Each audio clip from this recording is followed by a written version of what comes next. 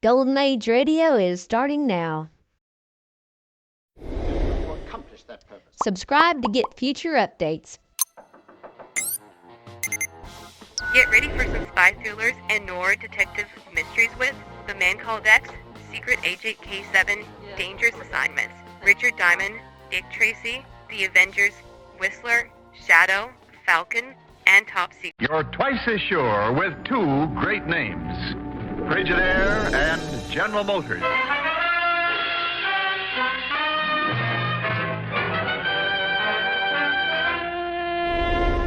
Frigidaire presents Herbert Marshall as the Man Called X.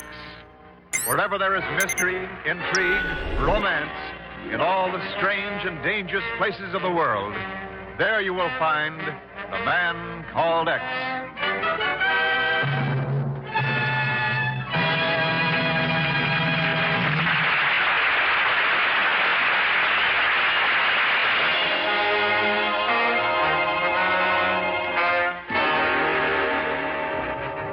And now Frigidaire presents Herbert Marshall as Ken Thurston, the Man Called X. I'm very sorry, madam, but I've told you already. We do not have that information. I know, operator. I know what you told me. But can't you understand? I'm desperate. My very life's in danger. I'll connect you with the nearest precinct of the New York City Police. I don't want the police. I want to talk to Mr. X. Please, operator. Please, if you'll only... I'm terribly sorry, but no one by that name lives here. You must have the wrong number. What? I beg your Quite pardon. all right. Goodbye. Coming?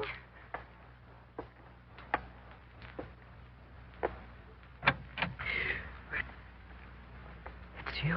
That's right. Were you expecting the Man Called X? I don't know what you mean. I never heard of any such person. Yeah? I wasn't going to talk. Really, I wasn't. I only meant to... What are you going to do? No! Come here, you... Whatever you were gonna do, baby, looks like you've had a change of plans.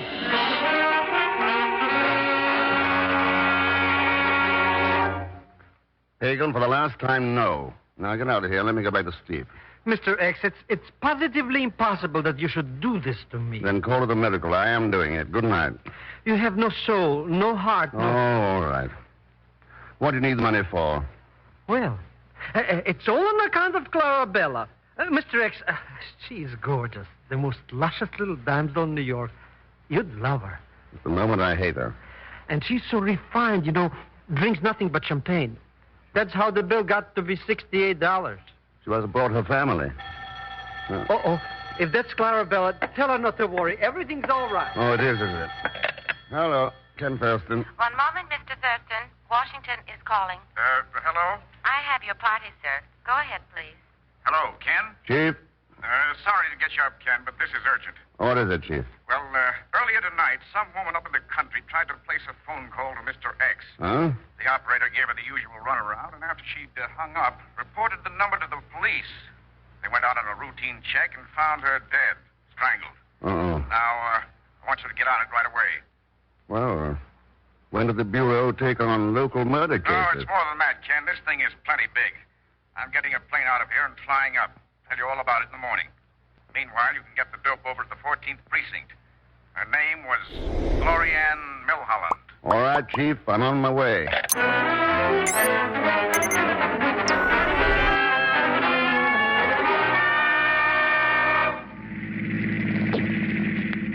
But, Mr. Thurston, first I drive to the police station. Then I drive to the morgue. Then I drive 50 miles up here in these mountains. Maybe I've already earned those $47, Now, Steve, 3 hours at $1.50 an hour. Now, Pagan, up to now, you've earned $4.50. Oh. And keep your eyes on the road. Oh, I'm too sleepy even to see the road. And Clarabelle will most likely never speak to me again. Good. It'll be cheaper that way. What's money compared to the... Mr. X, you have a mercenary outlook. Pagan, for that, there's no answer. Slow down now. No, it should be right along here somewhere, according to the information the police dug up. What should be? Mr. Milholland's in my cabin. He's the divorced husband of the woman who was killed. Oh, there. Try that driveway on the left. Mr. X, do you call that big house a cabin? On the settlement he got from his wife, he could build a dozen like this. Stop in front of that door. Okay, now let's go wake up the owner. I think he's already awake, Mr. Thurston. The lights are on. Yeah. Front door's open. Come on. Mr. X, look. In the driveway. Yeah, I see. But why would anybody do that? You fit the description of Mulholland, all right. But how'd he get all those holes in him? I'd say by standing in front of a Tommy gun. It'll do it every time.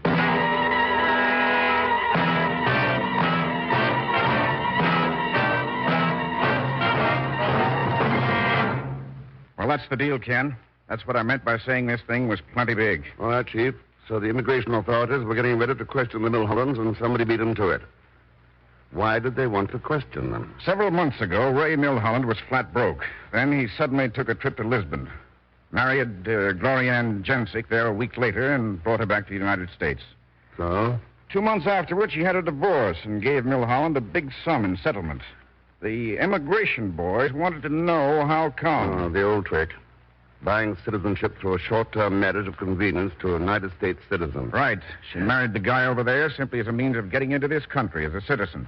But the question is, how did Gloria Ann Jensick get in touch with Mulholland in the first place? And somebody didn't want him to answer that question, which is a pretty clear indication that there's no isolated case here.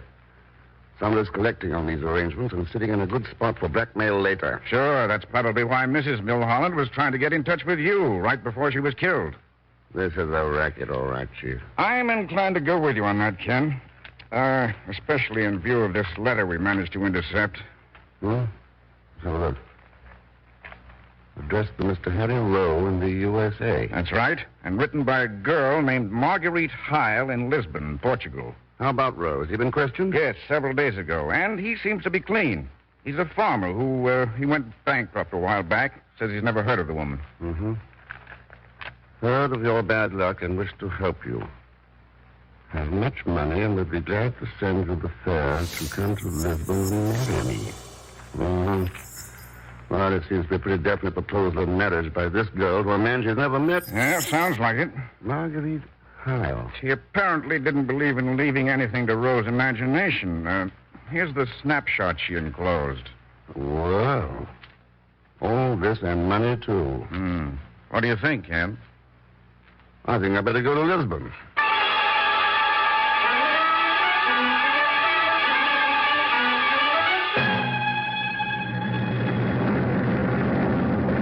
This is absolutely the last straw that busted the camel, Mr. Thurston. You didn't even let me have time to say goodbye to Clara Bell. What's the difference, Bygone? She isn't speaking to you anyway. And now when I'm practically engaged, you want me to make love to some strange woman. One who probably don't know how to talk good English, even. You've got a point there. I will not be a philatelist.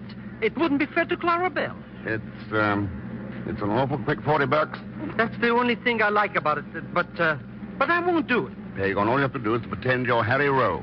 Meet this girl, string her along, try to find out who's behind the racket. But you forgot one thing, Mr. X. This Harry Rowe's coming to Lisbon to marry the girl. Well, I wouldn't advise her to go that far. No. Absolutely, positively, and finally, no. Well, I guess I'll have to handle it myself. That's what I intended to do in the first place. I thought this might work out better. Oh, no doubt. You'll do a much better job than I could, Mr. Yeah, I suppose so. I'm not looking forward to it. Hey, what's that? Oh, it's a snapshot of Marguerite. Here, I'd like to see it. Well, I don't mind if Huh? This is her? This is Marguerite? Yeah. Well, I don't blame you for turning down the job. But, that is... Mr. X, I have reconsidered the matter carefully, and I can now see my duty without the slightest consideration for my own personal feelings. I shall do this job for you. Bygone, your nobility of spirit overwhelms me, and I'm quite sure Clarabella will be very understanding. Clarabella? Who's Clarabella? Mr. Thurston, can this plane go any faster?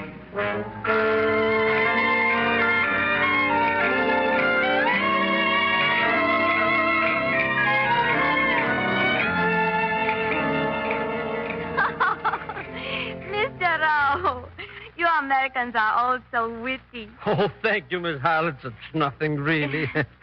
One would almost think you were a diplomat instead of a farmer.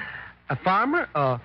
Yes. I felt so sad when I heard about you losing your farm. Oh, yes, that was very bad. How did you come to lose it? Oh, well, it was just one of those things, easy come, easy go. You know how it is. Marguerite. Oh, really, Mr. Rowe? I don't know if we should call each other by our first names yet. After all, we only met a few minutes ago. But that makes no difference. Ever since I first saw your snapshot, I have felt I know everything about you. Oh? Such beautiful little hand. And your wrist. And your arm. Mr. Rowe, please. I'm sorry. What were you saying? About your farm. What did you raise on it? Crops, mostly. Different kinds, of course. Oh? Did you practice, crop rotation? Marguerite, I know all about farming. I didn't need to practice. Oh, Mr. Rowe, you are so clever. You think so? Well, you won't mind if I put my arm... Oh, please. Mr. Rowe. Oh, in my country, a girl only permits such things after she's married. Oh, well, in that case, I'll be... Huh? Let us hope, of course, that will be very soon. And then you will take me back to the United States. Won't you, Harry? Well, I tell you, it's like this. It's in the first... Harry?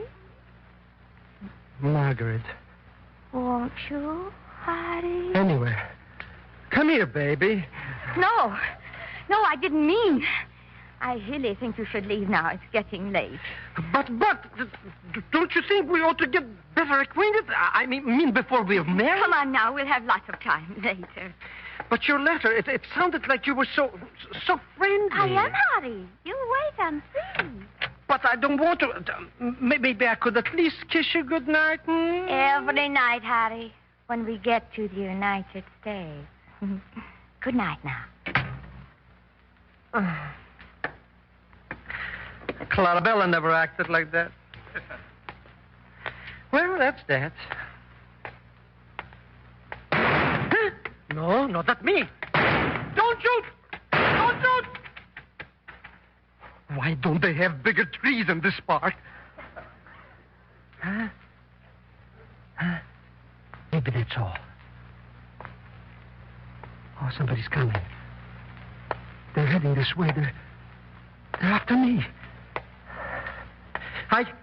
I didn't know she was your girl, mister. I never ever saw before. You got me mixed up with somebody else. Please don't shoot me. Please, I was only to... Huh? It's you, Mr. X.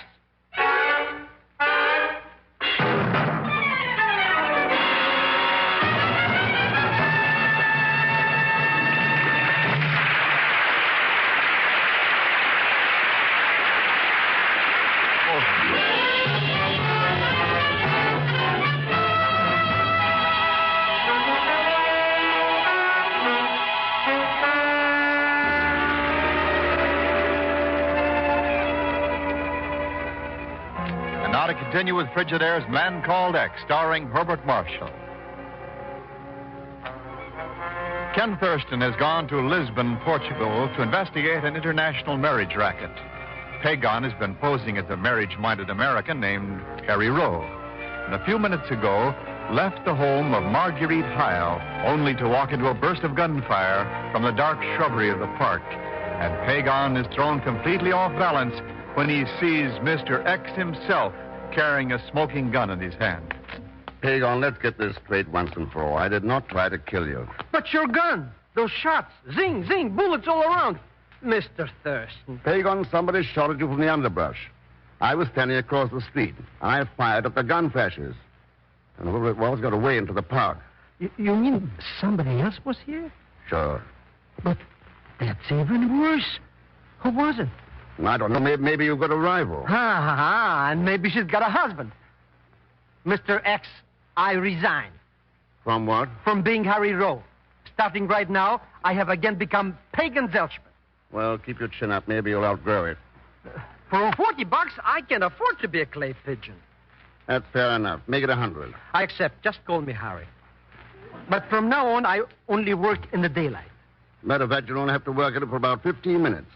Long enough to introduce me to Marguerite. Huh? Sure. I'm an old friend of yours you happened to bump into on the plane over. I'll handle it from there. After all my groundwork, eh? You're getting $100 for it. But, Mr. X, she is definitely not your type. You know, Margaret is sweet and shy and innocent. Oh, sure. Mixed up with a two-time killer and proposes to a man she's never seen. She's shy, all right. She probably has a very good explanation if you could only find out. What did you find out, by the way? I'm very glad you asked me that because she... Well, in the first place, I mean, she said... Well, not anything. I see. Then the only helpful thing you've done is to get yourself shot at. Mr. Thurston. That shows that our killer has crossed the Atlantic. Probably here in Lisbon. You mean the same character that tried to shoot me is the one who killed those Milhollands? I think it's a fairly safe bet. And you're lucky he wasn't using his Tommy gun this time, Pagon. Remember how Ray Milholland looked? Mr. X, absolutely for the last time again, I resign.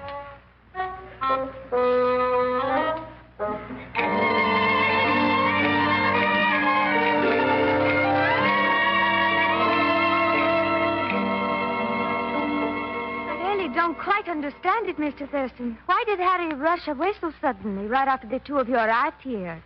Some appointment he remembered, wasn't that it? But after all, I'm engaged to Harry, you know. We are going to be married. So he tells me. But it's sudden, wasn't it? Well, yes, in a way. Are you going to be on leave for long, Ken? Maybe a week. Why? Oh, no reason. I just wondered. I imagine you will be rather busy. I won't see much of you.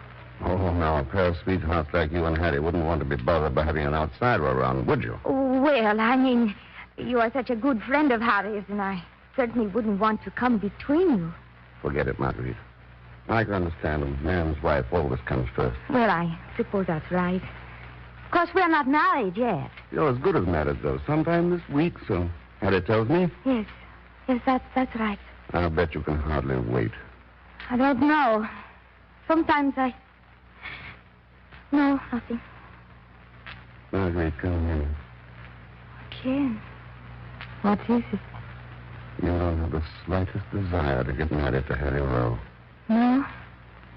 Well, what do you think I do want, Ken? Oh, you are a good guesser, Ken. All right, then, let's have it. What do you mean? When you feel this way, why are you going to marry him? I hadn't met you then. It's got to be a longer answer than that. All right. I didn't care anything about Harry Rowe. I'd never seen him before last night. But I wanted to get into the United States, and by marrying him, I could do it. And the fact that a deal of that kind's not too legal didn't bother you any, huh? How'd you get in touch with Harry in the first place? The man gave me his name. What man? I don't know, Ken. I only knew him as Mr. Jones. What difference does it make? Plenty. How much did you pay him? Nothing. Oh, now, come on. Wait a minute. But I didn't, Ken. I did some work for him. What kind of work? No, I can't. Please don't make me tell. I don't know much about him, Ken, but I do know he's dangerous. I'll buy that one, all right. Well, if you want, you want. But this game's a whole lot rougher than you realize. You better think it over. Oh, wait, please. You don't have to leave now. I don't have to, Marguerite, but maybe I ought to. Oh, I guess you have not seen it. It's been so sudden. But you've made a girl who thought her heart was made of stone fall in love. What did you say? I'm not ashamed of it. Nor saying it, Ken. I love you. That's what I thought she said.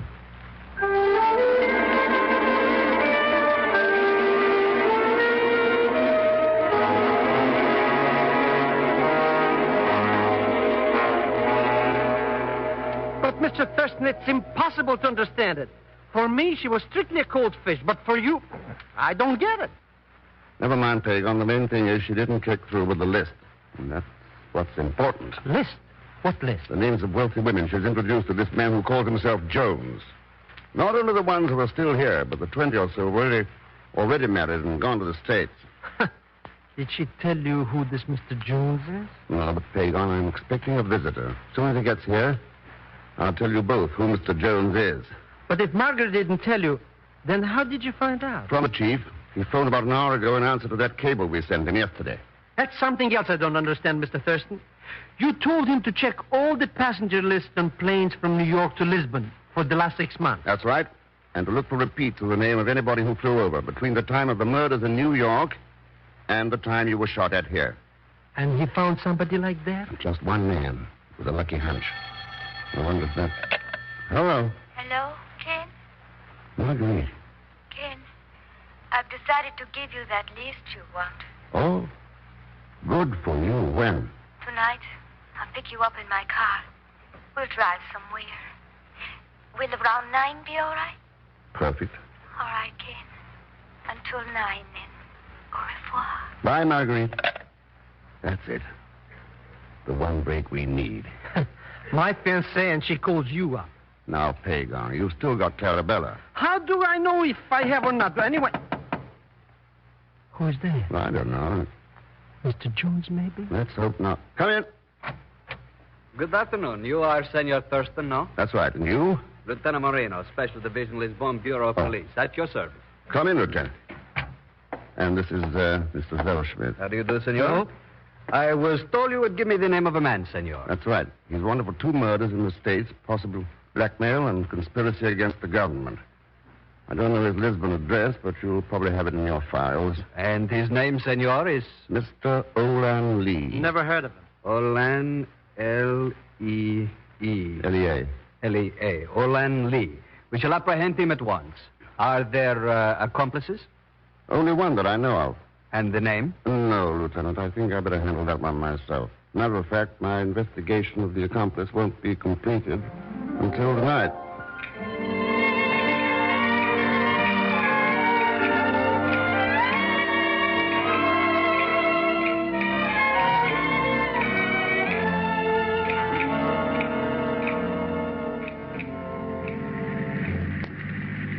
Where are we going, Marguerite? I thought we'd park here by the water, Ken. The highway leads down the coast to Lira. You don't mind if we stop? Mind, I was about to suggest it. Ah. The ocean is beautiful, isn't it? It's a nice background for a lovely girl. Thank you, Ken. Nights like this when the moon is full, it shines off the water. You get to believing that everything in the whole world is beautiful. Well, it's too bad it isn't. You look at the moon and you think, maybe it could be beautiful after all. Here's the list, Ken. Oh, thanks. This is it, then. The names of women who've tried to buy the one thing Uncle Sam never sells. Citizenship. Why did you do it? Because I wanted to go to the States, and I didn't have any money. Mr. Jones promised to get me there if I bring these women to him. I'd met a lot of them here and at Biarritz. I taught them English. I was a fool. But I didn't know about the blackmail, Ken, know about the murder. Maybe you didn't at that. Oh, you've got to believe that at least. I didn't know. Maybe I'm a fool, too, Marguerite. I believe you. Oh, why didn't I know you before? You know, for one of the few times in my life, I can say that, too. Listen, what is it? I don't know. It's coming from the trunk of this car. Stay back, Marguerite. I'll take a look. All right, come out with your hands up. Hello, Mr. Oh, Thurston. Pagon. It was getting very uncomfortable that What the time. devil were you doing in there anyway? Oh, I just came along for a briefing. You know, technique, Clarabelle. You follow me, Mr. Thurston? I follow you, Pagon. But why do you call him Pagon, Ken? It's Harry Ross. I'll tell you all about it later, Marguerite. Wait. When did that car pull up in the shadows over there? I don't know. I didn't... Let me answer that.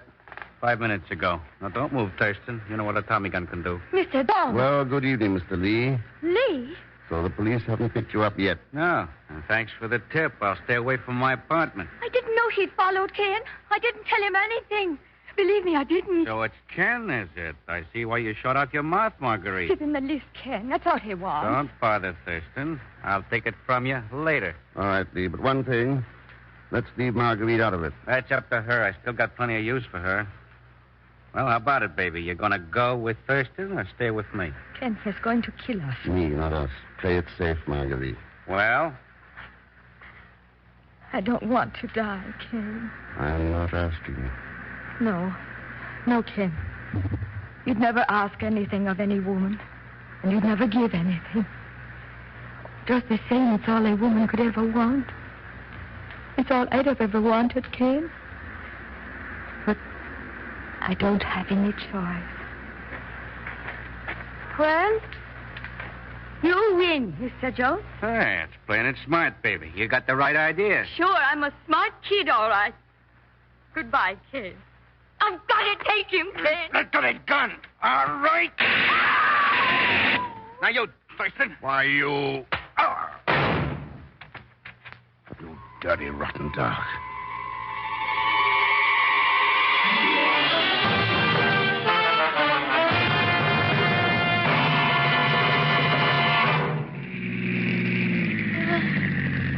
Here's the hospital, Mr. X.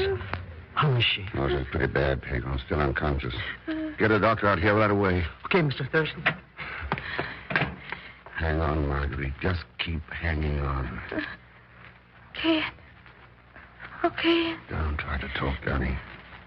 Everything's going to be all right. No, Ken. I've got to talk. It wouldn't have worked anyway, Ken. Us, I mean. I guess I knew that all along. No, Marguerite. But it would have been so beautiful.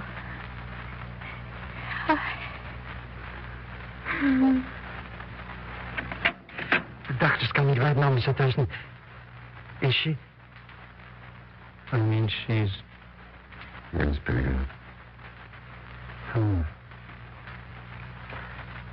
What will we do, Mr. X?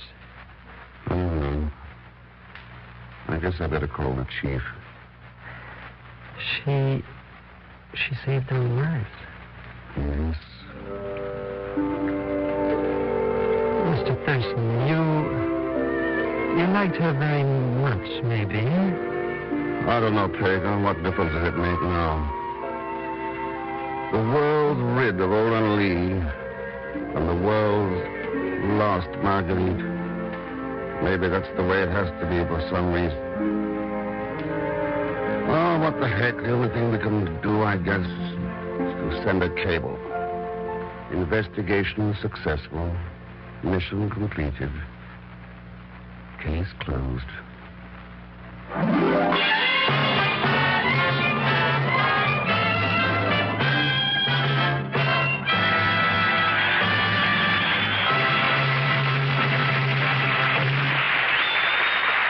Frigidaire star.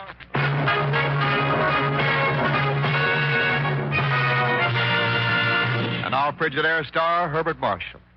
Next Thursday is the second anniversary of VJ Day, so we're giving up our time for a special program. But we'll be back in our regular spot on Thursday, the 21st, 2 weeks from tonight. And, of course, that includes my pal Leon Belasco with Bygone Zellschmidt. And don't forget, 2 weeks from tonight, when next I return as the Man Called X. Good night. Frigidaire's Man Called X is directed by Jack Johnstone, with music composed and conducted by Johnny Green. Tonight's story was written by Maurice Zimm and Les Crutchfield. And so until next week, same time, same station, this is Wendell Niles speaking for Frigidaire, made only by General Motors. All characters and incidents used are fictitious. Any resemblance to actual persons or incidents is purely coincidental. Remember, not next week, but a week from Thursday, we'll be back with Mr. X. And every Thursday, for the best in entertainment, tune in and stay tuned in to CBS, the biggest show in town. CBS, the Columbia Broadcasting System.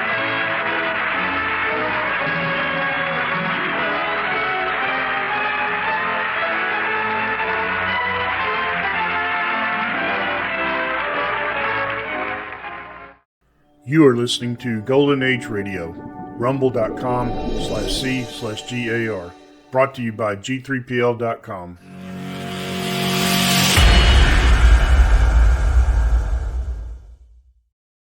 Subscribe for more videos.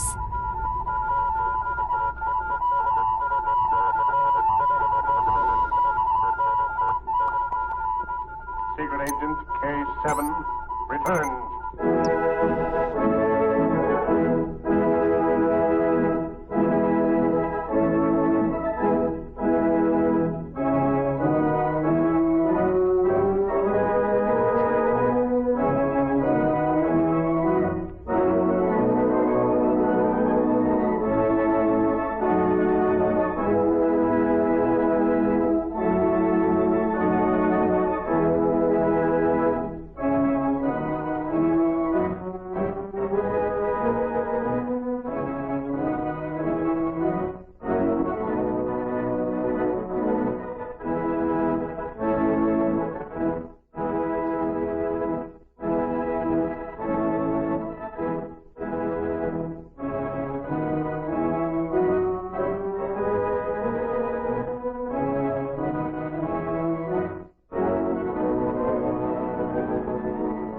America's #1 adventurer, K7, former United States secret agent who operated in 22 countries, on land, on sea, and in the air, brings you another story of today. Here is K7. Ladies and gentlemen, the smuggling of undesirable aliens has always been a problem to the great nations of the world.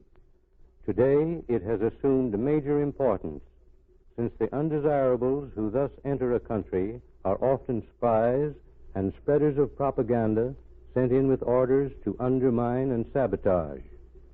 It is the story of a smuggler spy who brought human cargo over a border by aeroplane and on his return trip carried out military secrets and plans which John Holbrook introduces now.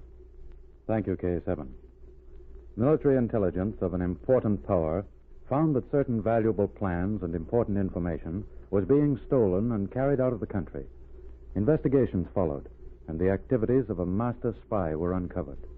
B9 was called into the case, and armed with the results of the investigations. We join him as he and his assistant, Rita Drake, are let into a ramshackle room in the slums of a great city.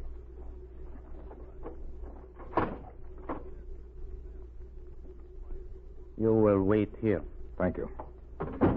Oh, B9, this place is horrible. And that man who let us in. Don't worry about him, Rita. He's an undercover operator. He arranged this interview. But let's sit down. We don't know how long we'll have to wait. I've never seen such a room. Do people actually live here? Probably not. Looks to me like a room used for just such meetings as this one of ours. While we're waiting, I'll outline our case since you've just come into it. We're after a man who's both a smuggler and a spy, Rita. What do you mean? According to the information I have, this man smuggles aliens into this country. Some of the men he brings in are his own operators. They'll never be able to cross the borders in the usual ways. Well, how does he bring them in? By airplane. He's made a fortune, Rita. He brings aliens in and carries information out. Do you know who he is? That's what we're here to find out. The undercover man who let us in here has arranged for us to talk to a sailor who paid $500 to be smuggled into the country.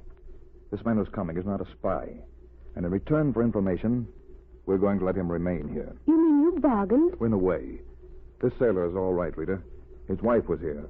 That's why he paid $500 to come in. He may be able to give us the information. Oh, here he is now. Come in. What's the matter? I thought somebody followed me. You are Agent B9? Yes. Don't be nervous. Sit down. What do you want to know? Everything you can tell us about how you came into this country. Where did you land? At the city across the border.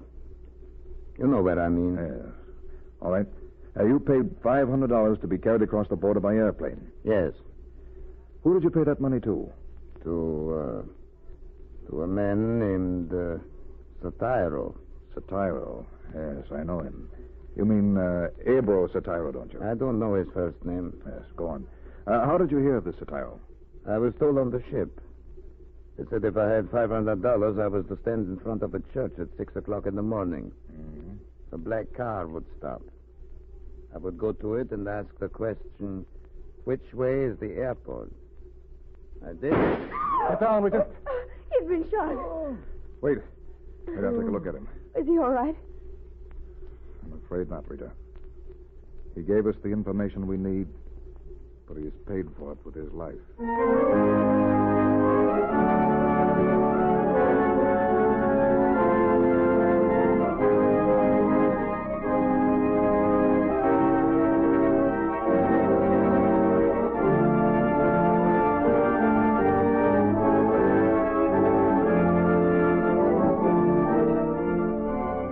2 days later, a great ship landed at the city across the border. At 6 the next morning, Rita, dressed in the rags of a refugee, stood in front of a church. In her bag, she carried $500 in marked bills. Within the church, B9 watched the scene outside. A man stood near Rita. A minute or two later, a black car, its curtains drawn, pulled to the curb.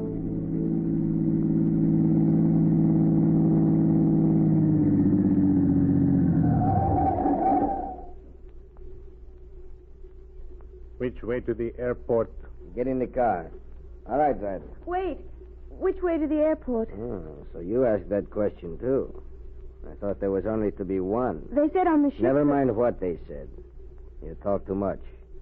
Get in.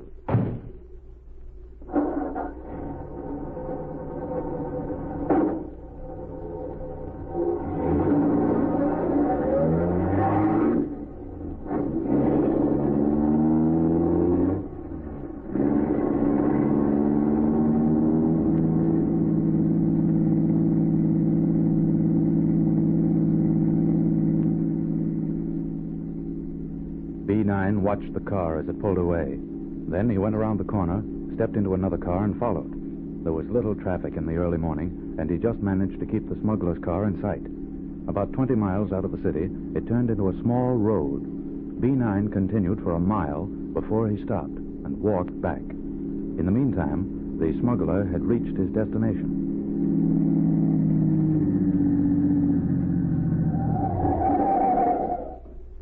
All right.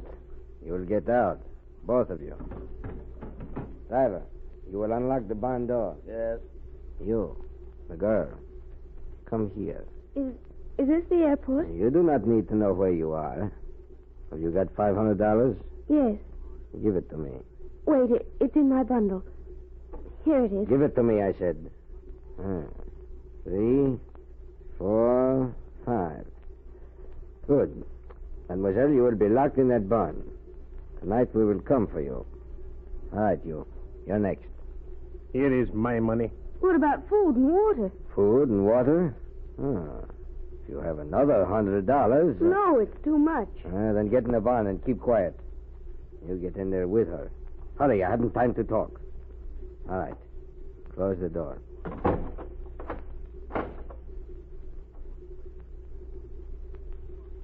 Rita and the alien were locked in. There was no food, no water, not even a window. An hour dragged by. Oh, it's dusty. I'm thirsty. Why couldn't they leave us water? Water costs more. The man on the ship said that. I have some in the bottle. Please, may I have a drink? No. You should have brought your own. Stop talking. You're not very kind. All right, don't talk.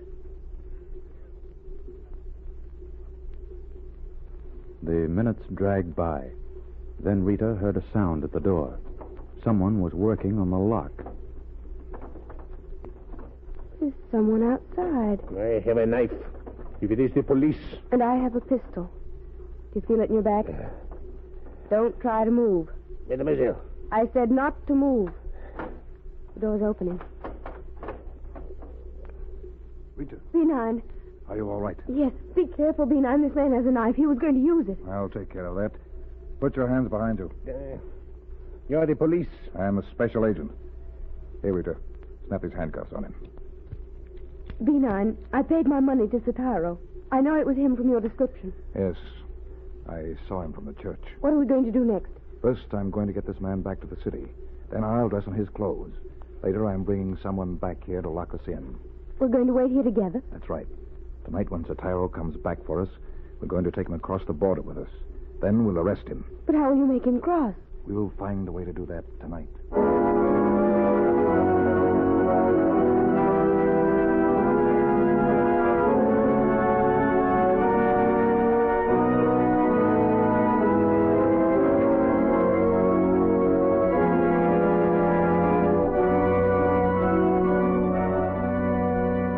B9 and Rita returned to the field and allowed themselves to be locked in the old barn. That night, about 9 o'clock, Satiro's car stopped in front of the barn. At about the same time, a plane came down on the field nearby.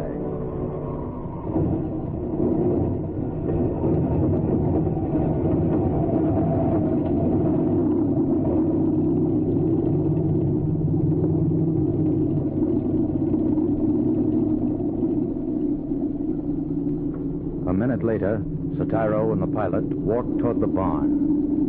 They're here, B9. Suppose he recognizes you. I don't think he will. Not in these clothes. I'll try and keep out of the light. Have you your gun ready to use, Rita? I've got it. They're coming for us. All right. Come out. We're ready to start. Only two of them. Yes. Which way do we go? To the plane. Watch them, Santo. See that they get in. I lock this door again.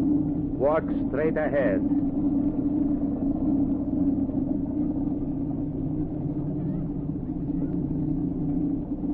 Now, get in the plane. Have your gun ready, Rita. We'll take the pilot, and I'll go back for Satiro. All right, pilot. I've got you covered. Satiro! Look out, B9. Satiro's behind you. Drop that gun, Satiro. If you don't, I'll use mine again. The pilot, he's been shot. You killed him. Oh, Satiro, it was one of your shots intended for me that hit him. Rita, keep Satiro covered. I'll get his gun. Perhaps if we could talk this over. We'll talk it over, but on the other side of the border. Now hold your hands behind you. What are you going to do with me? Put these handcuffs on you for safety's sake, Satiro. Now get in the plane. B9, we can't leave this man here on the ground. Keep your eye on Satiro, Rita. Now look at the other one. He's gone, Rita. Get in the plane. Oh, but B9... Get in, Rita. These men were not only murderers, they were smugglers and spies. We're taking Satiro across the border and turning him over to the military authorities. Another poor devil is better off here. He would have faced a firing squad if Satiro hadn't shot him. And that will be Satiro's fate.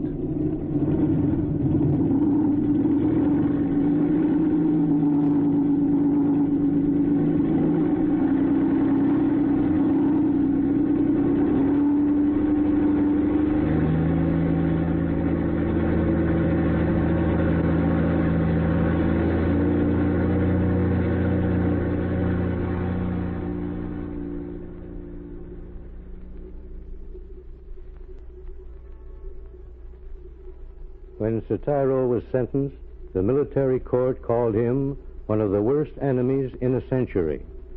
Some spies are not as desperate and ruthless, but they are without conscience or pity. Their acts often bring death to thousands. Listen for my next story. This is K7 speaking.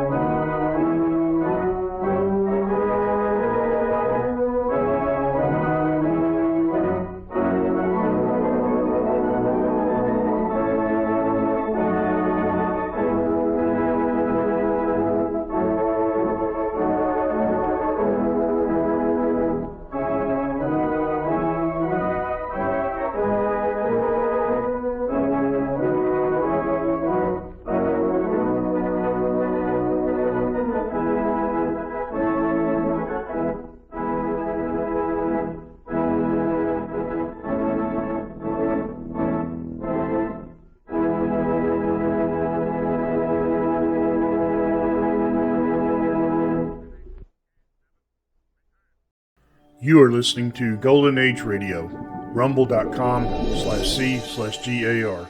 Brought to you by G3PL.com.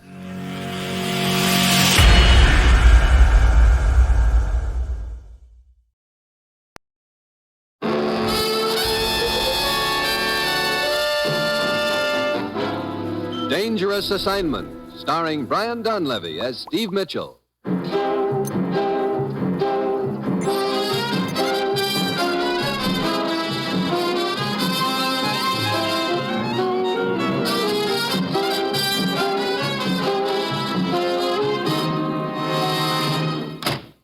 Hi, Commissioner. Steve, have a seat. Thanks.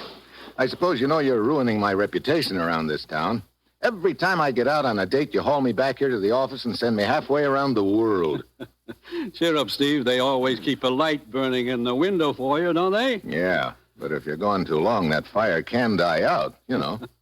Steve, ever have on a diving suit? Diving suit? Why, yeah, once. You're leaving for the Caribbean on the next plane. Your destination is Trinidad. I'm going to fly to Trinidad in a diving suit? You're going hunting for pirate treasure, Steve. There's no time now to go into the background. Go to Trinidad and show up in dungarees at the Trade Winds Bar. You'll be contacted there, and the contact will fill you in on the deal. Just a minute. Part of the deal doesn't by any chance involve getting into a diving suit, does it? It might. Steve, this is a vital job. We're depending on you right down the line. Well, that's it. You've got your assignment. Good luck.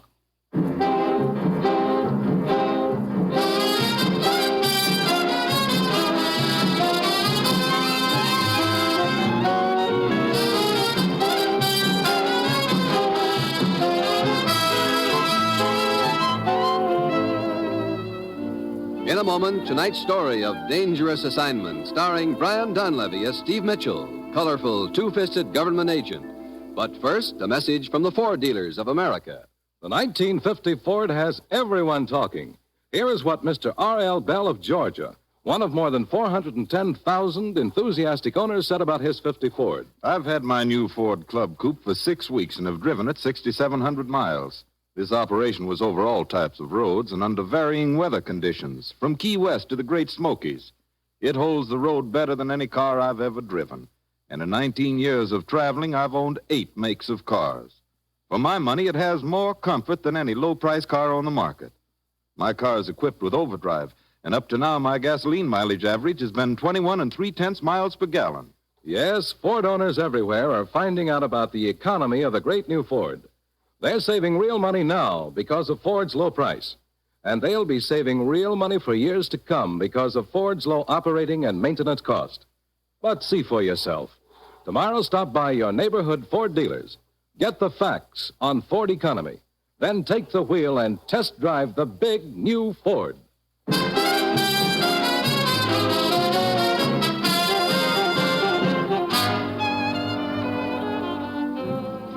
Well, this assignment tops them all.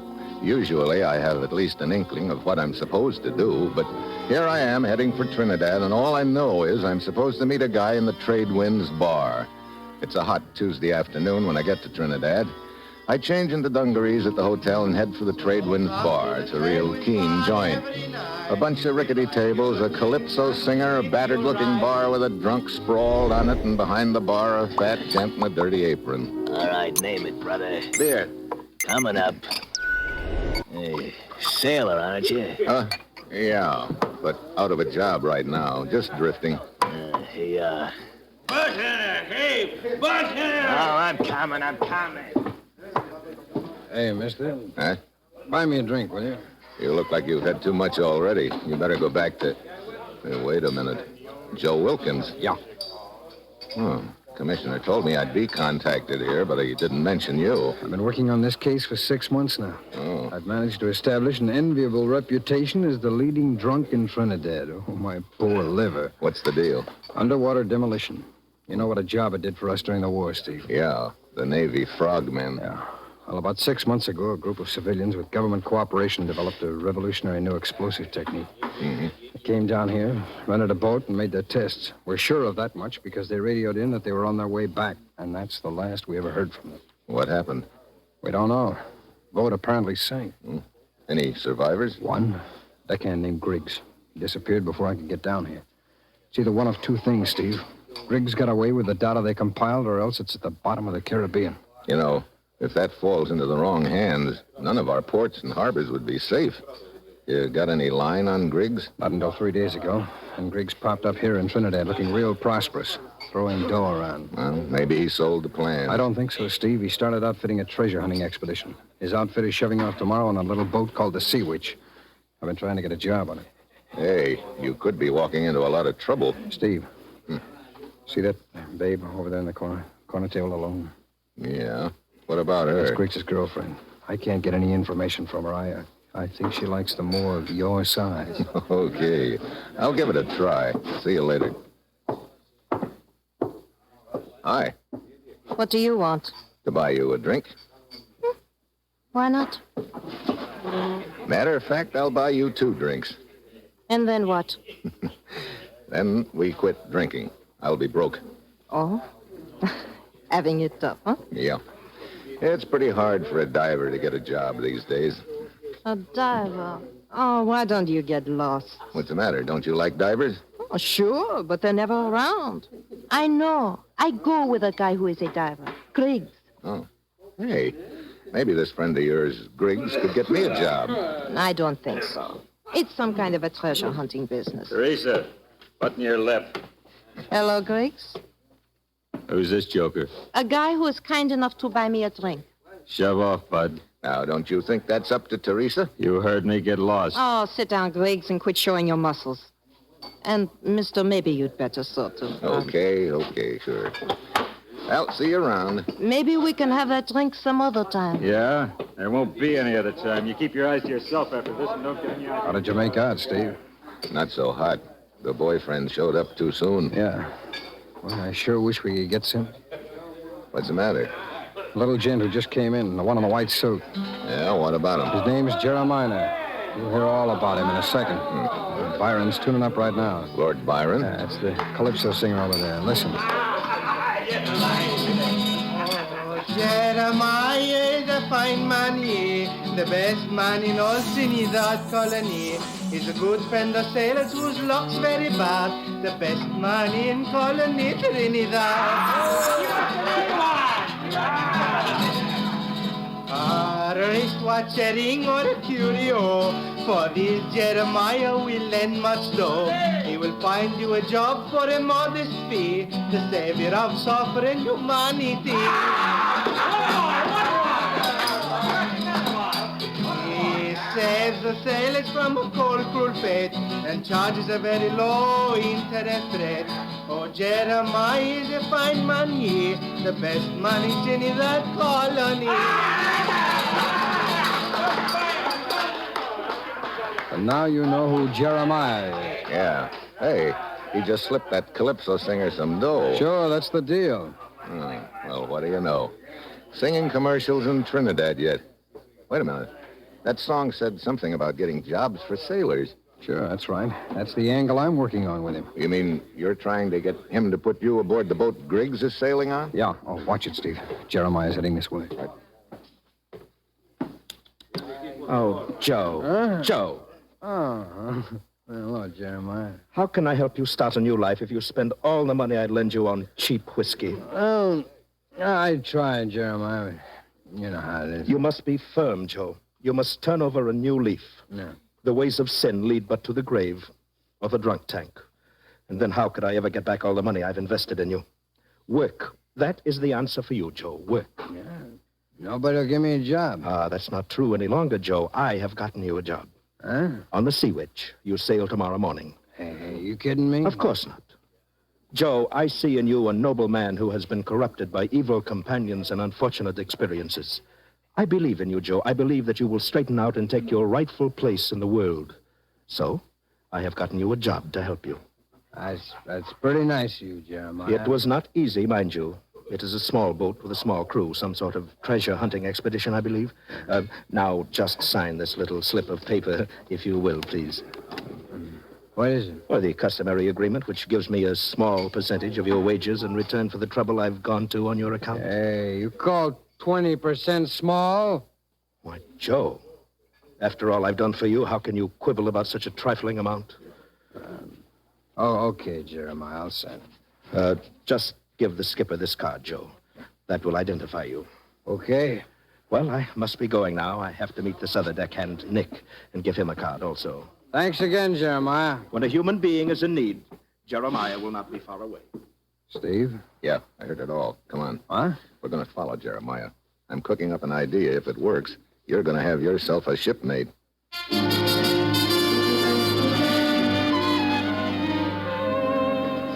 We follow Jeremiah to his office near the waterfront. We wait down the street. Pretty soon, the sailor goes into the office. He's walking like he had quite a few drinks under his belt.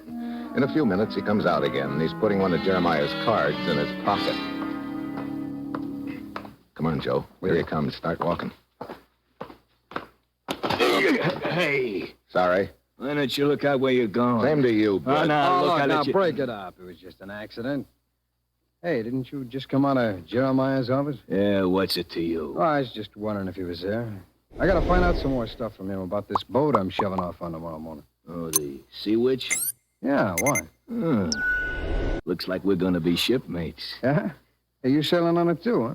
Ah, my name's Joe. Oh, Nick's mine. Ah, this is Steve, buddy of mine. Hi. Hi, Steve. Hey, this calls for a drink, huh? Yeah, I could use one. How about you, Nick? Sure, I can always use one. And this is our last day ashore, too. Come on, let's go.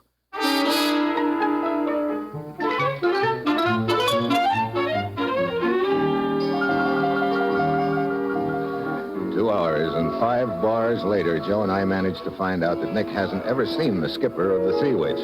Finally, Nick figures he's had too much. I gotta get out of here. Sure, Nick, sure. Here, give me a hand, Joe. Okay. No, easy, Nick. I need some fresh air. Yeah, that's where we're going, Fresh air. outside. There you are. Feel better now? Oh, yes. Fresh air. It's wonderful. Why? Catch him, Joe. I got him. Well, now what? Huh? Steve will have to take him to the police station, I guess. Yeah, right next door, too. Quite a coincidence, huh? Come on, I'll carry him. Okay. Brother. He's no lightweight. Here we are. Steve, set him down on that chair over there. Yeah. Hello. What's all this? We've got a package for you. He's it. Drunk? Slightly. My name's Mitchell, Constable. Steve Mitchell. Here are my credentials. I say. What can I do for you, chap? You got a nice private cell where you could deposit this guy, Nick? Oh, I suppose so. Ordinarily, we'd throw him into the drunk tank. Well, this isn't an ordinary occasion. I'll fill you in on it after you lock him up.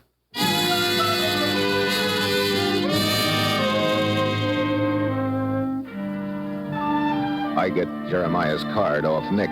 Then I make a deal with the constable. He puts Nick in a private cell and me in the drunk tank. And from now on, he's to call me Nick. Joe sends a message to the skipper that Nick is locked up. Then I roost there the rest of the night, watching a few assorted cases of DTs. Morning finally comes, and with it comes a visitor. All right, now. Look alive, chums. Which one of you is Nick? I am. On your feet, then. Here's someone to pick you up. Who are you? The skipper. Let's see your card. Here it is. Come on. Good moving, Nick. Okay, let's go.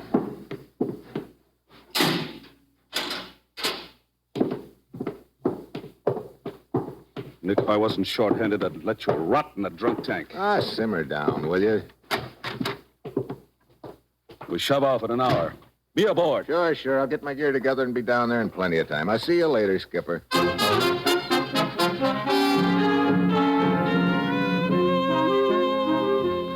I start down the street in one direction, the skipper goes in another. I wait until I'm out of his sight, then I double back and head for Joe's rooming house. I turn a corner just in time to see the skipper going inside. But the skipper isn't even supposed to know Joe, let alone where he lives. That means just one thing. There's been a leak. I shift into high, but just as I get to the door, I head for the rickety stairs, but a door opens above, and Joe staggers out into the hall.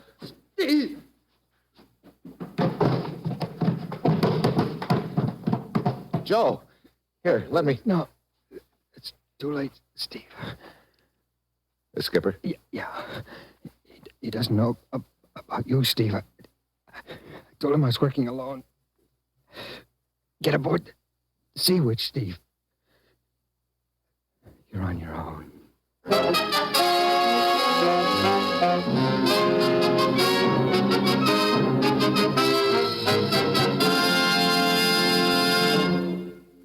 In a moment, you'll hear the second act of Dangerous Assignment, starring Brian Donlevy, after this brief word from the Ford dealers of America. All over the country, folks are praising the beautiful new Ford, and no wonder. For this car is a masterpiece of sleek fashion styling. But there's more than style in the new Ford, much more. There's safety, too. Safety that's built into Ford features, into its dependable Magic Action king-size brakes, for example, into its sturdy all-steel lifeguard body, and into its advanced steering mechanism. And the new Ford brings you economy, too. It's low in first cost and high in resale value. It's thrifty on gas and oil and inexpensive to maintain. So before you buy any car at any price, stop by your neighborhood Ford dealers. Look over the new Ford for beauty. Check its many safety features. Get the facts about Ford economy. Then discover the flashing performance and big car comfort of this truly great car. Test drive the 100-horsepower V8 or its companion in quality, the 95-horsepower 6. See, hear, and feel why the big new Ford is the one fine car in the low-price field. And now, here is the second act of Dangerous Assignment.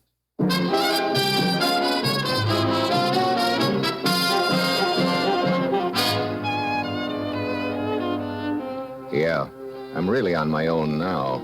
Joe's dead. I know the skipper killed him, but I can't tip my hand yet. I have to play it close to the chest. So I go down to the waterfront and get aboard the Sea Witch. Get forward and help Griggs with the lines. We're ready to shove off and we're short-handed. Some rum-dum named Joe didn't show up. Hey, just a minute. What's the matter, Griggs? You're the guy who was making a play for my girl at the Tradewinds bar yesterday. So what? So what are you doing aboard? Same as you, Buster. I'm sailing on this tub. What? Look, Skipper, get this guy off. You look. I'm the skipper. I run this boat. Yeah? Well, don't forget I'm the only guy who knows where to take this boat. Griggs, you're getting paid for this job, same as I. And the boss says this guy goes. Now, shut up! Sorry, Griggs. Okay. But just remember, I don't like you. That's tough. Yeah, it could be. Now, break it off, both of you. Get busy with those lines. Hey, you, Lord Barn. Yes, Skipper? Hey, that Calypso singer going along, too? Yeah, he's a pretty good deckhand. Now, get that engine started. We're shoving off.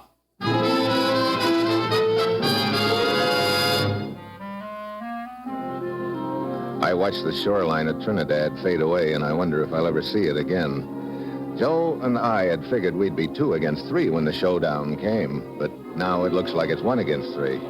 I can't figure out where Lord Byron, the Calypso singer, stands in the deal, so the third day out, I'm on deck when I hear him singing. Oh, the Sea Witch sail on the Carib Sea, the hunt buried treasure for you and me. If we don't find the treasure, then the hunt is done. Lord Byron don't care, 'cause he still have fun. You sound like you don't care whether we find this treasure or not. Oh, many people seek treasure, Nick.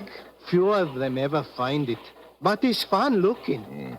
Hey, did you ever sail with Griggs or the skipper before? No. You know, I have a theory that you can trust a happy man. Well, you and me, Nick, we are happy people, but the skipper and Griggs, they're not. It's too bad. Yeah. Look, if you ever hear the skipper and Griggs talking about me, I'd like you to come and tell me right away. Oh, sure, Nick. I'll come and tell you right away if I hear anything. Good. Okay, Nick, this is it. Aye? You're going to work. What do you mean, Skipper? Get into a diving suit. What? You heard me? I want you to go down and see if we're over that sunken ship. What's the matter with Griggs? I thought he was the diver. He's got a bellyache. Oh. Kind of hit him all of a sudden, didn't it? Yeah, it did. Look, I was told you were a diver, too. Well, sure I am. Then get into the suit. Lord Byron will tend your lines and man the pump. Get moving.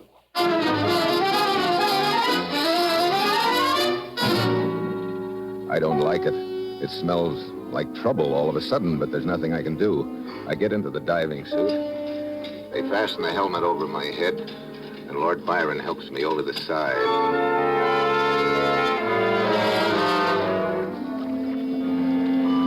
On the bottom, it's cold and murky and quiet. I poke around for about 15 minutes, but I can't see the sunken ship anywhere. Lord Byron, you better haul me up. Lord Byron. He's busy, Nick. I'm handling your lines now. Oh, well, Skipper, I can't spot that hulk anywhere. Can't be far. Well, it isn't here. How about hauling me up? You getting enough air, Nick? Yeah, but keep it coming, huh? Sure, Nick. Sure. I'll haul you up now, but I want you to keep your suit on. We'll move on a couple of 100 yards, and you and Griggs will go down again. Griggs? I thought he was sick. Feels okay all of a sudden. Let's see. Look, come on, haul me up, will you? Getting lonesome down here. Sure, Nick. Sure.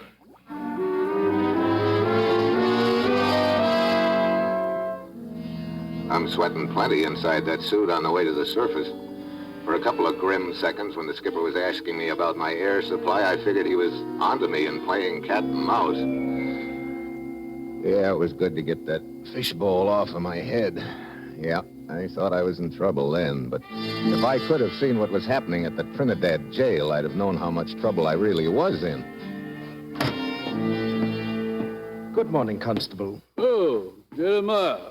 Down here to save a few souls this morning? I am making my usual visit to offer my services to any unfortunate sailors who may have fallen in with evil companions, yes. Well, the crop we've got in the tank this morning don't seem to have much of value on them. My good man, you do not seem to realize that pawning articles is but a minor thing with me. My larger aim is to serve humanity. Of course. Clumsy of me to forget, Jeremiah. Well, you know where the drunk tank is. Help yourself. Thank you. Jeremiah. Who called me? Jeremiah, over here. Why, Nick. Nick, you're supposed to be out on the Sea Witch. Two guys got me drunk and hauled me in here. Who were they? One of them's name was Joe. The other I don't remember.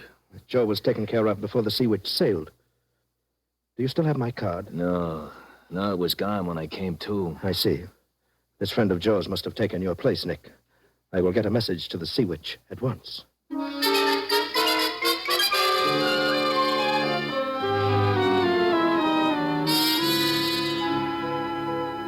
You all set, Nick? Yeah, I guess so, Griggs. Where's the skipper? Up in the radio shack. There's a radio message coming in. Lord Byron here can let us down and handle the pump. Sure, Griggs. Okay. You go down first and wait for me. Don't do anything until I get down there. Okay. Screw his faceplate on, Lord Byron. Sure, Griggs. Okay. Lower him.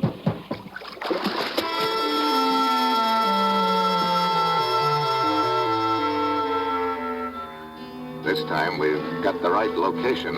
I land right on the sunken ship. It's lying on its side. Griggs comes down after me and drops into a hole in the side of the ship. In a minute, he crawls out with a waterproof container.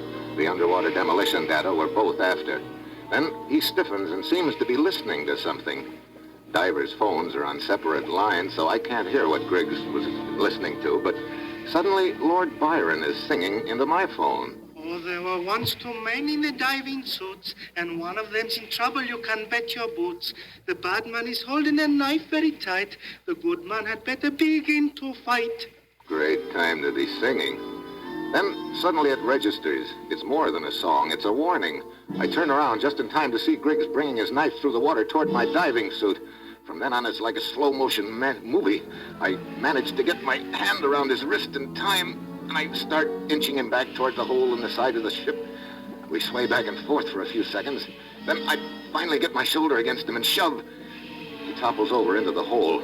There's slack in his cable. I take a turn around the beam. Then I fish my own knife out of my belt and cut his phone line. Lord Byron, haul me up. He's a little unconscious right now, Nick. Whatever your name is. Huh? I just got a radio message about you from Jeremiah. Jeremiah?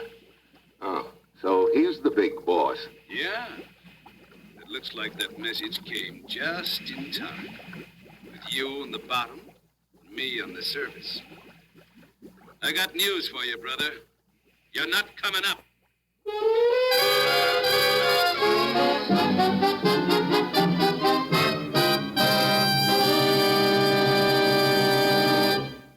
In a moment, the conclusion of Dangerous Assignment. Now, a brief message from the Ford dealers of America. Owners everywhere are raving about their 1950 Fords.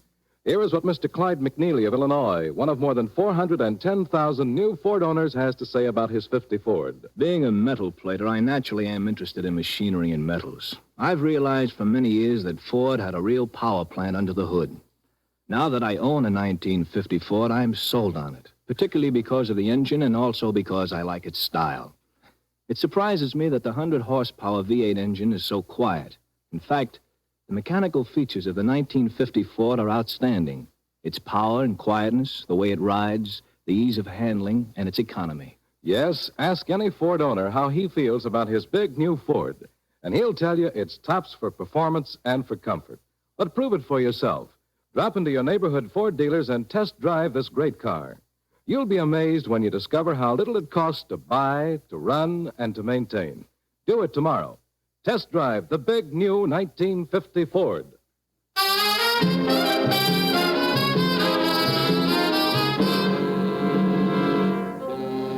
Did you hear what I said? Yeah. Yeah, I heard it. But if I'm not coming up, neither is Griggs. What did you do to him? He's out of commission right now. No wonder he can't talk to me. Well, you won't be talking much longer either, Nick. I'm turning off your air. Now, look. So long, sucker. Wait a minute. If you turn off my air, I've still got time to open this container and scatter these papers you're after. You'll never get them. Yeah, you're just bluffing, Nick. According to Griggs, those papers are sealed in there too tight for you to do anything about in diving suit. I'm going to haul Griggs up and leave you there. Yeah? Well, just tell me one thing, Skipper. Yeah, what is it? You weren't on deck when Lord Byron lowered us. How do you know which liner is which? How do you know which one of us you're going to haul up? Not good enough, Nick. I know which phone I'm talking to you on, and I can see which line it's connected to. Maybe I had Lord Byron switch the phone lines when he let us down. Not a chance. Like I said before. So long, sucker.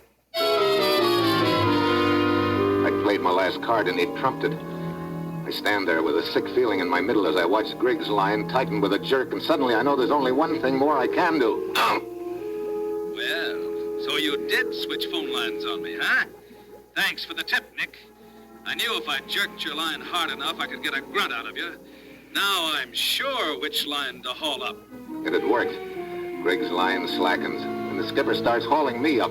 Halfway to the surface, he turns off the air. That's good. There'll be less air in my suit, and I can move my arms better.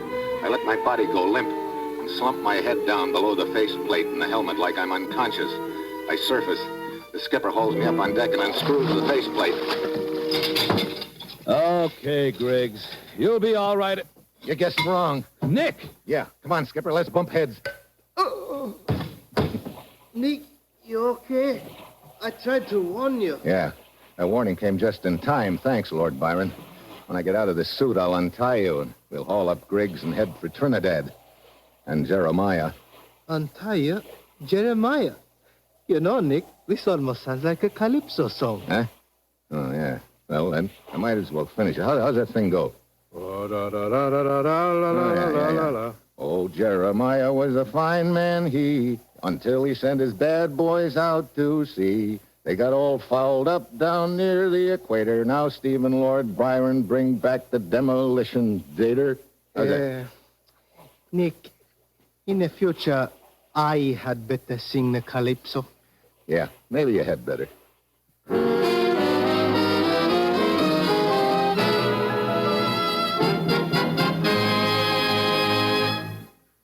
You have just heard another episode in the exciting new adventure series Dangerous Assignment, starring Brian Donlevy as Steve Mitchell. Dangerous Assignment, written by Bob Reif with music by Bruce Ashley, is directed by Bill Karn. Be with us next week at this time when Brian Donlevy, starring as Steve Mitchell, will embark on another Dangerous Assignment.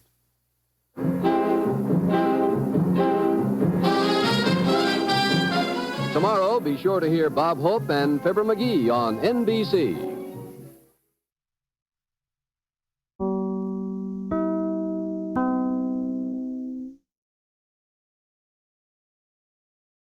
You are listening to Golden Age Radio, rumble.com/C/GAR.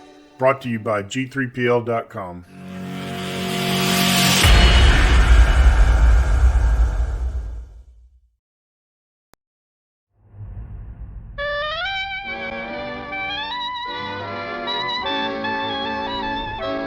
The makers of Camel cigarettes present Dick Powell as Richard Diamond, private detective.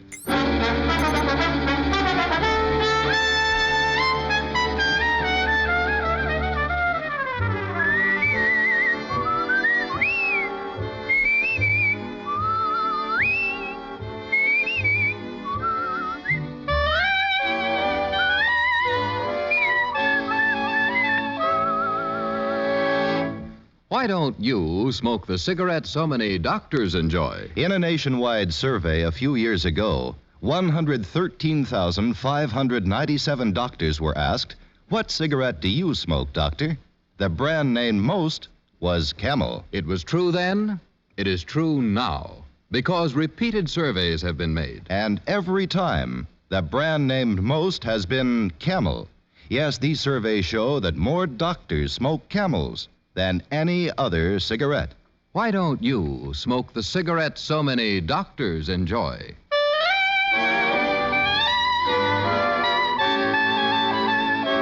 Now we bring you another transcribed adventure with Richard Diamond, private detective, starring Dick Powell.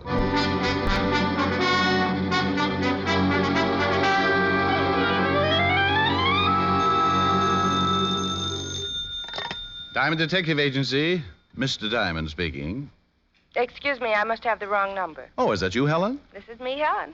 Oh, well, I thought maybe you might be a client. How are you, dear? Well, I'm fine, but what's wrong with you? Wrong? Yes, what means at Diamond Detective Agency, Mr. Diamond speaking? You usually come on the phone like Roy Rogers and his horse Trigger. How come no slogans? Well, to tell you the truth, dear, I couldn't think of one this week.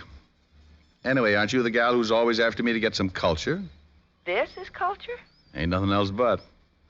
You just want a jaw if you got something important to talk about, This is Friday, you know. Happens every week. Yes, but this is the Friday when if you haven't got a client by noon, we're going for a drive, remember?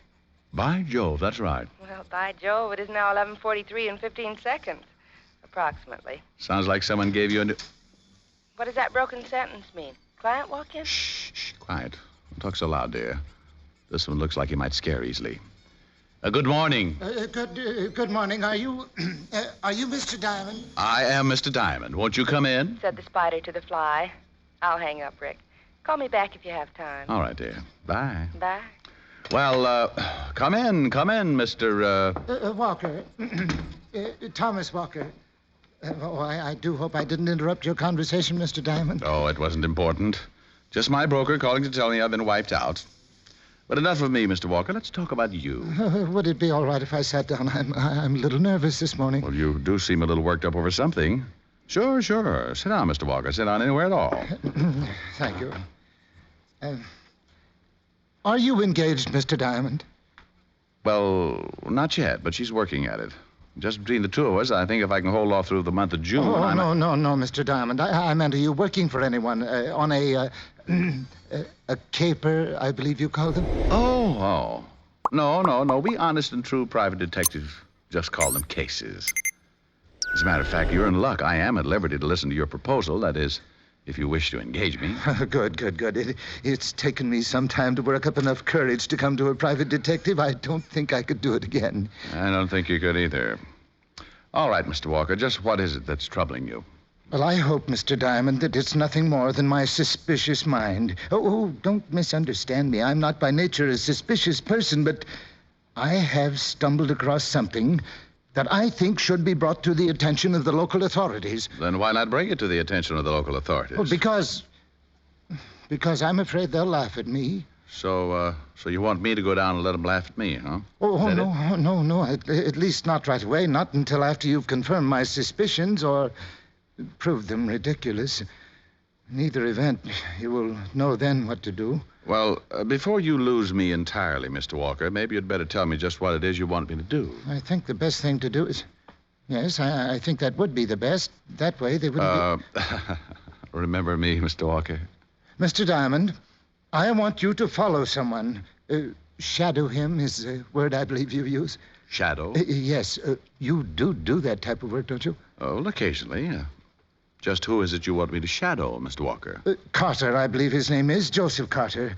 He must be the ringleader. Oh, this Joseph Carter leads a ring? Well, as I said, Mr. Diamond, these are only my suspicions. If you're going to laugh at me, Now, take it easy, Mr. Walker. I'm just trying to get as much information from you as I can. Who is this Carter fellow, and where can I get in touch with him? He's a chemist. At least he's supposed to be. And I don't want you to get in touch with him, Mr. Diamond. I just want you to follow him. Oh, it could be disastrous if you spoke to him about my suspicions. Mr. Walker, you may not believe this, but I don't even know yet what your suspicions are. And I think it would be best if I didn't tell you. Oh. That way you can form your own opinions about what is going on. Mr. Walker, this is getting tougher as you go along. I don't even know where to find this Joseph Carter. Oh, I have that all arranged, Mr. Diamond. Rather clever plan, too, if I do say so myself. Oh? You see, I'm meeting him for lunch, and he thinks we're going to talk about his wife. By Jove, that is clever. Yes, isn't it? Now, after lunch, that will be around 1 o'clock, I'll drop him off on the corner of First and Elm. Do you know where that is? Uh-huh. Good. Now, my car is a blue Essex sedan. When you see it pull around the corner, you be prepared to follow whoever steps out. Oh, gosh, I haven't done this since the correspondence school sent me my diploma. All right, Mr. Walker, what happens then? Then, Mr. Diamond, you stay with him night and day. You do have operators who work in shifts, don't you? Oh, sure. Oh, good. Now, the important thing is to impress upon your men the seriousness of what they're doing. Under no condition are they to let him out of their sight. Oh, that's a cinch. Couldn't you give us something a little harder, like following 4 people at the same time? Well, no. One of them might get suspicious, Mr. Diamond, and that wouldn't do. Oh. Now, about your money. Oh, yes, by all means. My fee is $100 a day in expenses, Mr. Walker. And believe me, you're going to have some... 100? Isn't that a little steep? It's too much, Mr. Walker? Well, no, I suppose not. I'll have to write you out a check. Will 300 be enough? That'll pay you up till Monday. Well, yes. By then, you will have cracked this thing. Or written me off as a suspicious old fool. Now, Mr. Walker, think how few private detectives there would be if no one listened to their clients' suspicions. There you are, Mr. Diamond. Yes. And here is my card. Both my business and home phone numbers are on it. Oh, fine. All right, thank you. Walker Plumbing Company? You, Mr. Walker, are a plumber? Yes. It is surprising, isn't it? I smiled at him as he went out and then called Helen and broke the sad news. She pouted a little, I cooed a little, and then we both hung up feeling very good inside. I had an hour to kill, so I decided to get a little fresh air. I was half a block from my office building when a whole ounce of imported perfume floated out of a doorway. It circled around a while and finally settled over my eyes. What I could see through the haze would have caused any airline pilot to come in for an emergency landing. And even though I don't fly myself, I put the flaps down and kind of slowed up a little. Why, Mr. Diamond, I do believe you're staring. Oh, sorry. Do I know you, please? No, Mr. Diamond, it isn't that good. And of course you know me. Oh, I do, huh? Oh, sure, I remember now. Monte Carlo, wasn't it?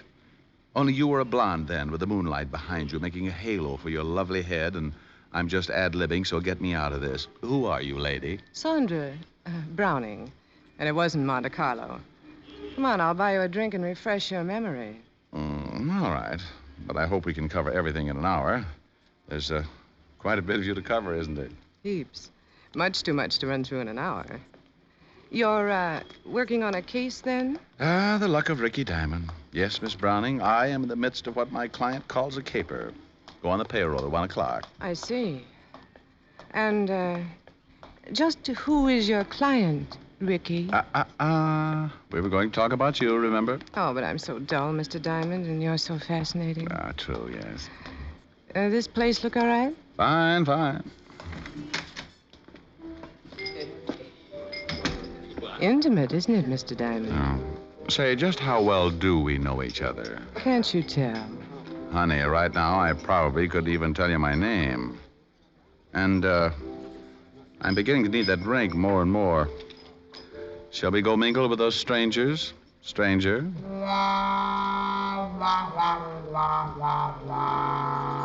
As we walked over to a table, I shook my head a few times to clear it and get out of the danger zone of the perfume. I knew I'd never seen Miss Browning before.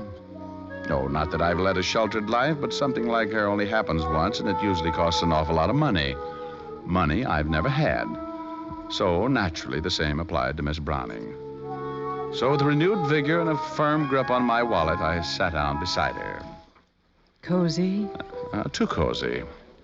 I'm a sort of a wide-open spaces man myself, and a couple of martinis. George? George. Now, about you, Miss B.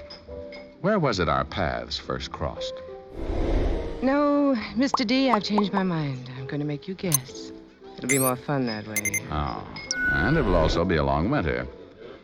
Now, if we're going to get anything accomplished, maybe you better start talking. An hour goes pretty fast. What happens in an hour that's so terribly important, Mr. Diamond? A guess. I don't want to guess. I want you to tell me. You know, we may run out of things to talk about any minute now. Not if you tell me what I want to know. All right, I'll take a guess. Does this case have anything to do with, say, a bank? Well, you tell me. Does it have something to do with, say, a bank? You're fighting me, Mr. Diamond. Who's fighting who? All I'm trying to find out is whether... You're going to wish, Mr. Diamond, that you had talked to me. Well. Conversation seems to have picked up a little. But we might as well save your breath, Sandra. I ain't talking and you ain't talking. So, if you'll excuse me, I have to make a telephone call. All of which left me with still a half hour to kill. I paid the check and then dropped by the 5th Precinct to say hello to Walt Levinson. He was sleeping, so I tiptoed back out and headed for the corner of 1st and Elm. I'd been there about 5 minutes when a guy whose face looked vaguely familiar came up and said, Excuse me, is this a bus stop? No, but there's a cab stand a block down the street. Oh, thanks. I might have stood here for 3 days. How's that? I saw you waiting around, so I figured it was a bus stop. Guess I'll have to take a cab now. Say, if you're waiting for one, maybe we can split the fare? Oh, no, thanks. Funny. I'd swear you were hanging around the 5th Precinct when I came out. Oh? How long ago? About 15 minutes. Well, come to think of it, it's possible that you did. I went in to pay a traffic fine. Yeah. Is that right? Speeding, was it? Yes, as a matter of fact, it was. Those things do happen, you know. Oh, yes. Of course, the really interesting part about all this is that the 5th Precinct doesn't accept traffic fines. Huh? You have to go all the way downtown to pay them. You're kind of a smart aleck, aren't you? Oh, yes. Life of the party. Just give me a lampshade and a bustle, and I'm a... Hey, what's the idea? A car spun around the corner just as the guy shoved me. I landed in the street, but rolled over in time to see the front door open and a body come spilling out, sliding to a stop against the curb. The guy with the phony ticket hopped on the running board, and the blue Essex sedan lost itself in the uptown traffic. Now, all I could do was sit there and look at the crumbled form lying in the gutter. Mr. Thomas Walker had given me a check for $300. That was to last until Monday. For Mr. Walker, Monday was just 2 days too many.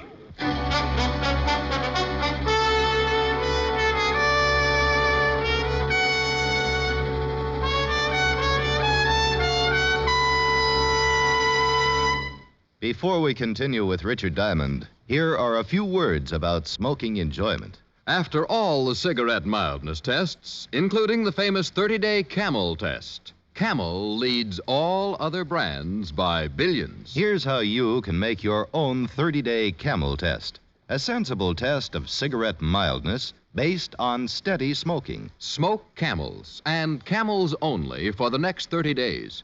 In other words, go steady with Camels for 30 days. Pack after pack, week after week. Here's what you'll find out from your own 30-day Camel test. You'll see how rich, how flavorful Camels are, pack after pack. You'll discover how well Camels get along with your throat, week after week. That does sound like a sensible way to judge a cigarette, doesn't it? So why not start your own 30-day Camel test tonight?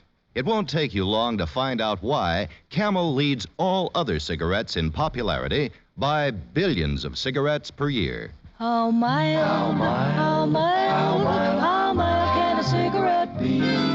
Make the Camel 30-day test and you'll see. Smoke Camels and see. And now, back to Richard Diamond, Private Detective, starring Dick Powell.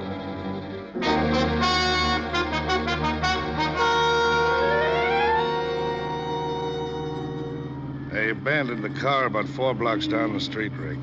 Too bad you didn't get a look at the guy behind the wheel. Everything happened too fast, Walt. Yeah. You feel all right now? Yeah, just swell. I guess the idea of all this is that somebody figured you and Walker knew too much. Yeah.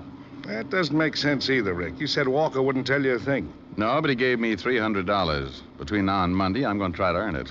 I could use the help. You got any idea who was gunning for him? No, not exactly. But whoever it was kept pretty close tabs. He was followed to my office. He tell you that? Uh-uh. Then how do you know? Well, indirectly, a girl named Sandra Browning did. She said something else that's kind of kicking around in the back of my head, too. Sandra Browning. Oh, that's the brunette you told me about? Yeah, she seemed to think Walker said something to me about a bank. But he didn't. No, but that's what makes it so interesting. Oh, drop me off at that drugstore, will you, Walt? I want to look up a phone number. Sandra? A fellow named Joseph Carter. Who's he? Supposed to be a chemist. Walker told me about him. Well, thanks for the lift, Fatty. If anything happens, I'll get in touch with you.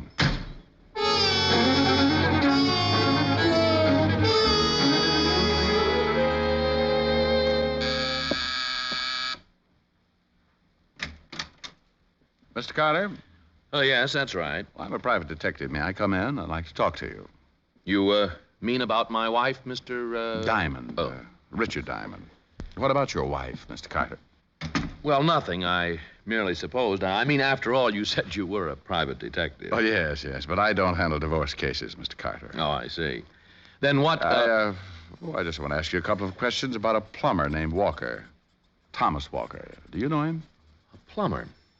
Now, that's strange. Mr. Walker called me on the phone this morning and asked me to meet him for lunch. He said it was important to me that I be there. Were you? Well, yes, I was. That is, I was at the appointed place at the proper hour, but this Mr. Walker never did make an appearance. Oh, I see. You said this Mr. Walker. Does that mean you didn't know him? Not to my knowledge. The voice didn't register, and the name wasn't familiar. This is very interesting, Mr. Diamond. Would you like some coffee? I'll ring for the house. No, thanks. If you didn't know Walker, Mr. Carter, why did you agree to have lunch with him? Well, for several reasons. As I told you, he said it was important to me, and since I was going to be downtown anyway... That isn't good enough, Mr. Carter. Well, I'm afraid I don't understand. Thomas Walker was killed less than an hour ago. You say you were supposed to have lunch with him. That puts you in a suspicious position. Yes, I see. So that's what this is about. How did you get my name, Mr. Diamond? Oh, that isn't important. What I want to know is why you agreed to have lunch with someone you didn't even know. Well, this Walker fellow, he said some things over the phone. What kind of things? About my wife. He said it would be to my advantage to meet him and discuss it. Under these circumstances, I had nothing to lose, so I agreed. Under what circumstances? Well, you see, Mr. Diamond, my wife and I are, well, we're drifting apart. Mm-hmm. She's been seen with another man, a fellow named Dave Johnson. Dave Johnson? Who's he? Chap I sold my shop to when I retired last month. He and... Oh, excuse me. I didn't know you had company. Oh. Well, come in. Come in, Sandra. We were just... No, I won't disturb you. Go right ahead. Oh, yes. Come in. This is my wife, Sandra. Come in, dear. Come in. I'd rather not. Oh, it's all right. I was leaving anyway. Come right in, Mrs. Carter, isn't it?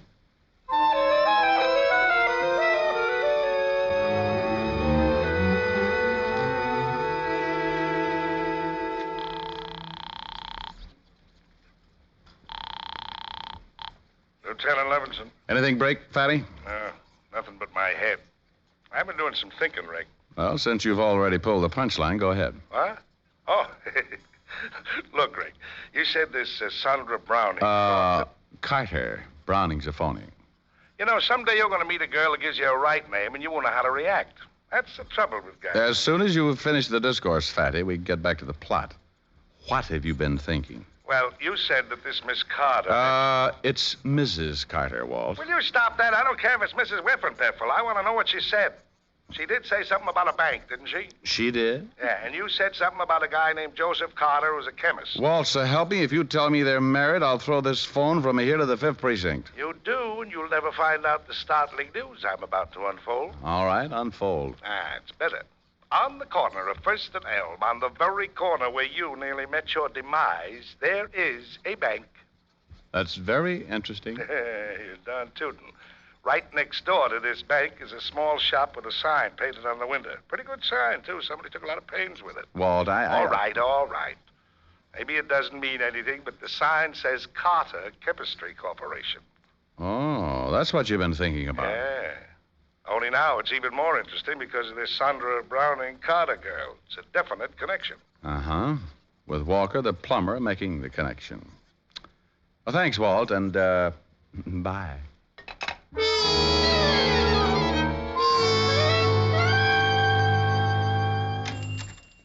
Oh, hello. Hello? I'm looking for Mr. Carter. Is he in? Ain't nobody here but me, and I'm getting ready to leave. Closing up a little early, aren't you? It's only 4 o'clock. Oh, I see you're doing a little repair work in the back of the shop there. Yeah, I had a little explosion in here a couple of days ago. Oh, must have ripped up a little plumbing down that close to the floor. Yeah, we're getting it fixed up. Sorry to rush out like this, buddy, but you know how it is. Friday afternoon, weekend coming up, you know. Oh, yes. Well, when you see Mr. Carter, just tell him Horace Crutchmeyer was in to see him.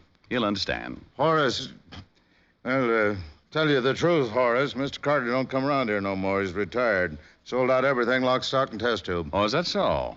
Well, I'll get in touch with him at home. See you. Yeah, see ya, Horace. You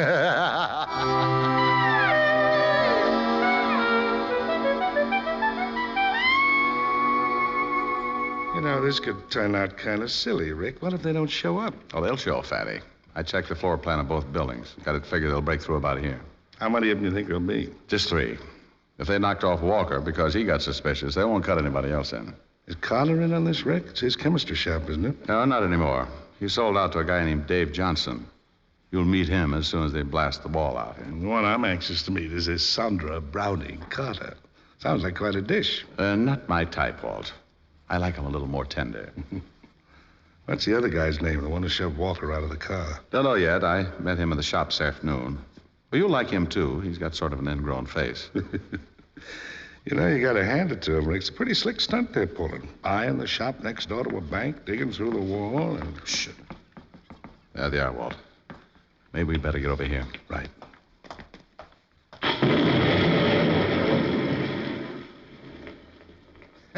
What'd I tell you? Ever see anything so easy in your life? Dave, does he have to keep talking? Can't you make him Look, keep both quiet? of you knock it off and let's get busy, huh? We've only got till tomorrow morning. Hit the lights, Rick. Okay. Well. Why, you... Now, play it smart. We don't want to carry anyone out of here. Oh, is this the bank you were talking about, Sandra? Still not talking, huh? She doesn't look like much to me, Rick. Now, Walt, don't be catty. Remember, she's been a very busy girl. Mm-hmm. Well, now that they're broken into this kind of work, I guess they won't mind it so much for the next few years.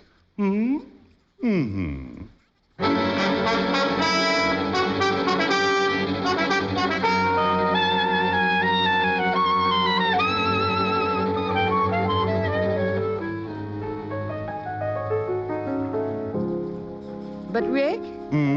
Why did Walker want you to follow Joseph Carter? He didn't have anything to do with this, did he? No, but Walker thought he did. He tumbled to what was going on when he went in to repair the plumbing. Naturally, he figured Carter was behind it. Ain't I getting smarter as the months go by? Uh-huh. And speaking of months going by... Yes, dear? It will soon be June, you know. June? Oh, now there's a month to conjure with. Oh, do you mean it, Rick? Well, sure, June must be about my favorite. Let's see now. Don't I know a song with June in it? Oh, Rick. Let's see, June. Kind of a strange name to me, but, well, this might do it. Oh, it's a long, long while from May to December, but the days grow short When you reach September, when the autumn weather turns the leaves to flame, one hasn't got time for the waiting game. Oh, the days tumble down to a precious few. September, November, and these few precious days I'll spend with you. These precious days I'll spend with you. Why, you faker, you. There wasn't a single June anywhere in that song. Come to think of it, there wasn't. You want to try again? I guess not. Something else you'd rather do? Honey, what an opening that is. Come here. Now, that's what I've been waiting for. More. More? More? Honey, stop. If this keeps up, I won't be able to hold off till June.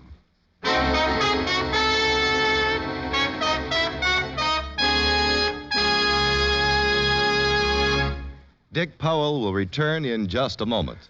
What's America's most popular cigarette? Camel is in the lead by billions of cigarettes per year. One reason is Camel's rich, full flavor. A flavor no other cigarette has. And another reason is Camel's pack after pack, week after week mildness. Tonight, start enjoying the one cigarette America enjoys most.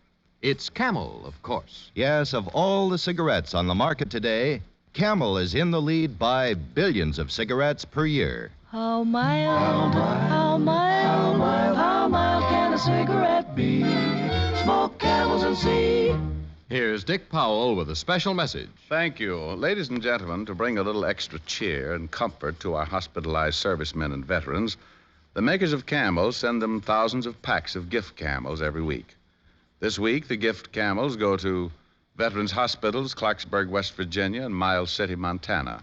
U.S. Naval Hospital, Corona, California. U.S. Army Station Hospital, Carlisle Barracks, Pennsylvania. The Military Air Transport Service, which evacuates virtually all overseas wounded personnel. Now, until next week, enjoy Camels. I always do.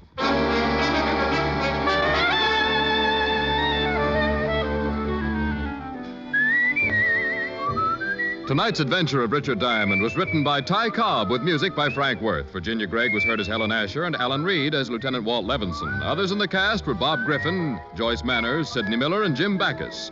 Richard Diamond, Private Detective, is transcribed in Hollywood by Jaime Del Valle. Be sure to listen to another great Camel show, Vaughn Monroe and the Camel Caravan, every Saturday night. If you're ever asked who's the most obliging taxpayer, vote for yourself if you're a cigarette smoker, because you and 60 million others pay more than a 50% tax on the cigarettes you smoke. Yes, every time you buy a pack of cigarettes, you pay the federal government 8 cents, and most of you pay 3 or 4 cents more in state or city cigarette taxes on that pack. That means that better than half the price you pay for cigarettes goes for tax.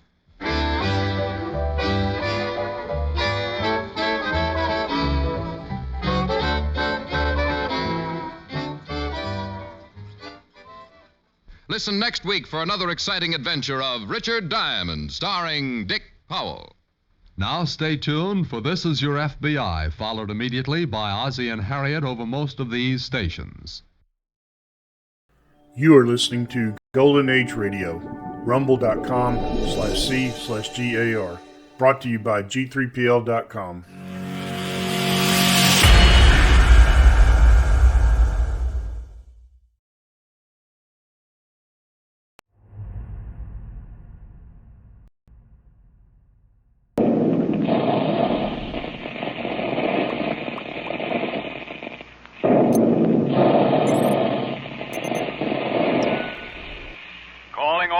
adventure fans, calling all Dick Tracy fans. Stand by. Dick Tracy is on the air.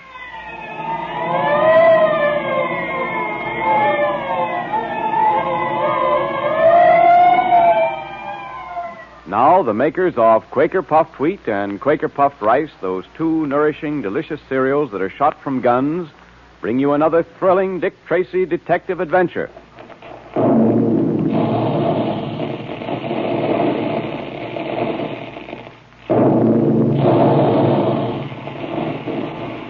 Big guns. That's the way they sound when they're making puffed wheat and puffed rice. It's a special Quaker process that makes it possible for you alert boys and girls and all your friends to enjoy nourishing wheat and rice every day in this most digestible, most delicious form. Quaker Puffed Wheat and Quaker Puffed Rice are two swell, different flavors, you know. So you can have puffed wheat one day, then puffed rice the next for a delightful change. When the nourishing grains of wheat and rice are shot from the Quaker guns, the grains are actually exploded to 8 times their normal size. They're plump and crisp and nut-like, as different as day and night from ordinary cereals. Shooting them from guns makes Quaker Puffed Wheat and Quaker Puffed Rice specially easy to digest, too, which means that you get the food energy you need to be as quick-thinking and fast-acting as Dick Tracy is, much more quickly and easily. So for a real treat that you and Mother and Dad all enjoy for breakfast, ask Mother to get some Quaker Puffed Wheat or Quaker Puffed Rice at the grocery store. The Black Pearl of Osiris, which Dick Tracy once safely returned to Egypt, is concealed in the secret compartment of a special ring given to Tracy by Humi Batik, a member of the cult of Osiris. In a hand-to-hand encounter with members of a secret gang who were trying to get the pearl, Dick ripped the coat from the back of one of his assailants. In our last episode, Dick examined the dust taken from the coat with a vacuum cleaner and thereby narrowed the search for the gang's headquarters. Pat, heading a searching party, telephoned and gave Dick a message in code. What was in that message? What's the news, Pat? You were right about a mattress factory being a hideout for these gangsters. We watched all 3 of them, and it just happened that I was watching the right one. 6 men have gone into that dark building over there in the past half hour, Dick. 2 more went in since I called you on the phone. Good. Sounds like the place we want. Where are your men? One moment.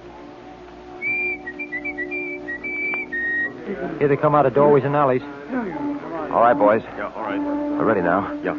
Higgins, take 4 men and go around and guard the back of that factory. Okay. Jones, you take another 4 and stay out here in front. Right. The rest of you men come with me. Okay. What are you going to do, Dick? A surprise raid. Walk in and nab 'em, Pat. All right, boy, I'm with you. And I hope we nail the big shots. All right, then. Let's go. Come on, man. Come on. Try that door, Pat. Right. It's unlocked, Dick. Good. It's a dim light burning at the top of those stairs. Come on, you men. All right.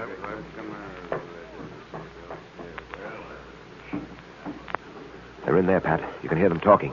What do we do? Follow me. I'm going to surprise them. When I give the word, all of you rush at that door and break it in. Right. All set? Yeah. Then now. Get him up fast. Get around there, you. Go on, move.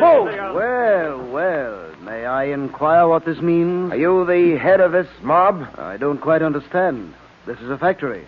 These men are my employees. We'd met here tonight to discuss something pertaining to to new shipments.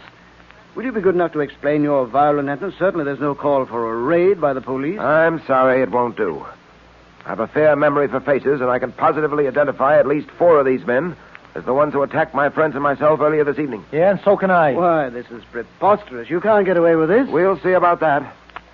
You, I suppose, are the high mogul I've heard about. I'm afraid I don't know what you're talking about. Oh, don't you? Oh, no, I'm now, sure my suggestion to you, Mr. High Mogul, is to relax, because we're taking you and your friends down to headquarters.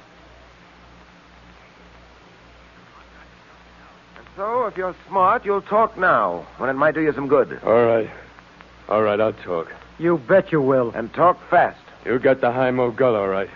He used to be the owner of a couple of art galleries, but they folded up. Now he's in the game of stealing art treasures and paintings, priceless books, anything some collectors will pay a high price for. Go on. Well, Dryden Small was a member of the gang, although the mogul is really the brains. Small was going on a trip to Egypt, and the mogul arranged with him to steal the heart of Osiris at Black Pearl and bring it back. Well, you know the rest. Yes, that's all the information we want out of you. Have that confession typed and bring it in for him to sign. Right, sir. Now, listen now. I get a break out of this, don't I, if I turn state's evidence? You'll get as much of a break as I can give you.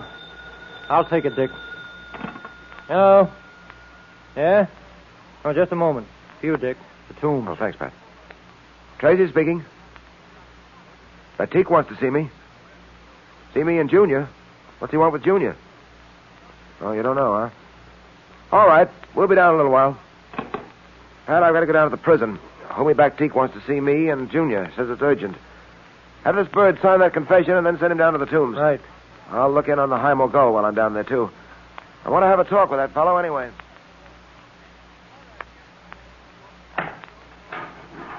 And as I was telling you, Mr. Tracy, this High Mogul fellow has been very quiet.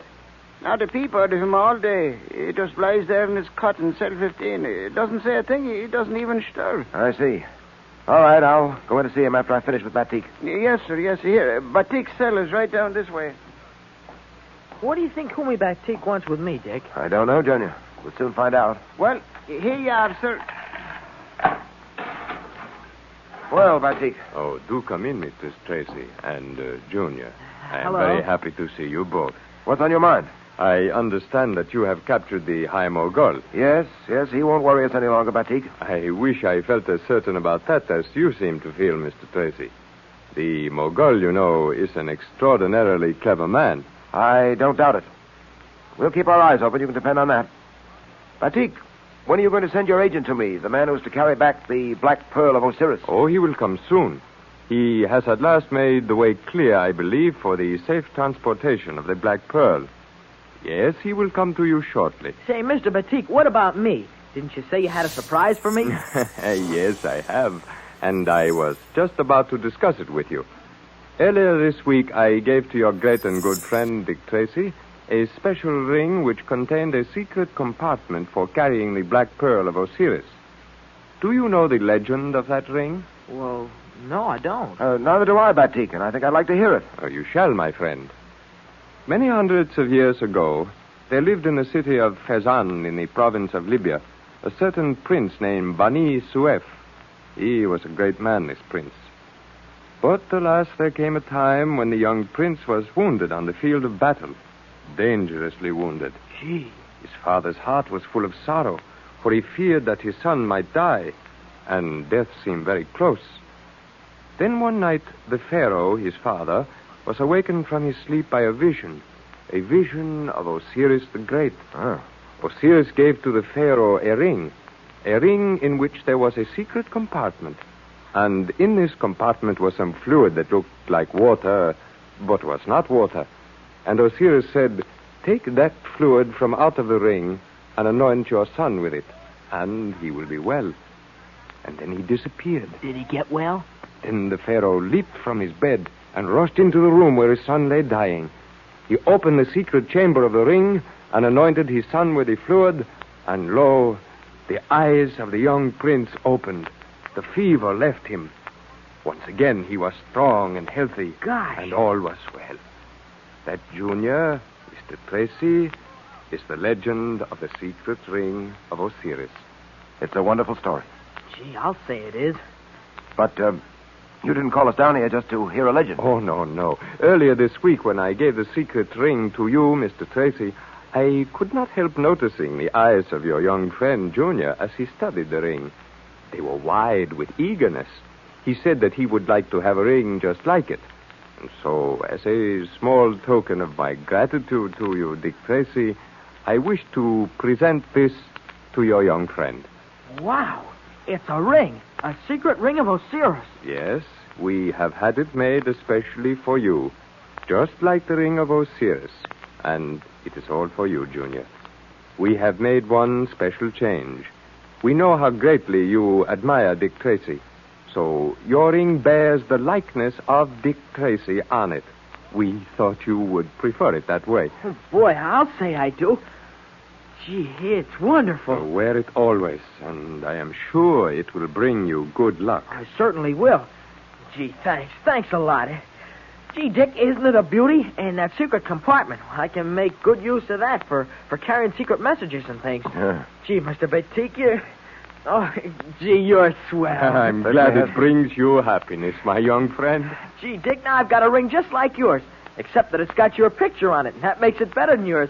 Oh, boy. Batik, I certainly appreciate this thoughtfulness on your part. And Junior, I'm glad. Oh, Mr. Tracy, Mr. Tracy. Yes, Keeper, what is it? Will you please come with me? I think something's happened to that high-mo gold guy. What?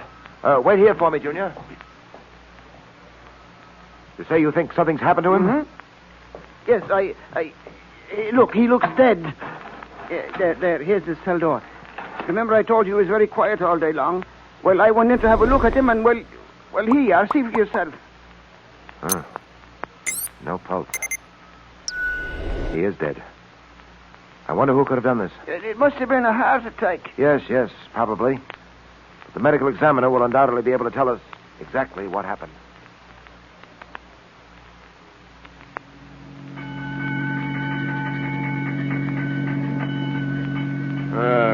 Hospital again, Joe? Yeah, we're taking this fellow over to the police hospital to the medical examiner. Oh. Someone kill him? No, but he died in a strange way. Just passed out in his cell. Oh. They didn't even know he was dead for a few hours. Gentlemen. Holy mackerel. It's the dead guy. What? He's talking. I am not dead, my friend. At least I am sufficiently alive to keep you covered with a gun. You'd better do what I say. And I warn you, do it quickly.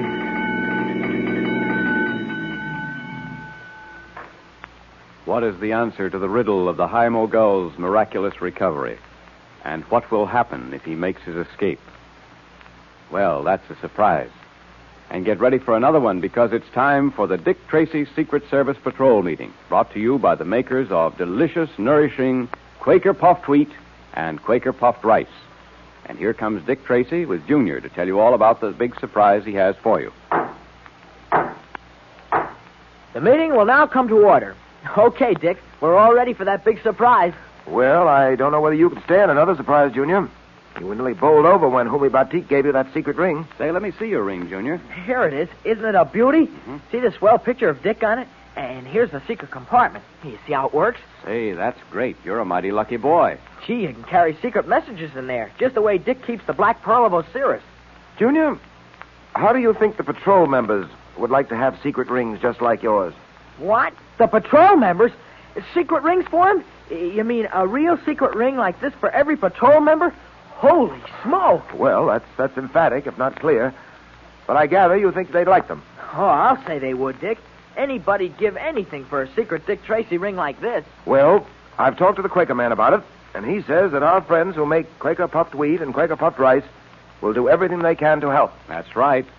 They're glad to make it possible for all the patrol members to get secret Dick Tracy rings free with Quaker Puffed Wheat and Quaker Puffed Rice box tops if we can find a jeweler to make the rings, and we're looking into that now. So save some Quaker Puffed Wheat and Quaker Puffed Rice box tops over the weekend, boys and girls. You know, when Dick Tracy makes up his mind to have secret rings made for all of you, you can count on it. And believe me, when you see one of those beautiful gold-plated rings, you'll want one. Listen Monday and learn how to get your secret Dick Tracy ring free. In the meantime, get your Quaker Puffed Wheat and Quaker Puffed Rice box tops. Don't send any in yet. Wait till we tell you on Monday. But look in the pantry for those famous red and blue Quaker Puffed... You are listening to Golden Age Radio, rumble.com/C/GAR. Brought to you by G3PL.com.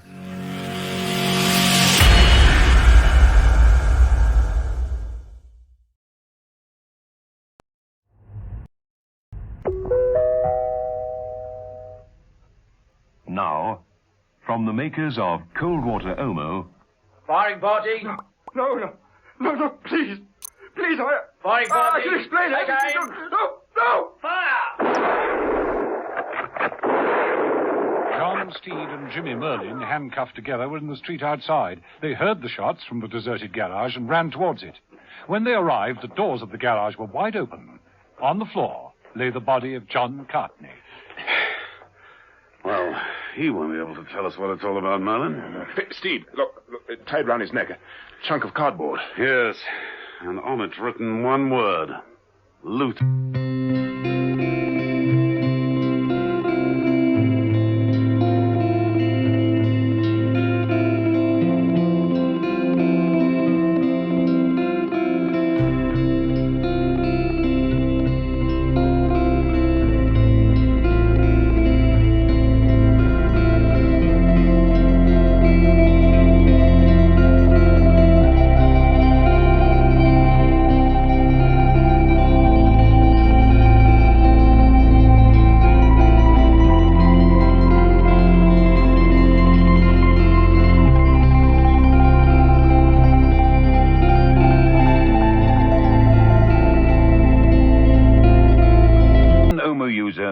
always an Omo user because it gets out the worst dirt and stains.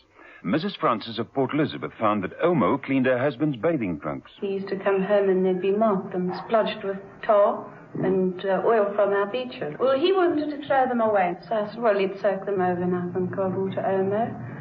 And the next day they were shimmering white again. Cold water Omo cleans best. Over 1 million South African housewives have proved it.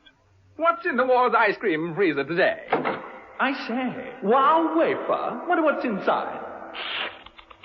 Wow! Creamy strawberry and vanilla ice stuck together with munchy wafers. Wall's wow wafer. Wow!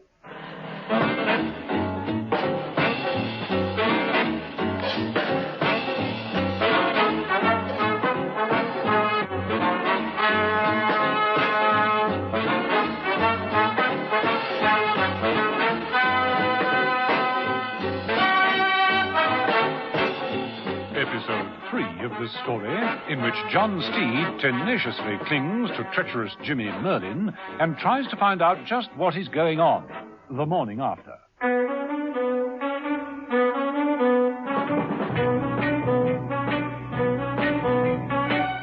effects of the sleeping gas wore off as the morning wore on. But John Steed still couldn't make sense of what was happening in the market town of St. Catherine's. He'd found the whole place quite deserted, apart from the sounds of marching feet and one elusive radio van.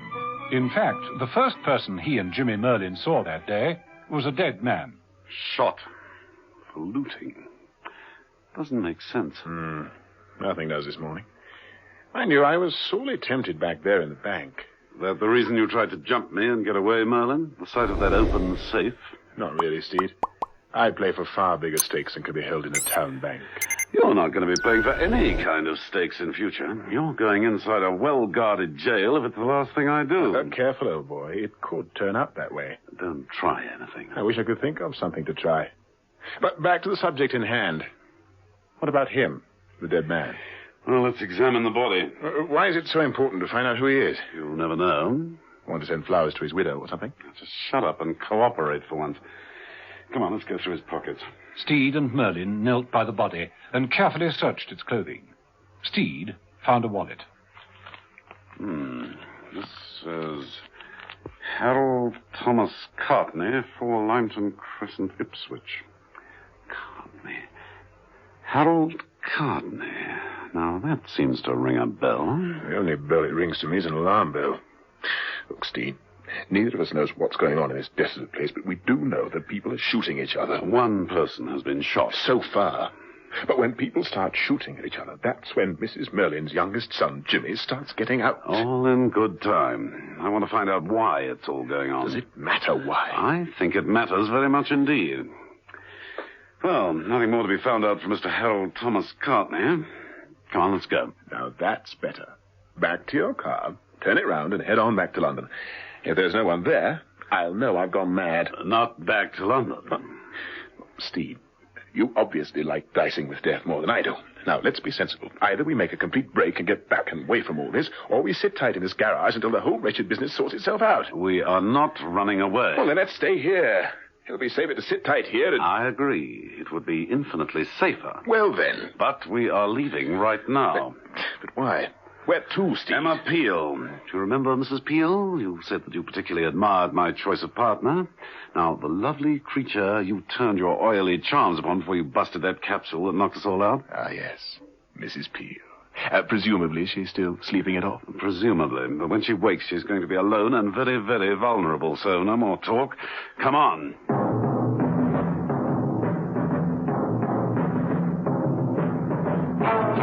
Steed dragged the protesting Merlin from the garage and into the silent streets. While this was going on, a small squad of soldiers marched down a street on the other side of the town. At the head of them was Sergeant Hearn, the man in charge of the firing squad. He halted his men outside a large, imposing building. Halt! Sergeant Hearn made his way through a yard of parked army trucks, passing a plaque that read Eastern Hemisphere Trade Commission, and pushing open a door that bore the symbol of the skull and crossbones and a warning of radioactivity. He made his way down to a deep cellar. The normally dim, dank steps were illuminated by brilliant lights. A collection of about half a dozen army officers and warrant officers, all wearing protective clothing, gathered round a focal point at the far end of the cellar. They were working on a gleaming mass of scientific apparatus. Let me see those equations. Yes, sir. The brigadier, standing in a position of prominence befitting his authority, studied the clipboard that was handed to him. Major Parsons, standing stiffly at his side, noticed Hearn descending the steps. He moved over to him. Well, Sergeant? All quiet on top, sir. Good, good. Any problems? One, sir. A report. Was it serious? What occurred? Oh, don't worry, sir. We dealt with him. No fuss, sir. What's this? What's wrong? Sir, Sergeant Hearn, we ran into a spot of bother up top, sir. Report, Sergeant. Sir, while carrying out a street surveillance, we ran across an unauthorized person in the area. I arrested him and summarily dealt with him according to my orders, sir. I shot him as a looter. Who was he? Sir? It was the man you shot. Didn't you get his identity? Well, no, sir. Well, then do so! Yes, sir. Right away, Sergeant, right away. Sir. Nobody stayed on in this area without good reason. I want to know why and who. This applies to everyone found up top. See that order is carried out, Major, at once.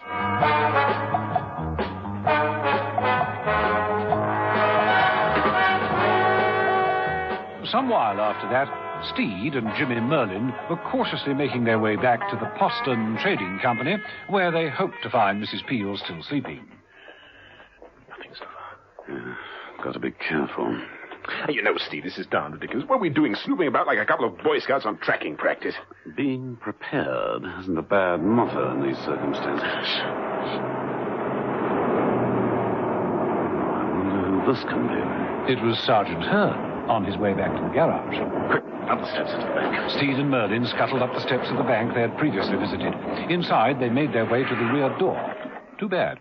It was locked. We've got to get out of here. Too bad. Too late. Hold it! Stay where you are! Right. Taking advantage of the emergency, eh? Emergency? Made a break from somewhere, have you? Right, forward, men. Cover them. Yes, sir. Yes, sir. Perhaps if you could just explain what all this is about. Silence! Well, surely at least tell us what's happened, and then... If this man speaks again, shoot him. Stop! Orders are that anyone found within the area shall be searched. The Brigadier wants a complete check. Right, now let's see what you've got in your pockets. Hearn began searching the two men. On Jimmy Merlin, he found nothing. On Steed, 2 wallets. John Steed and Harold Cardney. Now, which are you? John Steed. Silence. Oh, you took this from the dead man back there in the garage, didn't you? Didn't you? Matter of fact, old chap, yes. You see, I'm attached Looting. Both of you. What's your name? Merlin. Now, look here, Sergeant. I've had nothing to do with this. Nothing whatsoever. You see, this man, Steed... You have both been found guilty of looting. Guilty? I didn't see a judge. I am the judge. The sentence is death. It will be carried out immediately. I say. He means it, Steed. He really means it. Firing party will take up position. Yes, sir. Oh, dear, we can't let this happen. Handcuffs can be useful for other things than holding people together, you know. Right, silence. Right, firing squad. Now, I think, Steve. Right. As one man, Steed and Merlin leapt forward. They dropped their handcuffs over the sergeant's neck, pulling him back in front of them and nearly strangling him in the process. Right. Drop those rifles. Tell them, Sergeant. Tell them we mean business. Tell him, Sergeant. Do as he says. Right. Stand clear. Come on, Merlin. Right. The door. Steed and Merlin moved off to the doors, dragging the sergeant between them. When they reached them, they roughly shoved him back into the bank. He sprawled on the floor as they slammed the doors closed and ran towards the armored car. Steed started her up, and they roared off. A burst of shooting from the troopers followed them.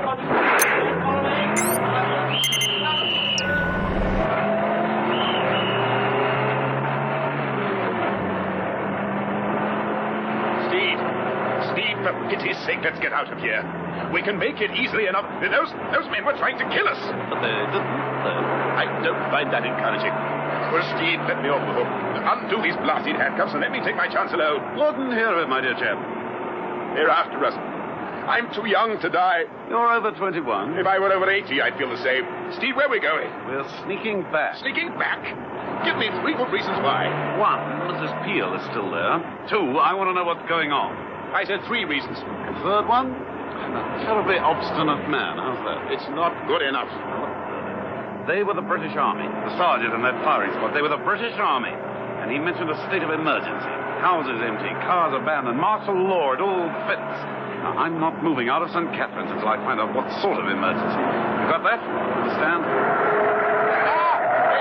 I only understand one thing. If they don't kill me, you will, with careless driving. I promised Mother if I ever get out of this alive, I'm going straight. And that's a promise I've never made before.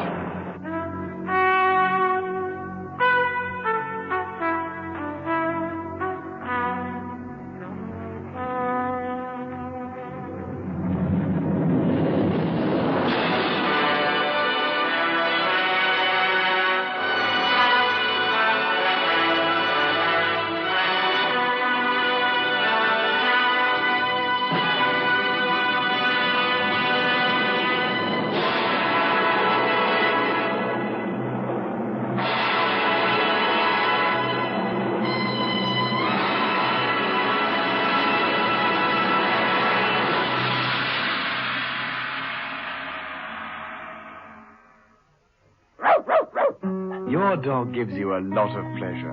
Now here's something you must do for him. Give him all new Procos health food for dogs. It's complete.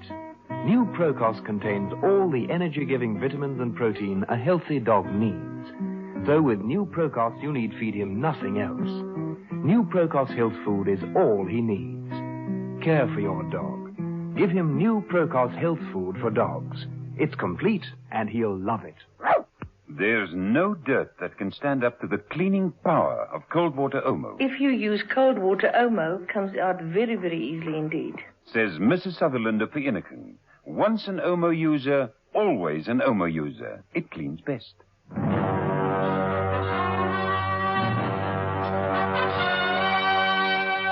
The Avengers.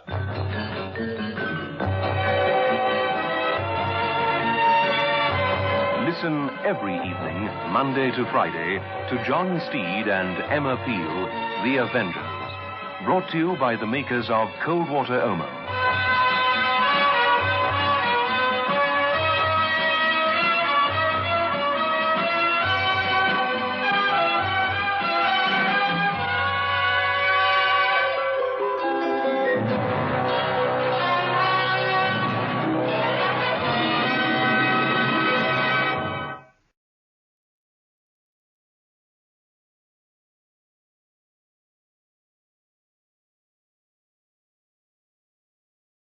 You are listening to Radio, rumble.com/C/GAR. Brought to you by G3PL.com.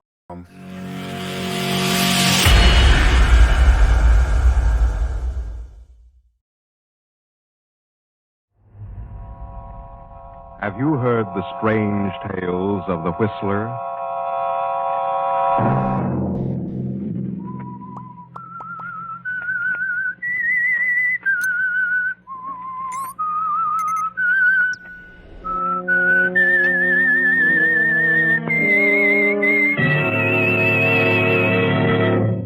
I'm the Whistler.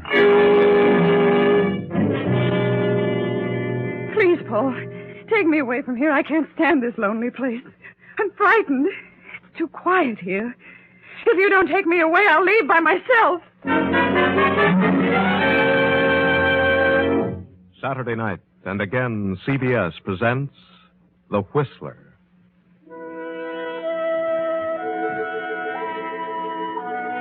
I, the Whistler, know many things, for I walk by night.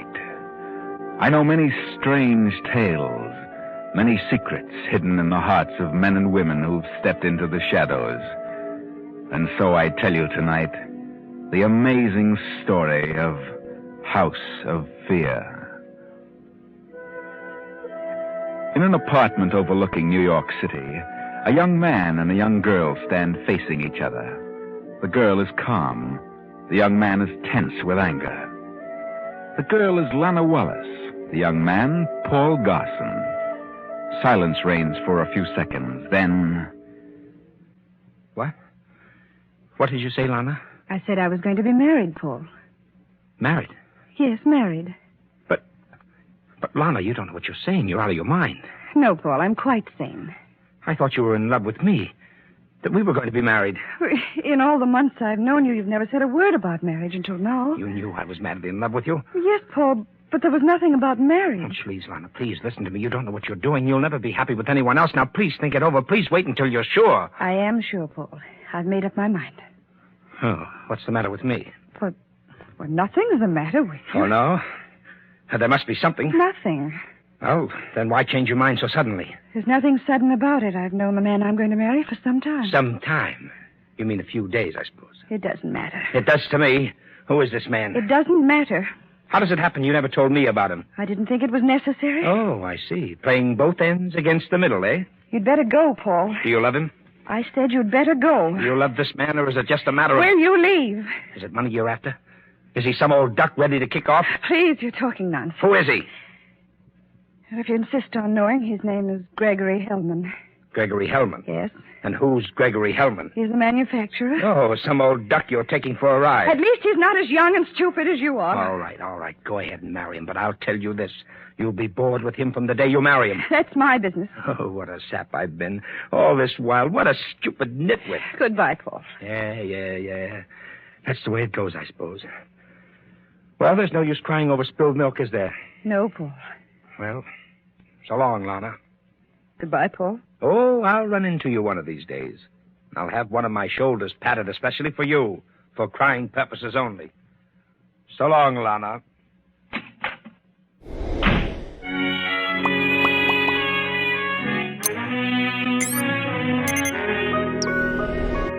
Nevertheless, Lana had a mind of her own. A few weeks later, found her married to elderly Gregory Hellman. Now they're on a train, following the ceremony, on their honeymoon. Well, my dear, are you happy? Oh, of course I am, Gregory. I've never been so happy in my life. You seem a bit solemn. Do I? Yes, you've been staring vacantly out the window for half an hour. What are you thinking about? Nothing. Nothing in particular. Are you wondering if you've done the right thing? Oh, no, Gregory, certainly not. I'm really very happy. It's just that... Just what? Oh, I don't know, but for some reason there's something about a wedding ceremony that makes me sad. Sad? Mm-hmm. I don't know why, but it seems so much like a funeral service. Funeral? Oh, good heavens. I'm sorry, Gregory. I know that's an awful thing to say. Oh, come, Lana. Stop thinking about it. Cheer up. Yes, I must get such a thought out of my mind. I must. Just wait till we get to our honeymoon house. You'll cheer up then. Yes. Did you buy a place? Buy? Oh, no, I wouldn't buy a place way down here. It's too far from New York. You rented it? Yes, took it for a month. What is it, a cottage? Oh, no, it's a villa. Well, what's it like? Well, I've never seen it, but I understand it's on a cliff overlooking the sea. Quite secluded and about 8 miles from the town. How on earth did you happen to rent a place way down here, a place you'd never seen? Oh, I was looking for an out-of-the-way place, and this agent approached me, and it sounded like the very thing for a quiet honeymoon. No one around, not even servants. No servants? No, and I doubt very much if we'd be able to get any. But we'll get along. In fact, I'd prefer it that way. A villa. Sounds fascinating, doesn't it? That's why I took it. I'm sure you'll like it, Lana. Yes, Gregory. I'm sure I will. You're a darling. You know, I never realized how vacant my life has been the past 10 years. How really lonely I've been since Emma died. No children, no close relations. No relatives, Gregory? No? Oh, I think I have a second cousin somewhere.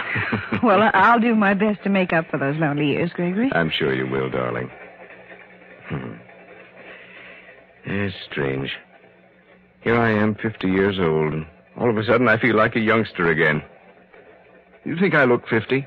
Certainly not. You're very young looking. Well, I'll keep up with you, even though I am twice your age. I'm not falling apart yet. Of course you're not. You know, I think I'll retire from business. I have plenty now. Why should I go on working like a slave when I can forget everything and enjoy life? Give up your business? Yes. We'll find some nice restful spot somewhere and take it easy from now on. What say? Yes, Gregory. I'd like that. Just the two of us. All right, darling. It's a deal.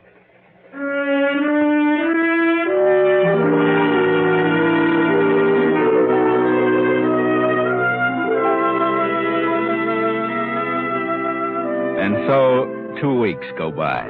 2 lazy weeks. Happy weeks for Gregory.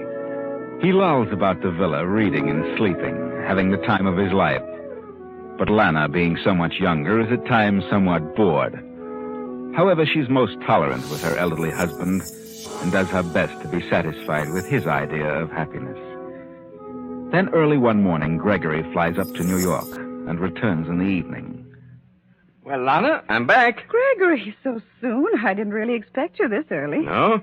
Well, it's a quick trip by plane. Good weather all the way. How did you find things at the office? Oh, running along as though I'd never left the place. That's good. Well, the business will have to run without me from now on, darling. Without you? That's right. I'm through with it. You mean you're not going back? Nope, I've sold out to another firm. Gregory, you don't mean it. I do mean it. It didn't take an hour. I had several good offers, so I took the best one. Closed the deal, signed the papers, and said goodbye to the whole thing. Well, and what are you going to do now? Oh, I don't know. Take it easy. Travel around as much as we can and look for a place to settle down. Maybe a farm or a ranch. You'd like that, Lana. A farm? Well, it doesn't have to be a farm. Just some place where I can putter about with a few flowers and maybe a little garden. Putter about? Oh, we'll find a place and we'll keep going till we do. Gregory? Yes, dear? What's wrong with this place? This place? Well, yes, it's secluded. There's plenty of ground for you to grow things and putter about. Why not this place?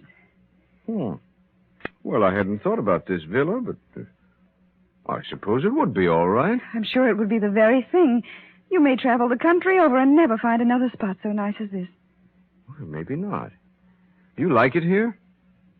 Yes, I like the quiet and the sea. It's very restful. Well, maybe it isn't for sale. You could find out. You sure you'd like to stay here? Yes, Gregory, I'm sure I would. Well, then I'll see the local agent in the morning. Yes, Gregory. Oh, by the way, aren't you driving in tomorrow to the hairdresser's? Yes. Well, then why don't you see the agent? I? But I wouldn't know how to handle it. Oh, of course you would. If the place is for sale, take an option on it. And perhaps it would be best to lease it for a year with an option to purchase. That's simple enough. I don't know what the place is worth. Well, offer him $75,000. But if it comes to a showdown, I'd be willing to pay $100,000. There's a lot of land here. Very well, I'll talk to him. Who owns the villa? Oh, I don't know. It's part of a huge estate. I don't think anyone lived here very much. You know, at first I was depressed here. There seemed to be something about this villa that made me feel so alone. A sort of melancholy feeling. But it's apparently worn off, and I'd like to own the place. Well, then we will, by all means. What did you tell your associates at the office? Oh, I just said so long that they probably wouldn't see me again for a long time because I was just going to travel around the country for a while. That's good. At least you won't have your mind on business from now on. Nope, nothing but rest and putter about in the sun. Well, dinner's ready, if you are. I'm famished, darling.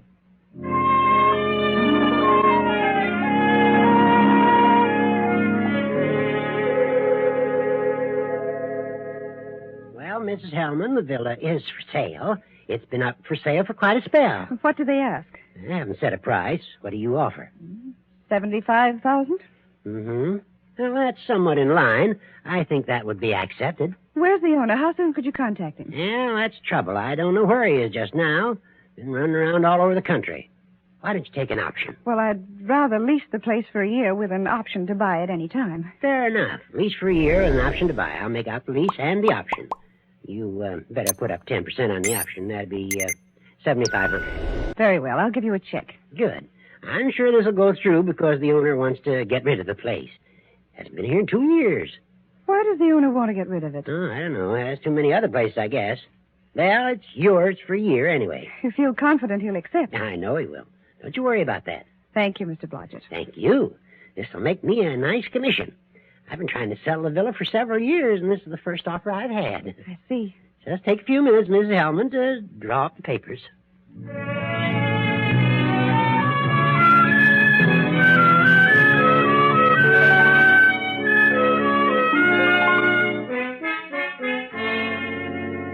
Then 6 months passed by. 6 months during which Lana became more and more bored with her elderly husband and his puttering about in the garden. There were harsh words about it, and so they closed the villa. Gregory left. and Lana took a plane for Mexico City. And there she ran into, of all people, young Paul Garson. Why, Lana, what on earth are you doing in Mexico City? Oh, nothing in particular. Well, I'm certainly glad to see you. Are you, Paul? Yes. And now I guess now is the time to apologize for the way I acted when you ditched me. You don't need to apologize, Paul. I wish I had listened to you. What? Didn't your marriage work out right? No. Oh, what happened? Oh, I just couldn't stand it any longer. I was bored within an inch of my life, so I up and left him. Left him? Well, no, not exactly that. He left me, too. We just left each other. He went away, and I came down here. Well, why down here? To get a divorce. Oh, Lana. A divorce? Did you get it? I did. What happened to your husband? I don't know. He was notified, but he didn't contest. He didn't even answer the charges. Incompatibility? Yes. Did you ask for a property settlement? No.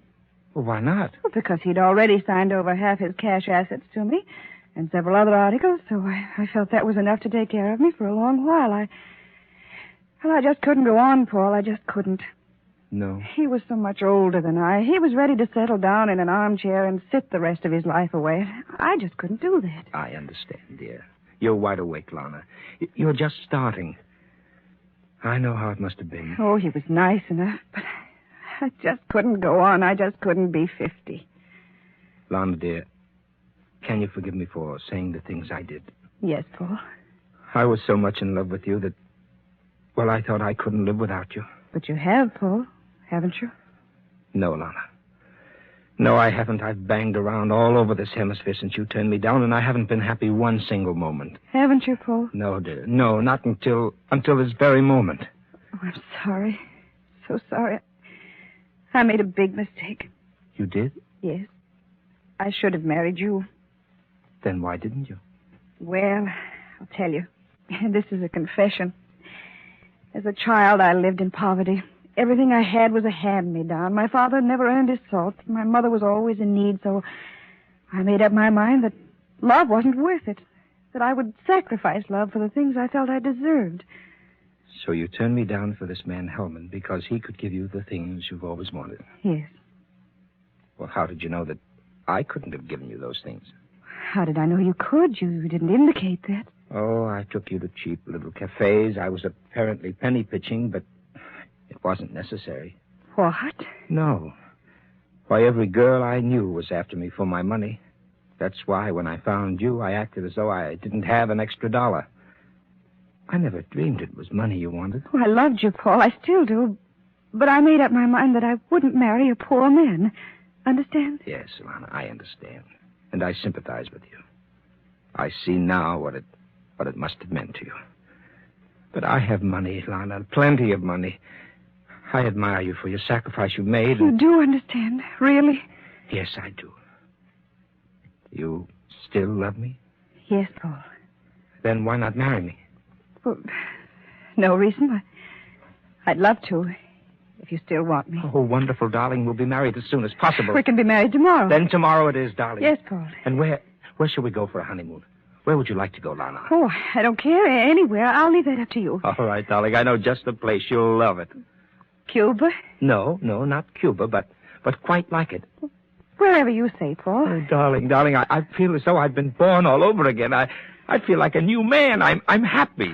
Oh, Paul, what a fool I've been. I should have known better. Oh, from now on, darling, I'll see to it that your life is filled with surprises. Never a single monotonous moment. Yes, Paul.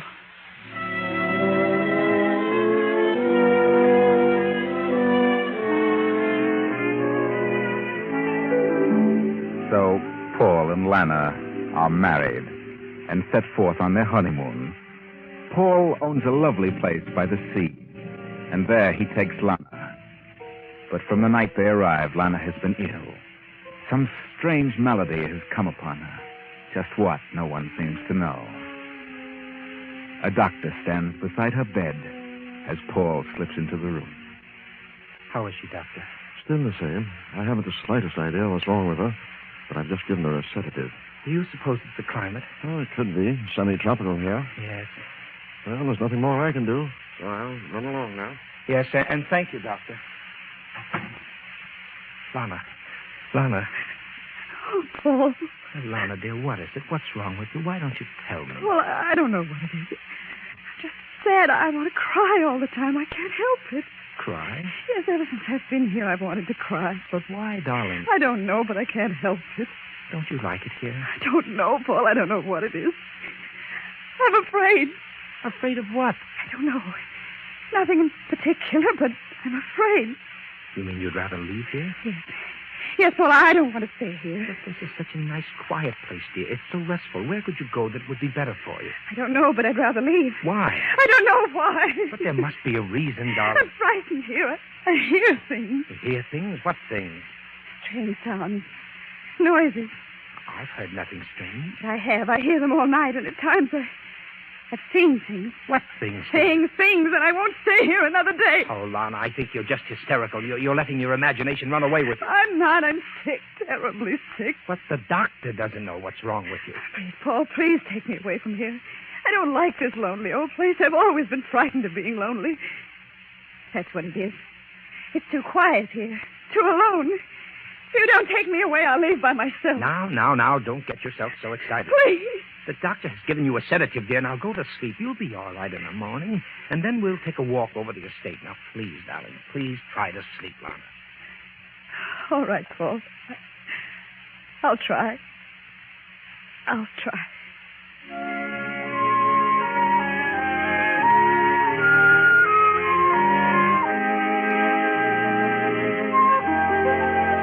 Well, Lana, apparently you are allergic to big houses, big, silent houses.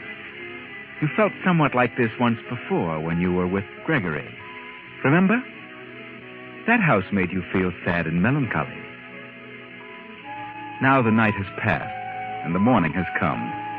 Paul has a visitor in the library. I've been trying for many months to get in touch with you, Mr. Garson. I heard you left the States. Yes, I was in Mexico City. I was surprised to learn you were back here. Oh? Why surprised? Well, although no one's been living here for several months, a party holds a lease on the place. Oh? I didn't know that. Yep, they took an option to buy it. They did? Yes, sir. So you can see that you're sort of trespassing. Oh. Well, no one is being inconvenienced. Not exactly. What did the party offer for the place? $75,000. Well, that's fair enough, but I don't want to sell. What? No, I've changed my mind. I want to keep the place. Keep it? But, Mr. Garson, I've practically made the deal. Well, you can call it off.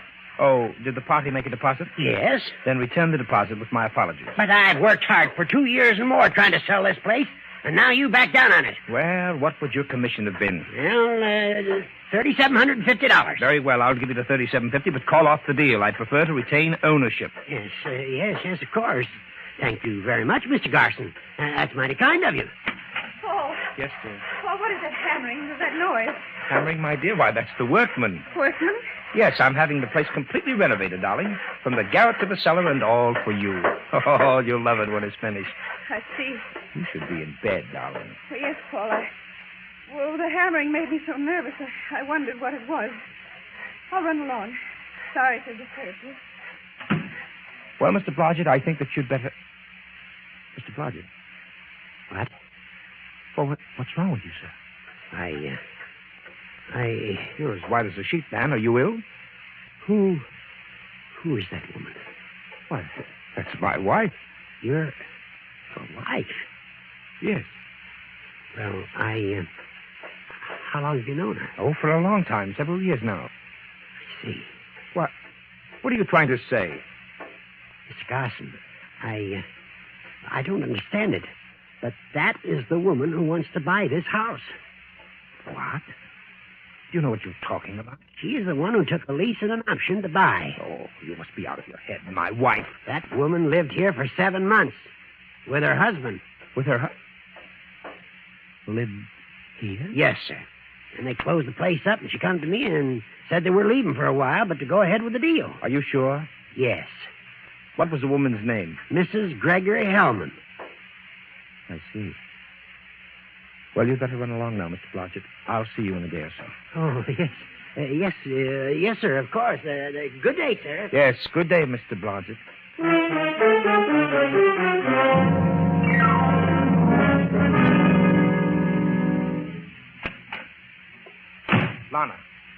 Lana, what are you doing? I'm packing. If you won't take me away from here, I'll go alone. But, Lana, why should you leave? I won't stay here another minute. Why not, darling? Why not? I don't know. I have no real reason, but I just don't like it here, and I won't stay. I don't understand you, Lana. It doesn't matter. I'm leaving now. All right, Lana. If you insist, you may go.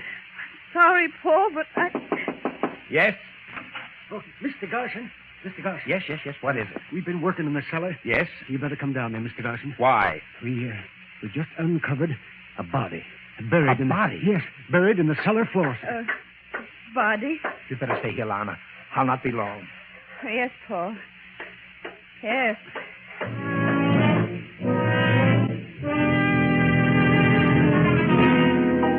Paul accompanies the workmen to the cellar, examines the body buried in the dirt floor, calls the police, and several hours later is talking with a detective in the living room. Well, there's no doubt about it. It's the body of Gregory Hellman. Oh, no. What do you mean, no? Why, it can't be. How could it be? Mr. Blodgett, you were the agent for this estate. Did you ever rent this house to Mr. Hellman? Why, Go ahead, Blodgett. Go ahead. Tell the truth. no, I didn't. I never saw Mr. Hellman. The house was rented by another agent in New York, but it was rented to Gregory Hellman. You never saw Mr. Hellman? No. But, But what? Well... Go ahead, Blodgett. I knew Mrs. Hellman. Mrs. Hellman. And where is she? That woman is Mrs. Hellman. This woman. But I thought she was Mrs. Garson. She used to be Mrs. Hellman. She came to me and wanted to buy the place. Took a year's lease with an option to buy and made a substantial deposit. That right? Yes, that's true. I did. I was Mrs. Hellman, but I was divorced in Mexico. Divorced? Why did you get a divorce? Because Mr. Hellman and I decided to separate. We couldn't get along together. He said he was going to New York. I left first and went to Mexico. Are you sure you left here first? What? Yes, of course I'm sure. Why did you try to buy the place? Well, because my husband, Mr. Hellman, asked me to. Why didn't he attend to it? Well, I don't know. He asked me to see to it. Did you get part of the estate through this Mexican divorce? No, Mr. Hellman had given me considerable cash and property before that. Are you telling the truth, Lana? Are you? Yes. I don't believe you. From the day you arrived here, you wanted to leave. You became ill. You said the place depressed you, frightened you. Paul. Now I know why. Why you were so upset. Why you wanted to get away. Because of what was buried in the cellar. No, Paul, no. You told me yourself that you were bored, that you couldn't stand him any longer. Then you went to Mexico. He was dead when you divorced him. No wonder he couldn't contest the case. Paul, please listen. I don't know who killed him. What did you say? I don't know who did it. Then you admit he was murdered. Well, I didn't say that. You know he was murdered. You just admitted that. Yes. Yes, but I didn't do it. I didn't. Well, lady, you might as well tell the rest of it. Yes. Yes, but I found him dead in his room. In his room? Then who buried him in the cellar? I did. You did. Why? Why didn't you call the police? Because I was afraid. Afraid they'd think I did it. Well, why would you be afraid of that? Because of... Well, if they found out about me. Found out what? My record. Well, Mrs. Hellman, or Garson, we know all about your record. Record? What do you mean, record? She served a term in the state penitentiary for... Kill him. I swear I didn't. I buried him. I admit that. That's why I wanted to buy the place. But I didn't kill him. I didn't. I think you did. That's why you wanted to leave here. Oh, please believe me. I wanted to buy the place so no one would ever come here. So no one would ever know. But I didn't kill him, I swear. I'm sorry, Lana, but I don't believe you. Mr. Garson, where did you meet this woman? In Mexico City. Really? Didn't know her before that? What? You heard me. Oh. You didn't know her before she married Hellman? Why, yes. You know her. What are you stalling about? Well, yes, I did know her. That's what I thought. And you were in love with her. Wanted her to marry you. But she turned you down for Hellman. What are you talking about? Well, are you trying to accuse me of killing Hellman? it's possible. You had a motive. Oh, that's ridiculous. I didn't even know the man. Murphy. Oh, yeah? What did you find out about Paul Garson? Well, his financial affairs weren't in any too good a condition. He's been trying to dispose of a lot of white elephants like this villa. I see. Well, do you know what I think, Mr. Garson? I think you and Miss Lana Wallace know what this is all about. I think you're in this together. So I'm going to take you down and book you both on a charge of murder.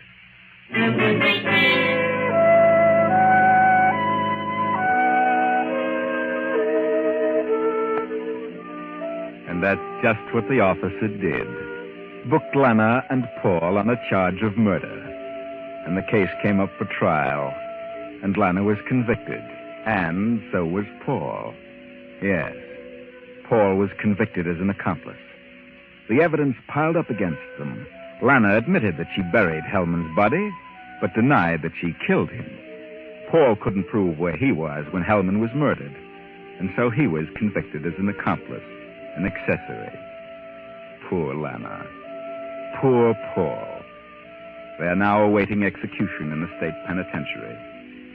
But don't feel too badly about them, because I know the truth. I know what really happened.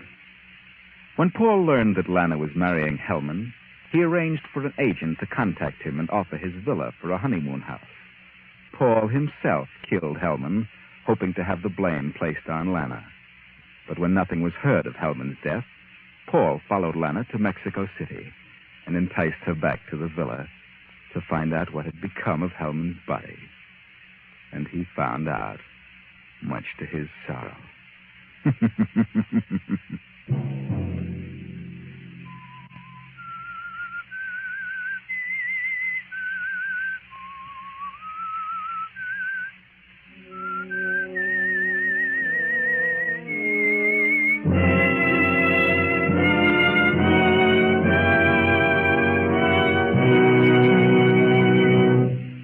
CBS has presented The Whistler.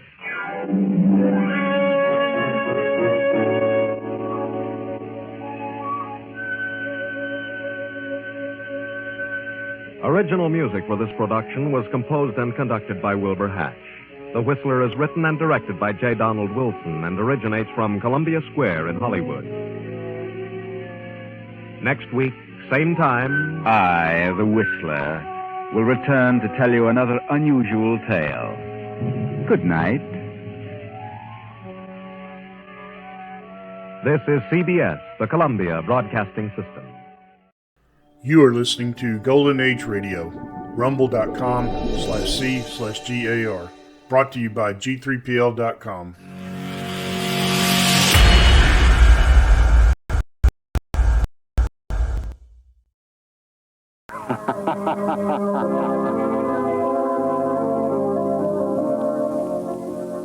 The thrilling adventures of the Shadow are on the air, brought to you each week by the Blue Coal Dealers of America.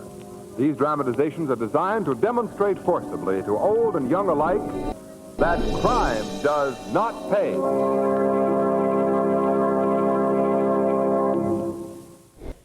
Before the Shadow begins today's adventure, I want to ask you a very important question.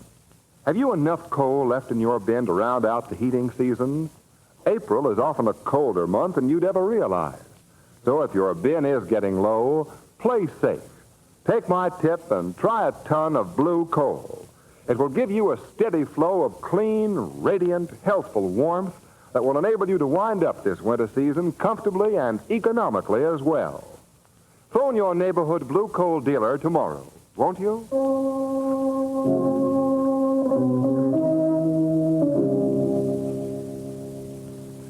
The Shadow, mysterious character who aids the forces of law and order, is in reality Lamont Cranston, wealthy young man about town. As the Shadow, Cranston is gifted with hypnotic power to cloud men's minds so that they cannot see him.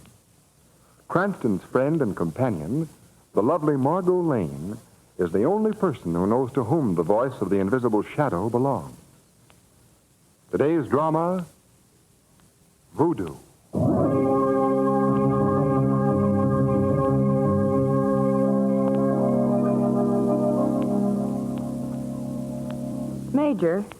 Major Spire, tell me, just what is a hero? Well, Margot, I'm afraid that I've never been able to answer that question to my own satisfaction. But you've seen so many men under fire. Yes, I know. But the men I've seen under fire have been fighting for something they believed in. Now, I don't think you can call that heroism. No? No. To fight for what you know to be true and to your best interest is just good, plain, common horse sense. Do you understand what I mean, Lamont? I do, Major. I've always said that heroes should be judged by the measure of fear they have in their hearts. Not by what they do, but by how afraid they were to do it. Well, that makes them pretty rare individuals, doesn't it, Lamont? It does, Margot. I think I've only known one man who really measured up to those qualities in all my life. Who was that, Lamont? Sebastian. Remember him? Yes. Yes, I do. And don't you think he was a real hero? Yes, he was. Sebastian? I don't think I've ever heard of him. Was he recommended for the Service Cross? No, Major. Sebastian was a man who crossed our paths one summer on Little Cauldron Island, one of the more remote of the Geechee group, about 80 miles off the Georgia coast. But who was Sebastian? Oh, just a chap who passed unknown and unsung. But for my money, he was a model of the purest form of heroism. Well, I'd like to hear about him. Very well. May I fill your glass, Major? Oh, yes, thanks. Well, Margot and I were vacationing on Little Cauldron that summer. The island was virtually owned by Gerald and Edmund Fergus. It's a desolate place.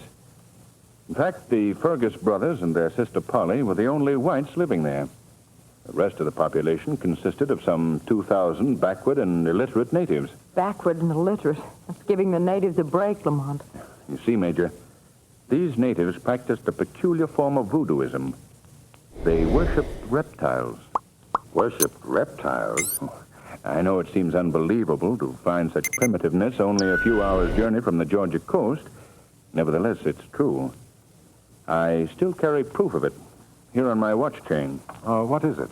A bit of hard wood, carved to resemble a serpent's head. The natives use it to ward off evil. The natives call it a snake stone. All of them wear one tied around the neck. Yes. Well, one day, just about dusk, during our first week on the island, Gerald Fergus, Margot, and I had gone down to the beach to meet the mail launch. Edmund Fergus was in his study on the lower floor of the big house attending to his accounts. Everything was quite orderly, routine, except that up in Miss Polly's room, at the rear of the big frame mansion.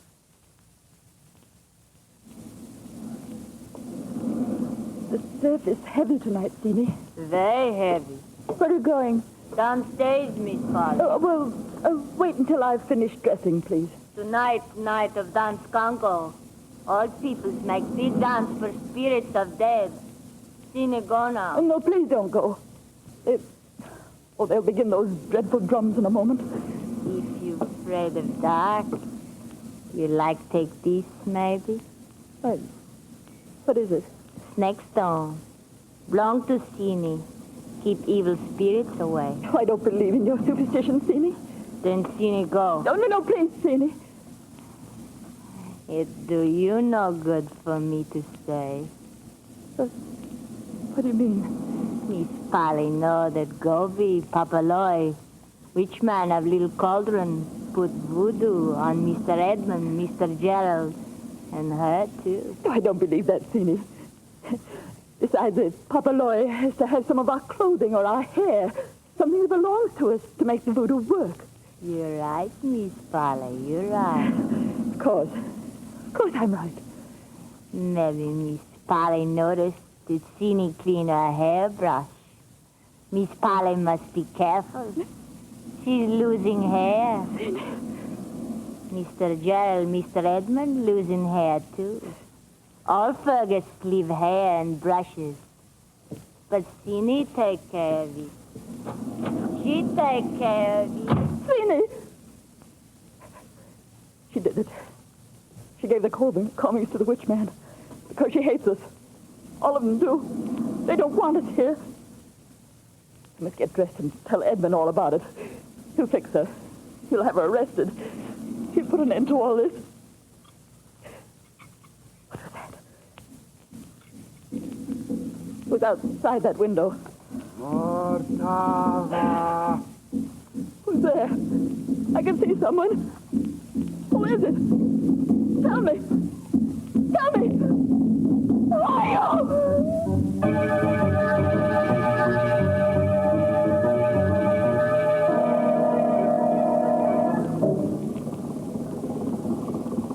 The mail launch is coming in now, Lamont. Fergus! Hello, Norton. I can't come in any closer.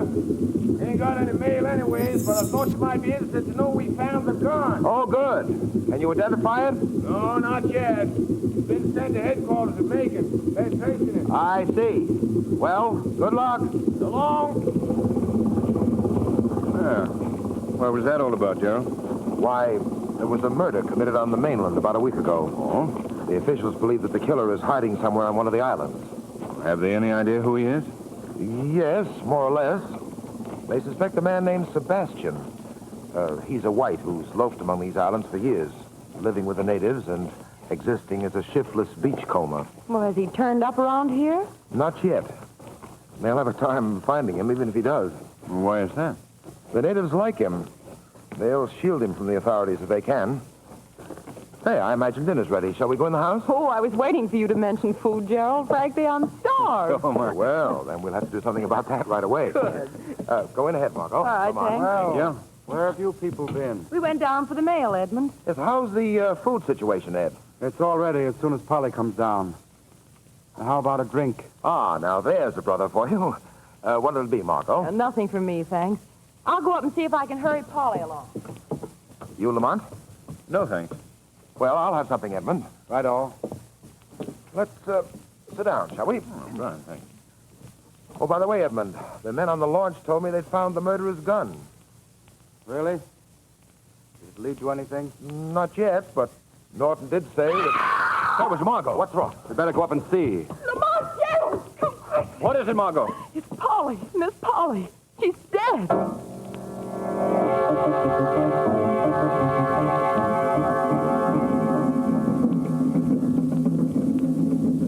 Don't you think we ought to notify the police, Edmund? Wouldn't do any good tonight, Lamont. The mainland is 80 miles away. But, Edmund, something horrible happened to your sister.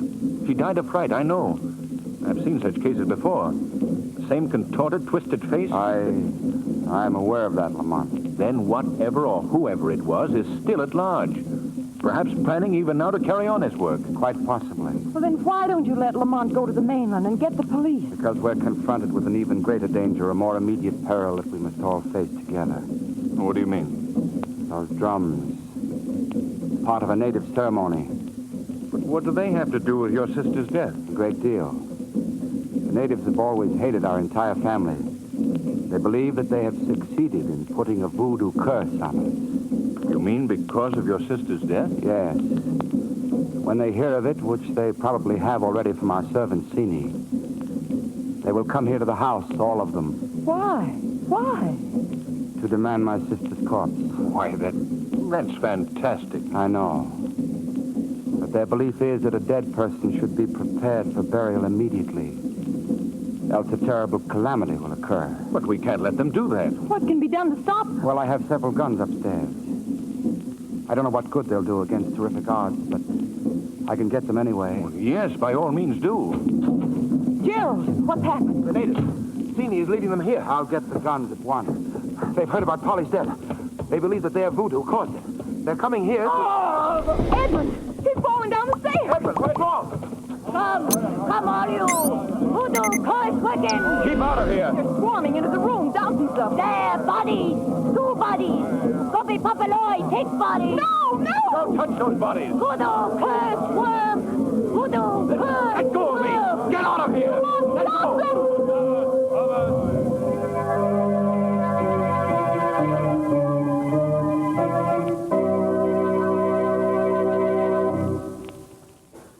Before the curtain rises on Act 2 of Voodoo, let me give you some behind-the-scenes information on blue coal. You've often heard me describe blue coal as America's finest hard coal.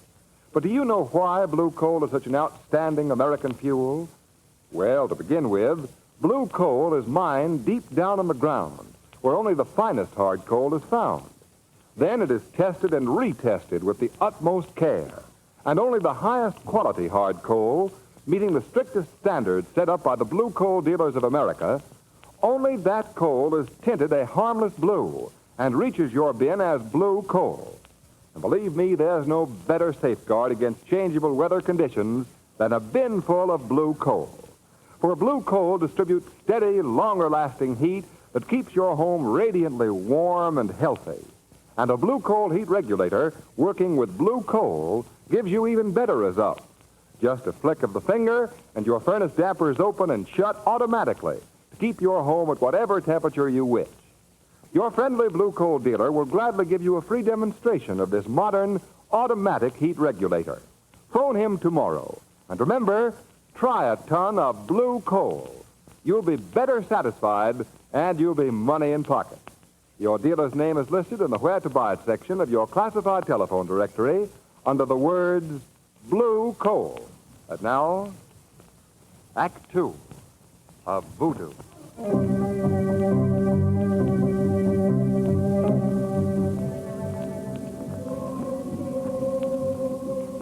Well, it's almost morning.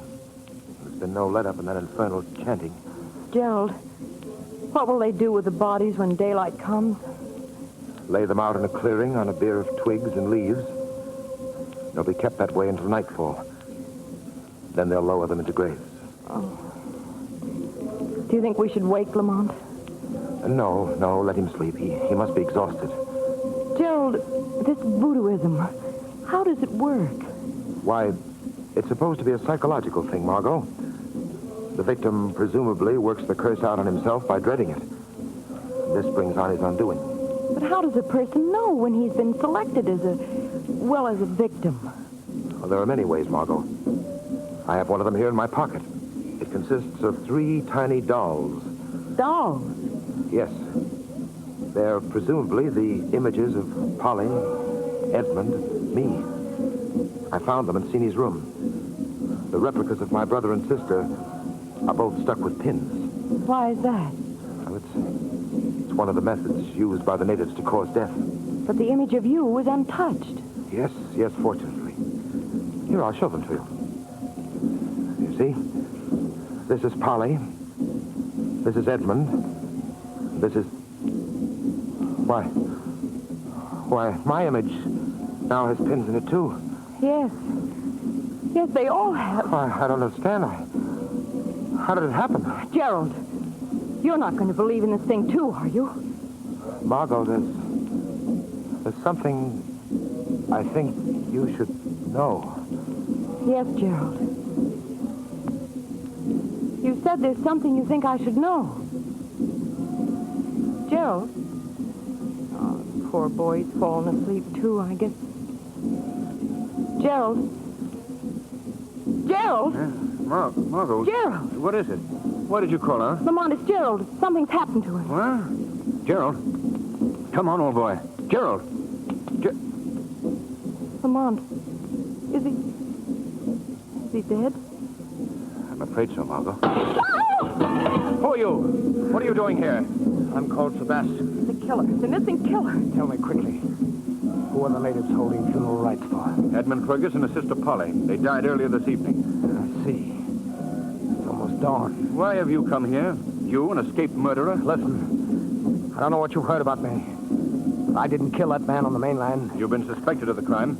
Edmund Fergus put the police on my trail. He did this because he himself was the murderer. How can you say that? I saw him do it. He knows that I saw him. That's why he accused me. Edmund is a dangerous man. He's mad, I tell you. Mad. Edmund Fergus is dead. You know that. You know that your accusations can never be challenged. Edmund Fergus is not dead. What are you saying? I came here to warn you to take a boat to the mainland at once. What is he talking about? I can't stay here any longer. It isn't safe. Wait, you're not going. I won't let you go. Take your hands off me. You're wanted by the police, and I shall see that I get you. Don't be a fool. Let me go. Lamont, look, coming over the hill. The natives, hundreds of them. I warned you. I warned you this would happen. There seems to be a white man leading them, urging them on. It's Fergus. Edmund Fergus. He's right, Lamont. It is Edmund. He's alive. Yes. Yes, I see him now. Oh! Quiet. He's shouting something to them. Follow me! Follow your God who has returned from the grave. Now, do you believe what I told you? He was right, Lamont. I must go. They can't find me here. You must kill my enemy. That happens to be us, my friend. So I have to go. Good luck. Wait. He's gone, Margot. Stand close to me, darling. They're coming. They're coming.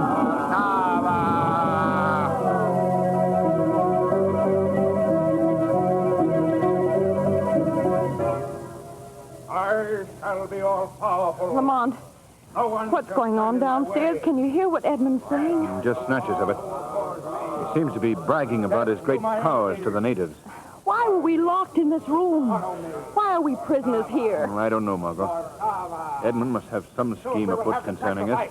Hey, listen, there's someone's unlocking the door. My enemies is about to begin. The servants see me. Both of you, come. Master sent for you. Are we to be freed? Sent back to the mainland? Master decide that. Come. Well, we might as well go down, Margot. You shall now see, too. Lamont. Who have attempted to stand in my way, they've not... Look at all those natives. The room is full of them. Will be Yes. their punishment. And do you see your friend, Edmund? He's rigged up a sort of throne at the end of the room. You will stand before the throne of justice, both of you, where you shall be given every consideration, every chance to defend yourselves. Defend ourselves? Defend ourselves against what? What have we done? You have broken the laws of the island. He's mad, Lamont, mad. Yes, but not so mad that he didn't know what he was doing when he murdered his own sister and brother. What are you saying? You know that's true, Edmund. You had Polly done away with, and you yourself gave Gerald a slow poison in his drink. That's blasphemy. You killed him to satisfy your insane craving for power. You wish the natives to believe in your supernatural resurrection. Enough. I've heard enough. You killed your brother and sister to save your own neck. Deny that if you can. Take them away. Take them away, both of them. Obey when your God speaks to you. Take them to the ceremonial ground. Place them under guard in one of the huts. Tomorrow at dawn, they shall die.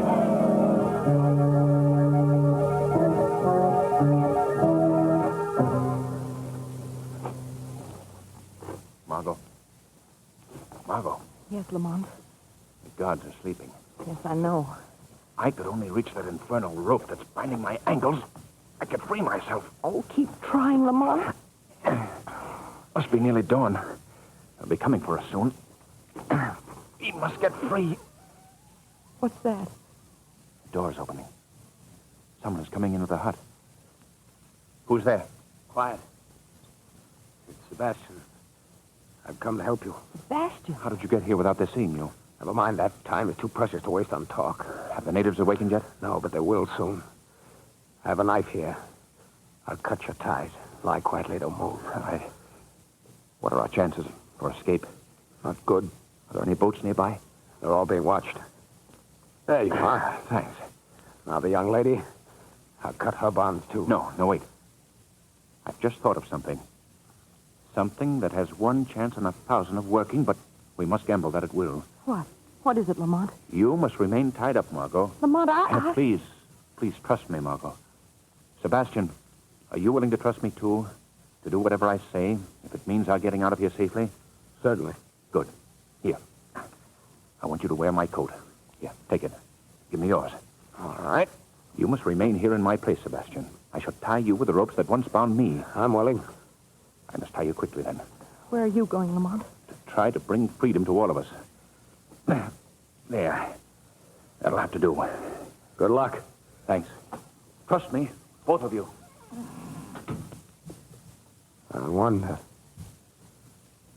I wonder if he'll come back. I'm sure he will. Well, in any case, I'll do my best, young lady, to give you what little protection I can offer.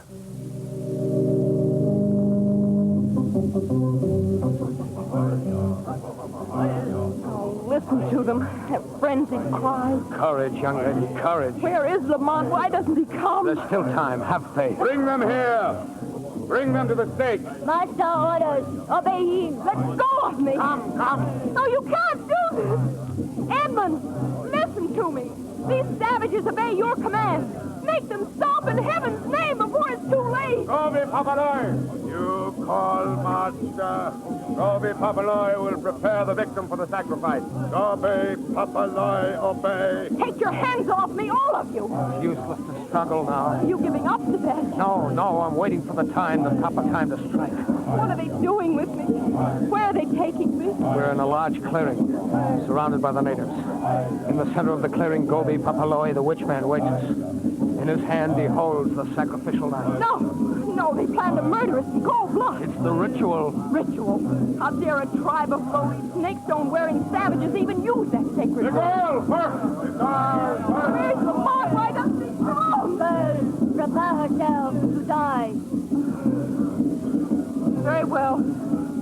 Very well, I see there's no chance now. You can do with me as you wish. Don't give up hope. Toby Papaloi will strike.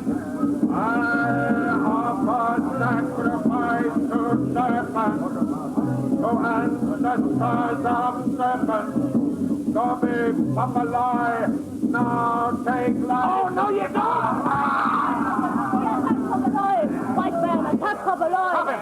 Stop him, I say! He got knife. He stabbed Papaloi. Get that knife away from him! Steenie got knife. Now give it back to white man.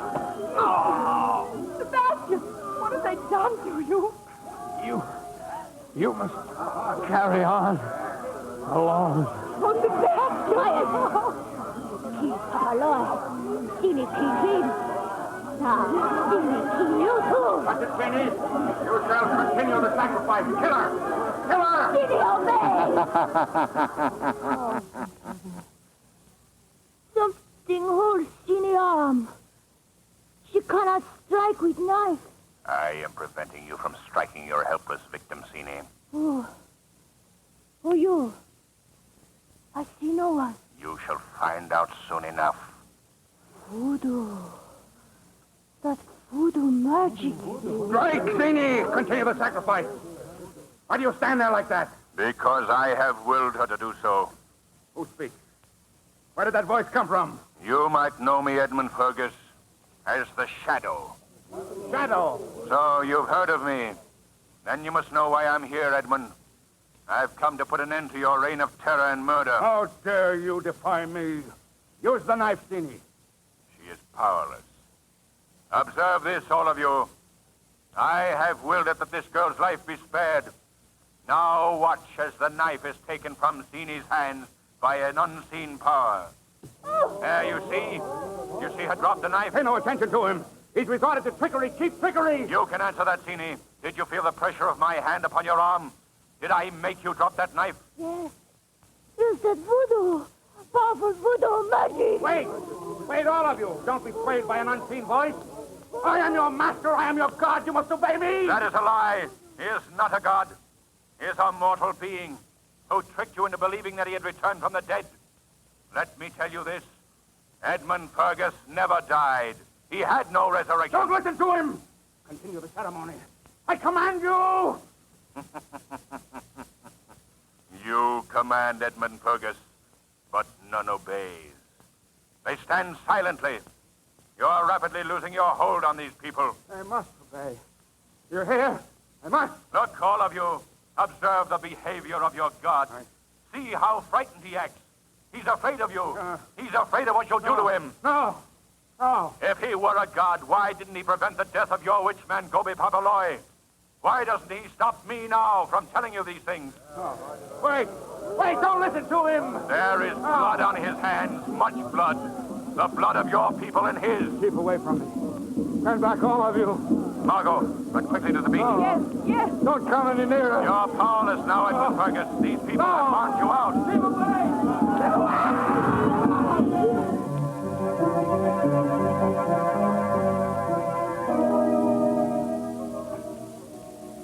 Well, that's quite a story, Lamont. But as for this fellow Sebastian, I hate to disagree with you, but I wouldn't call him an exceptional hero. After all, he did what any other white man would have done in the same situation. Not exactly, Major. You see, when the natives prepared to burn the remains of Sebastian, tied around his neck, they found a snake stone. You mean he believed in voodoo? Completely. He was a member of the cult, Major. Then he must have believed that in killing the witch man, he was dooming himself to eternal damnation. I'm sure that he did.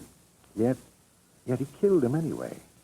I wonder how he ever brought himself to do it.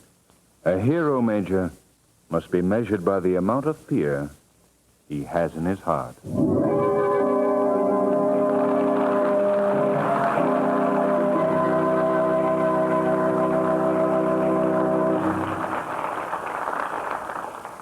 In just a moment, the Shadow will tell you what happened to a ruthless criminal. But first, we present John Barclay, America's home heating expert. Mr. Barclay. Thank you, Ken Roberts, and good evening, friends. Have you noticed the bright new shield so many blue coal dealers are displaying in their windows these days? We've awarded that shield and emblem as a special mark of distinction for all our blue coal dealers who have taken the John Barclay training course in modern home heating. Now, maybe you wonder just what that means.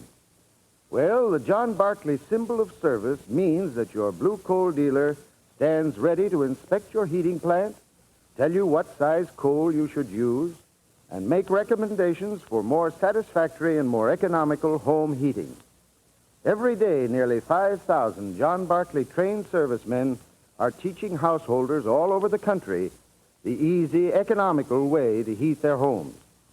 So if you want to find out how to make your furnace work smoothly and efficiently, how to enjoy more convenient, more healthful heat for less money, call your neighborhood blue coal dealer.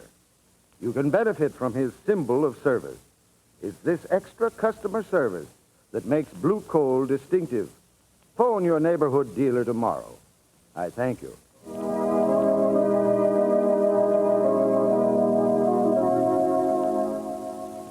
Today's program is based on a story copyrighted by the Shadow magazine. The characters, names, places, and plot are fictitious. Any similarity to persons living or dead is purely coincidental.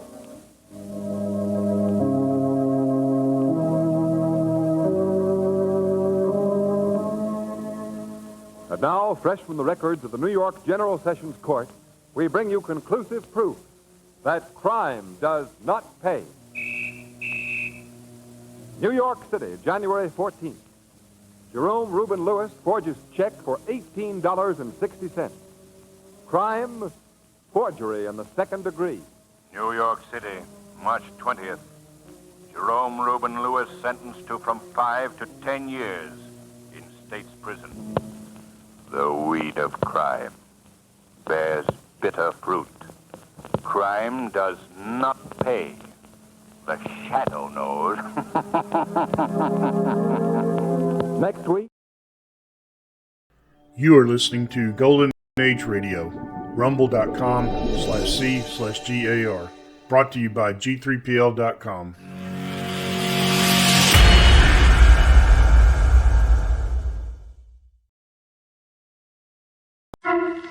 The Kraft Foods Company brings you The Adventures of the Falcon, starring Les Damon.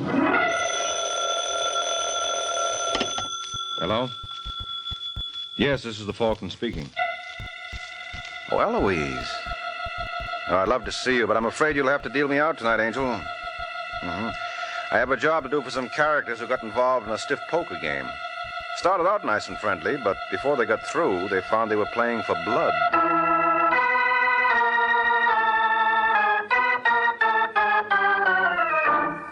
This is Ed Hurley, friends, inviting you on behalf of the Kraft Foods Company to listen to The Adventures of the Falcon. You met the Falcon first in his best-selling novels. Then you saw him in his thrilling motion picture series. Now join him on the air when the Falcon solves the case of the raw deal.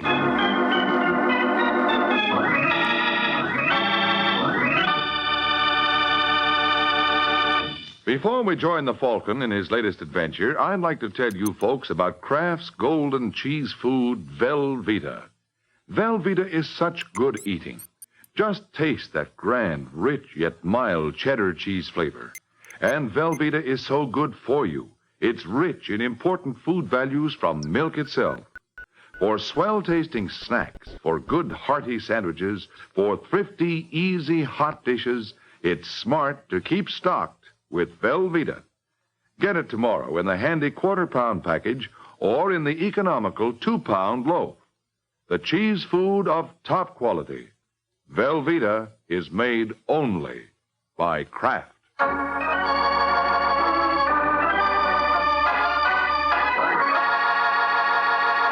And now, the case of the raw deal.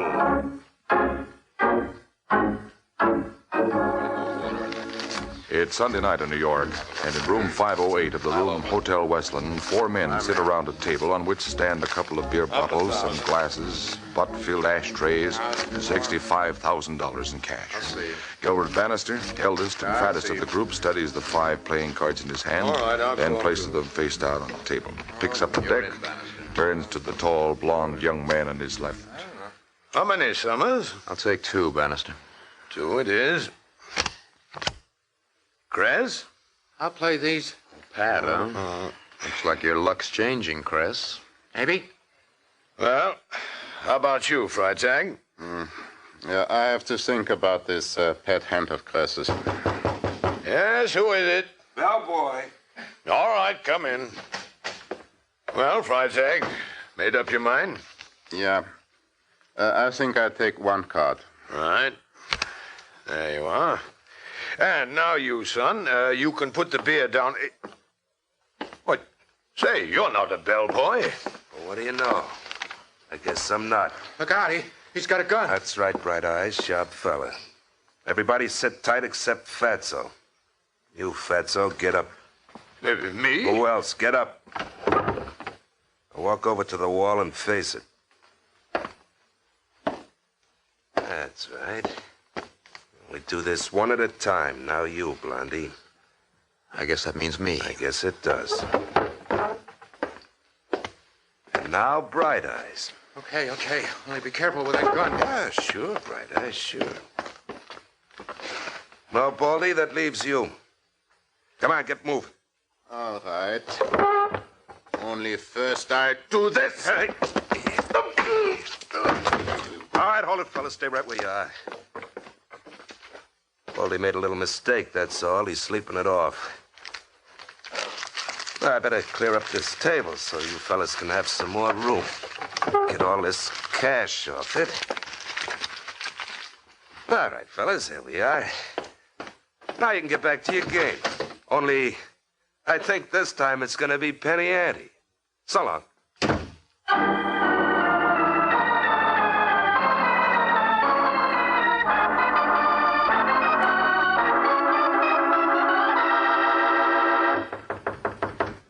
Who's there? Me, Rocky Hagel. Oh, just a second, kid.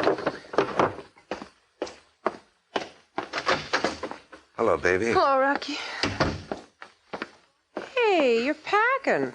We going someplace? I am. Alone? Look, I just made a big haul, kid. May have to keep on the move for a while. Can't carry extra weight. I carry my own weight, Rocky. You know that. Well, it complicates things. When I'm You settled... know something? This has all the earmarks of a brush. Now, believe me, kid. That'll be the day. I'm gonna send for you. I can hardly wait. Fact is, I'm not gonna wait. You're taking me with you, or it's goodbye now. And it's goodbye. Just like that. That's the way you want it.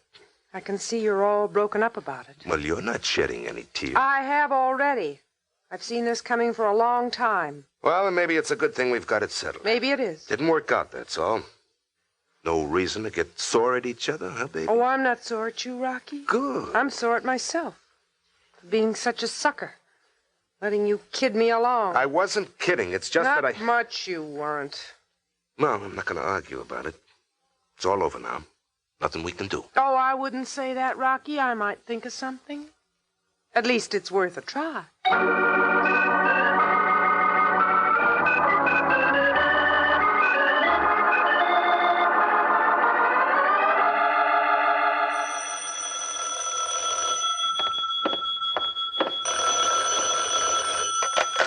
Hello? Is Michael Waring there, the Falcon? This is the Falcon speaking. Oh, good. My name is Gilbert Bannister. I have a job for you, sir. What kind of job? Well, some friends and I were robbed last night, and we want you to find the thief. Why did you wait till this morning to call me? Why, I don't know. We were upset. I realize it was foolish. I'm sorry. Well, you don't have to apologize. But you may have to kick in with traveling expenses. If it was good pickings, the crook is probably on his way to Timbuktu by now. How much did he take? 65,000. Ah, Timbuktu, here I come. Well, first, can you come over here to the Hotel Westland? We'd like to talk to you. Right, Bannister, I'll be seeing you.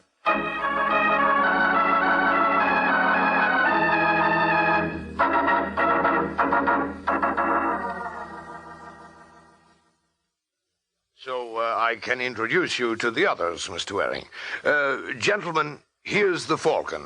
This is Harry Summers and Otto Freitag. Waring, how do you do? Hello.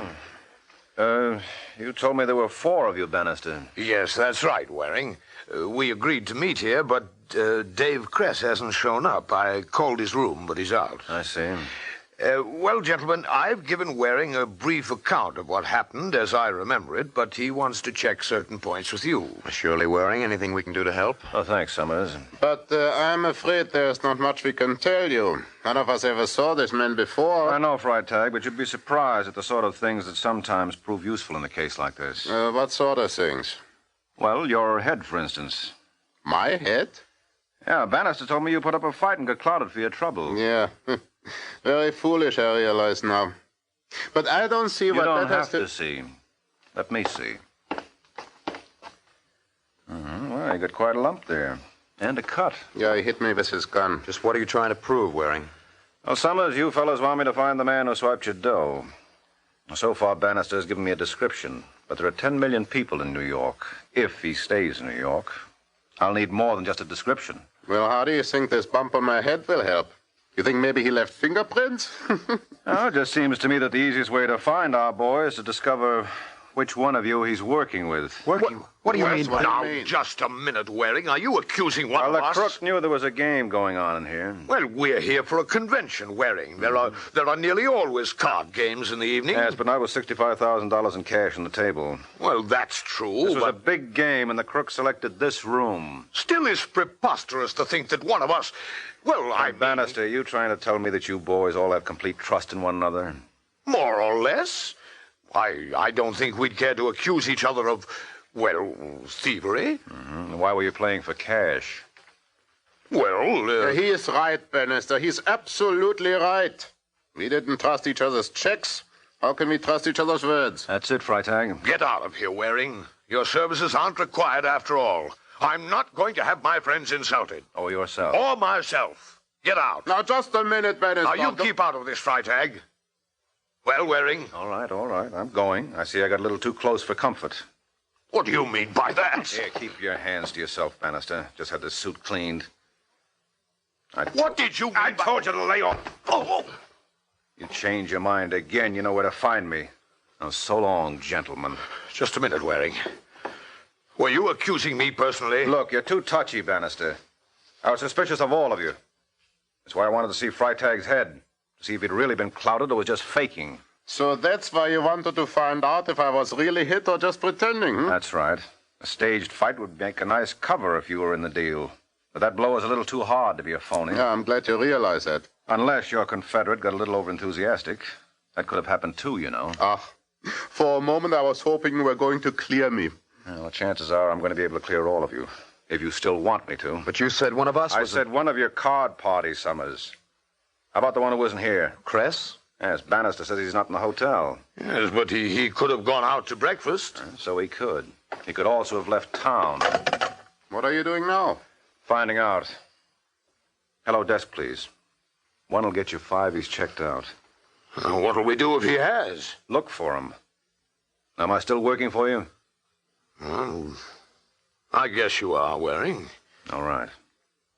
Hello, can you tell me if David Kress has checked out yet? Mm-hmm. Well? Looking it up. Hello? Yes. What's that? You sure? All right, thanks. Well, has he? No, Bannister, he hasn't. Looks like we've hired us the wrong detective. Maybe so, Summers. I could have sworn Kress had skipped. I don't know how to figure this one. Well, maybe that's him now. I'll go see. Are you Gilbert Bannister? Yes? Sergeant Corbett, Police Department. Police? Corbett! Don't tell me you've been transferred to missing persons. Oh, you would be here, Waring. No, I'm not missing persons. And if I was, I wouldn't be looking for you. Are you looking for me? Don't make me laugh. I came up to talk to Bannister. Understand he's a friend of Dave Kress. That's right, Sergeant. What about Kress? Has he done something? It's the other way around. What's that? Yeah, Bannister. Somebody pumped a couple of slugs in him. He's dead.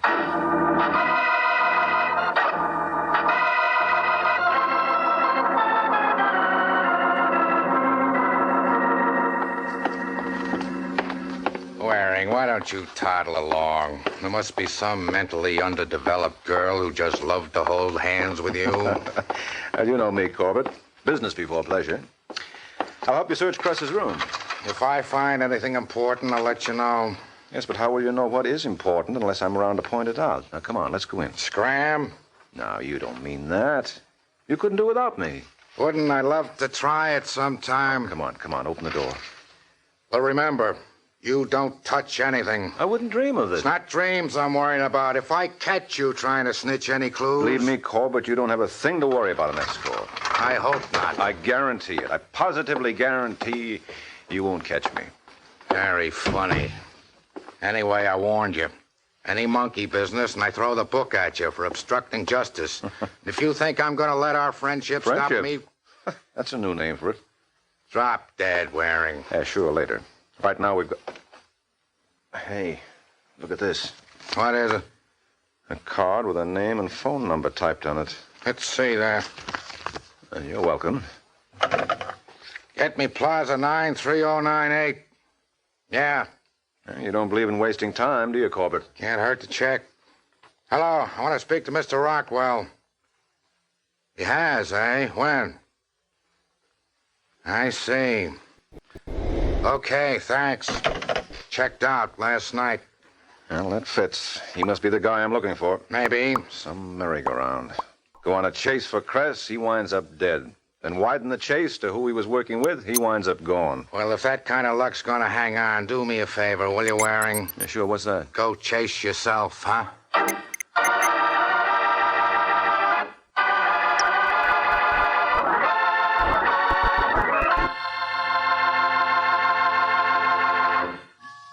It's lighter-bodied. It's superfined. It's Kraft Salad Oil, the first salad oil ever offered for home use by the makers of all those wonderful Kraft-prepared salad dressings. Yes, there is something new under the sun at your grocer's right now. A new salad oil, Kraft Salad Oil. The first salad oil ever offered for home use by the makers of all those wonderful Kraft-prepared dressings. Wait till you try it in those wonderful salad dressings you make yourself. Those light-as-air chiffon cakes you're so proud of in all your special recipes that call for liquid shortening. For Kraft Salad Oil is more than just a new oil. It's a new kind of oil. Superfined for better blending by a special new Kraft process. Because it's lighter-bodied, it mixes perfectly with all ingredients, puts new magic into dressings, cooking, and baking. Don't wait. Put this new salad oil on your shopping list right now. Remember, it's lighter-bodied. It's superfined. get Kraft Salad Oil tomorrow at your grocer's. Look for the bottles with the beautiful labels.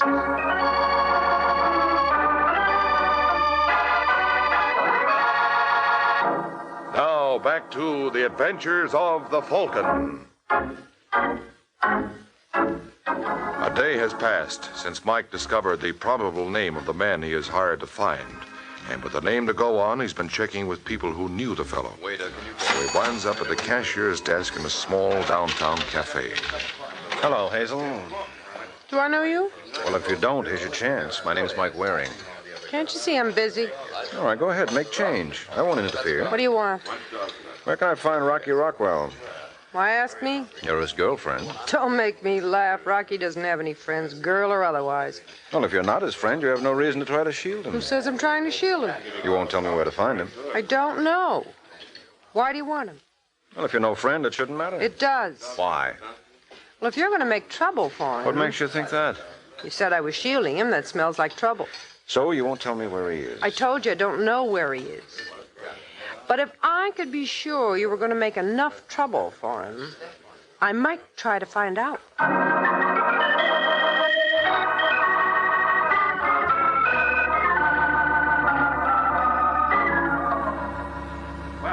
Front, please. Front. Ah, Waring. Hello there. Oh, hello, Bannister. I'm just going up to your room. Well, I'm glad we caught you.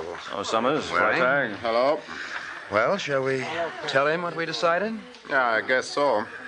Well, suppose you get to it. The suspense is boring me. Well, Waring, it's just that the situation has changed. Oh, has it, Summers? Certainly. We hired you to track down an unknown thief. Now, he's no longer unknown. His whereabouts aren't. True, but now that he's wanted for murder, Mr. Waring, the police will spare no effort to capture him. No comment, Freitag. Go on. Well, retaining a private detective is rather expensive. $50 a day plus expenses, that's no small sum. Mm-hmm. So we settle up and call it a day, all right? Yeah, of course you understand, Waring. This in no way implies criticism. It's just Oh, that's all right, Bannister. Freitag made it clear. Just so we understand each other. Mm-hmm. We're happy to pay for all you've done. I see. Well, in that case, you deserve a report. You might be interested to know I found out who Rockwell's girlfriend is. So? And I have a date with her tonight. I'm picking her up at her apartment at 8:15. Shall I keep it? Well, do you think you'll be able to learn anything from her? Well, Summers, she's taking me to meet Rockwell. To meet Rockwell? Yes, I kidded her into thinking I was on Rockwell's side. So, chums, do I keep my date, or do you want to leave it to the police? Well, Waring, we had no idea. I mean, if you're this close, keep on by all means, right, gentlemen? Why, of course. Naturally, No, well, thanks. I'm overwhelmed by your generosity.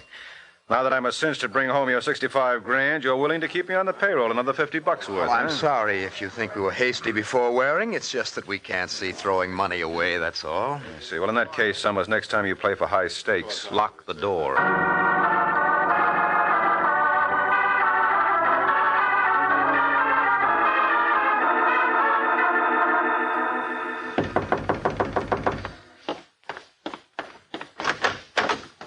Hello, kid. Let me in. What are you doing here? I've changed my plans. Shut the door. I don't want anybody to see me. It's a little late for you to come running to Mama, don't you think? Don't be like that, baby. How do you expect me to be? Well, I'm here. I came back. Because you want something. I just want you, that's all. You sure acted like it. Well, I was worried. I had to make a getaway. But after I left, I got to thinking about you. I'll bet. Well, I'm here, ain't I? The whole town looking for me. I'm risking my neck being here. What more proof do you want? Oh, baby, come here. Now, let go. Let go. I can't be without you, baby. I just can't. You don't want me to let go. Here's what you want. That's more like it. Look, I can't hang around here. The law's sure to come looking. I got to blow again, baby. Only this time you're going with me. All right, Rocky. That's my girl. Now, I got to go see somebody. There's something I've got to settle. Then I'll be back and we'll make our plans. Yeah. So long, sweetheart. I'll be seeing you. Bye, Rocky.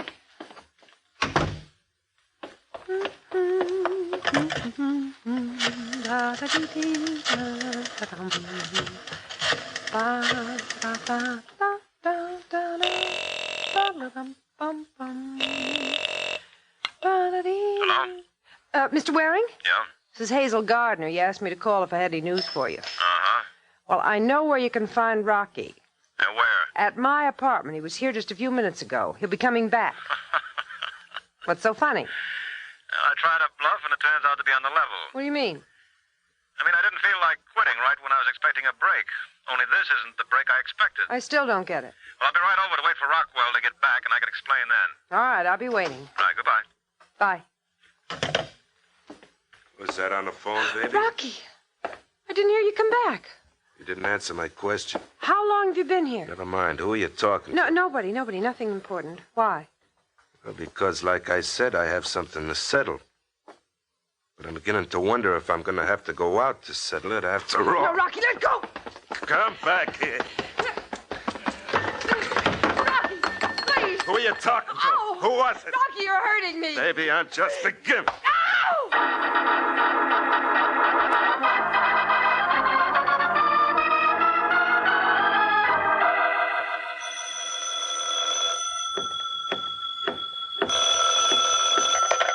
Hello? Is that Hazel Gardner's apartment? Yeah, hello, Corbett. Is that you, Waring? Uh-huh. You want to talk to Hazel? No, I want to talk to you. Well, fancy that. How'd you know I was here? Harry Summers told me you had a date with a girl. Well, I did. It seems somebody beat me to it. She had a going over. Huh? She's not dead. No, but kind of the worse for wear. Who did it? I think it was Rockwell, but I'm not sure. She doesn't make much sense yet. That's how come I answered the phone. Well, see if you can straighten her out and get her over here right away, will you? Over where? Hotel Wesleyan. I'll meet you in Summers' room. I want to talk to the girl and you and the 3 card players. But Corbett, if they told you I was here, didn't they tell you what I was doing here? Yeah, waiting for Rockwell. That's right. But you want me to wait to see if he shows up? He's not gonna show up. How do you know? Because he's been murdered, too. That's why I want to see you.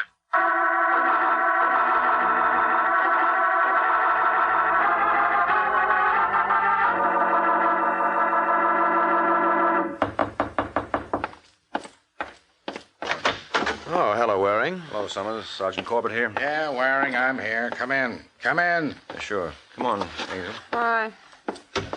Yeah, you better sit right down there. Thanks. All right, Waring. Got any bright ideas? About what?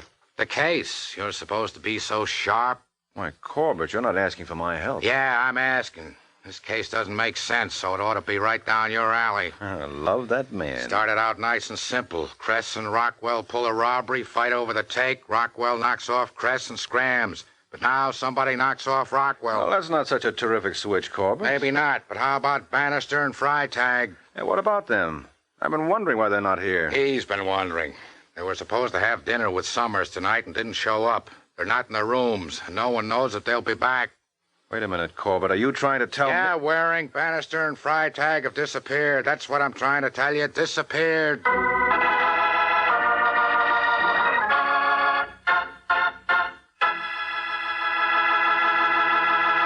Miracle Whip. Has a flavor so pleasing. Miracle Whip. Tastes so lively, so teasing. Miracle Whip. Only one of its kind. Miracle Whip. Best salad dressing you'll find. Miracle Whip is the only one of its kind because it's a different type of salad dressing made from a secret craft recipe.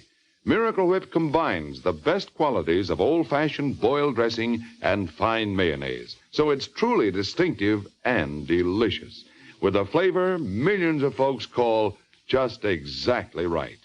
Try it, won't you? One taste will tell you why it's America's favorite salad dressing. The one and only Miracle Whip.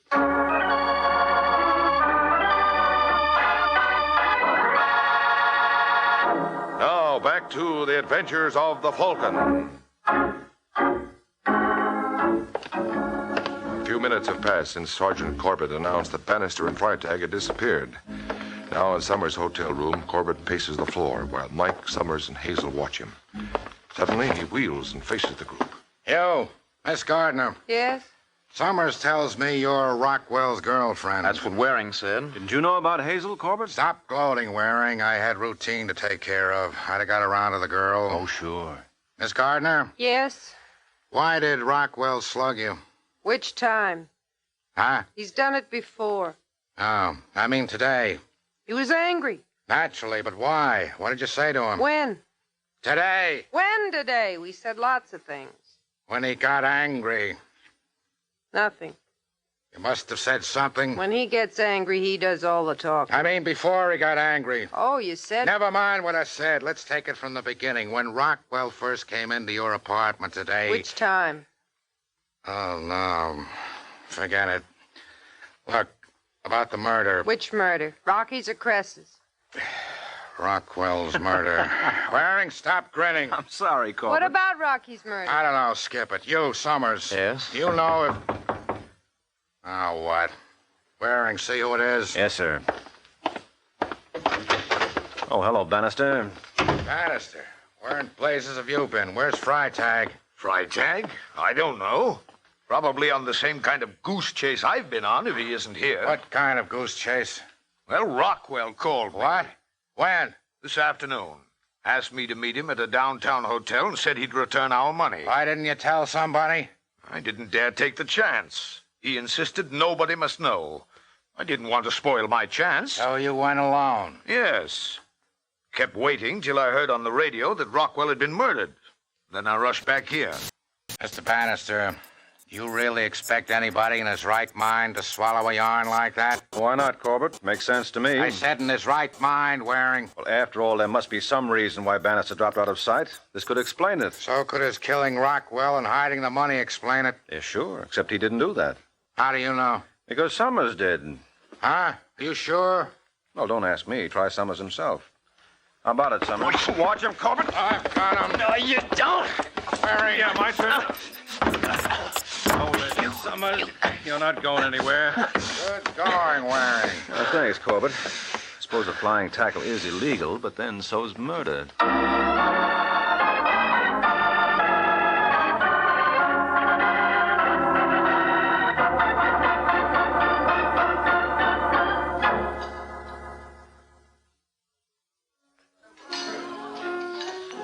So we made a mistake about Cress, eh, Waring? Yes, Bannister.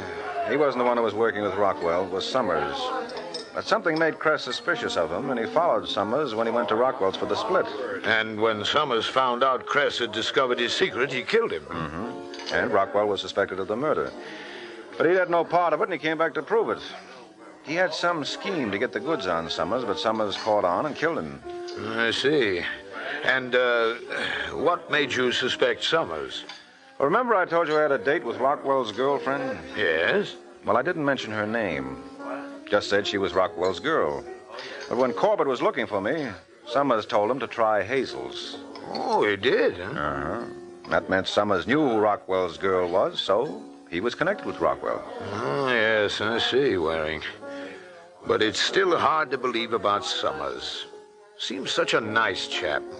Has such an honest face. Yeah, well, that just goes to show there are some things you can't take at their face value. Good night, Bannister.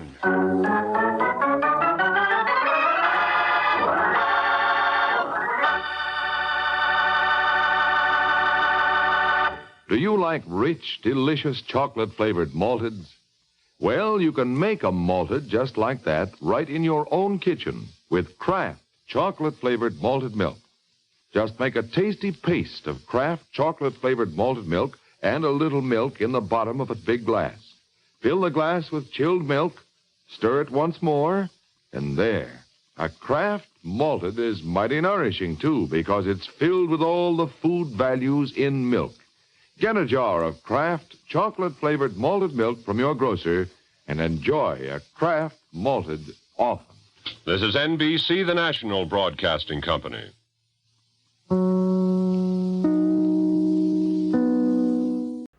You are listening to Golden Age Radio, rumble.com/C/GAR. Brought to you by G3PL.com.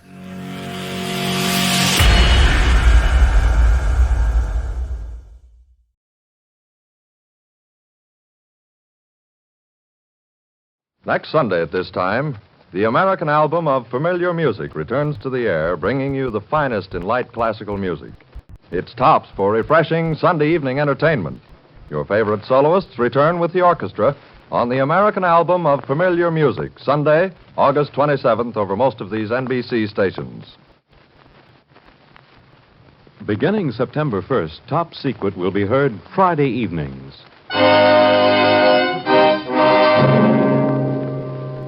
Top Secret, starring gorgeous Ilona Massey as the Baroness Karen Geza, in transcribed stories of a woman who pitted beauty, brains, and courage against the forces of evil.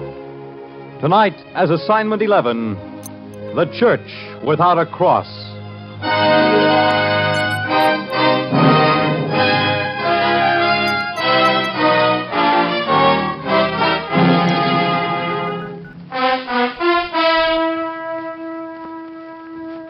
Assignment 11 was a fight against death. Death that came silently without warning. I had to find a place, a pinpoint on the coast of Europe. It was in Belgium, north of Brussels, and was known as Location RX. Many men had looked for it, suffered for it, died for it. An old friend had warned me, told me what to expect. Baroness, you are young, beautiful, full of life. I am old, and I know to find Location RX is to die.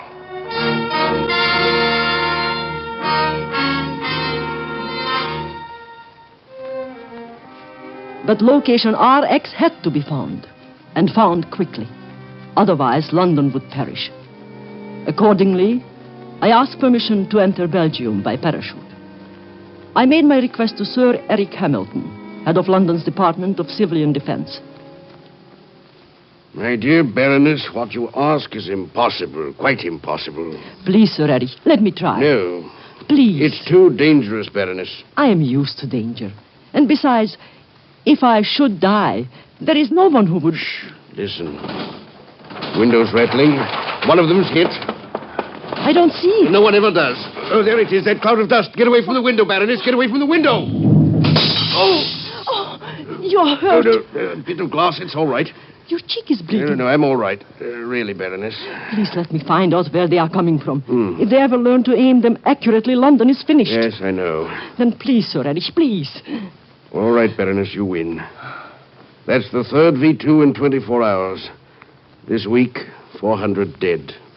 Over 2,000 injured. If it goes on much longer, the city will panic. Nerves are like watch springs, coiled, ready to snap at any moment. We'll send you into Belgium by parachute tonight. Thank you, Sir Harry. We think they're coming from a location called RX, somewhere east of Ostend. We know that the key man is a Colonel von Karsch, with an office in the Hall of Liberty in Brussels. Yes. Your contact in Brussels is a Frenchman, if he's still on for 10 days. What is his name, and how shall I know him? His name is Lebrun, Pierre Lebrun. His last address was 145 Rue des Petites Cloches. Street of the Little Bell. 145. You'll know him by a coin, an old penny minted in 1920. This is the last one I have. 12 others have gone before you, Baroness, and vanished. You mean that? Yes, Baroness. 12 other operatives have searched for location RX and vanished. You are the 13th.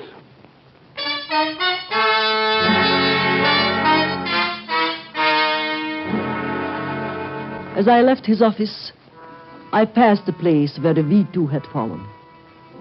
There had been no warning, no sound, only a sudden vibration, and then the explosion, crumbling a block of houses to rubble. In the ruins, I saw a doll. A tiny doll with golden hair clutched in the hand of a child.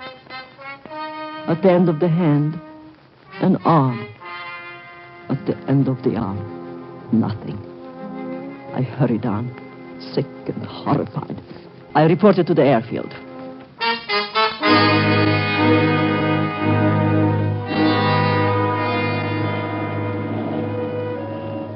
It was dark when I took off in a small single-engine plane. As we headed out over the channel, the dim gray shape of London disappeared. A few minutes later, we were over Belgium. I checked my parachute, my compass, then my position with the pilot. With 30 seconds to go, I opened the hatch. 26, 27, 28, 29.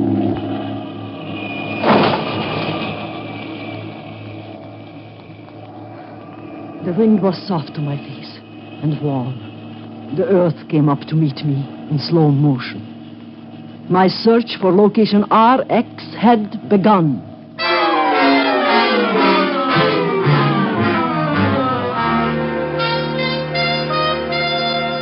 When I landed, I threw my parachute down an old well and made my way to Brussels on foot. The city was quiet. There was no traffic, no people, and seemingly no life. There were shadows in every doorway, and the whole thing seemed unreal, as if I were walking in a dream. I found the Rue des Petites Cloches, and in an alley beside a cafe, I found the Frenchman's house. Who is it? A friend, with a penny, an old English penny. A penny? Yes, an English penny, made in 1920. Come in, come in. Show it to me. Certainly. They come, they vanish, they die. But still they come again. Here, mademoiselle, here is mine.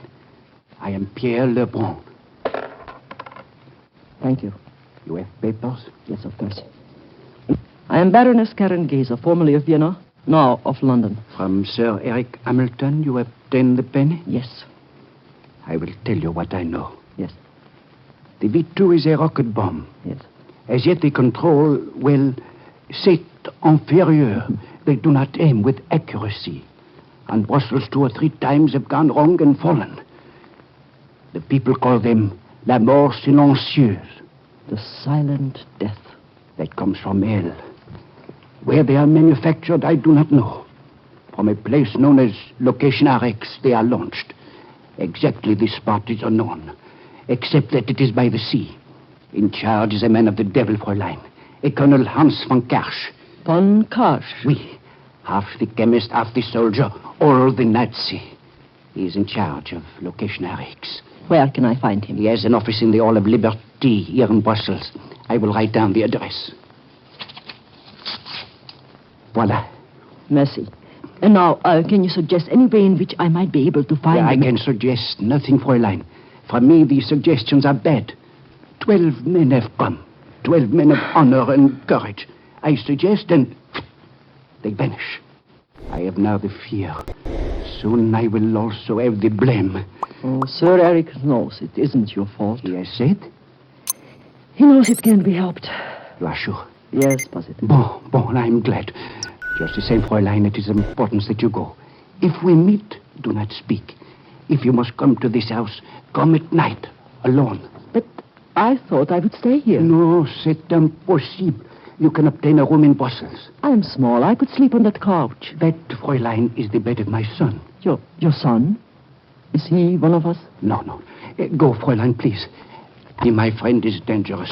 Do you think working alone is the best way? Working alone is the only way. Bonsoir et bonne chance. Thank you, and good luck to you.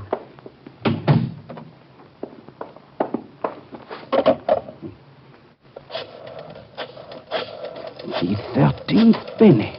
Mon Dieu, will they never stop?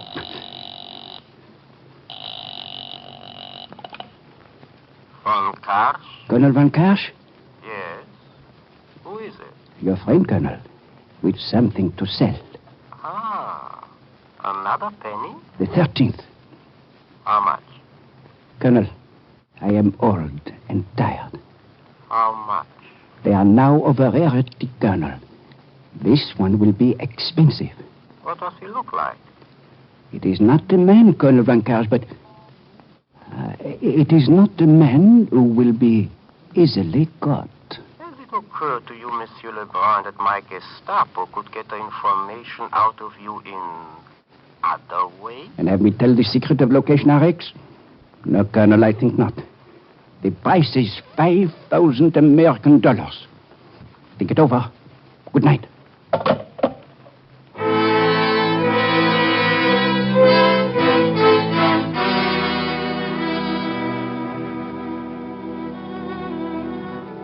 As I left the old man's house, despair swept over me.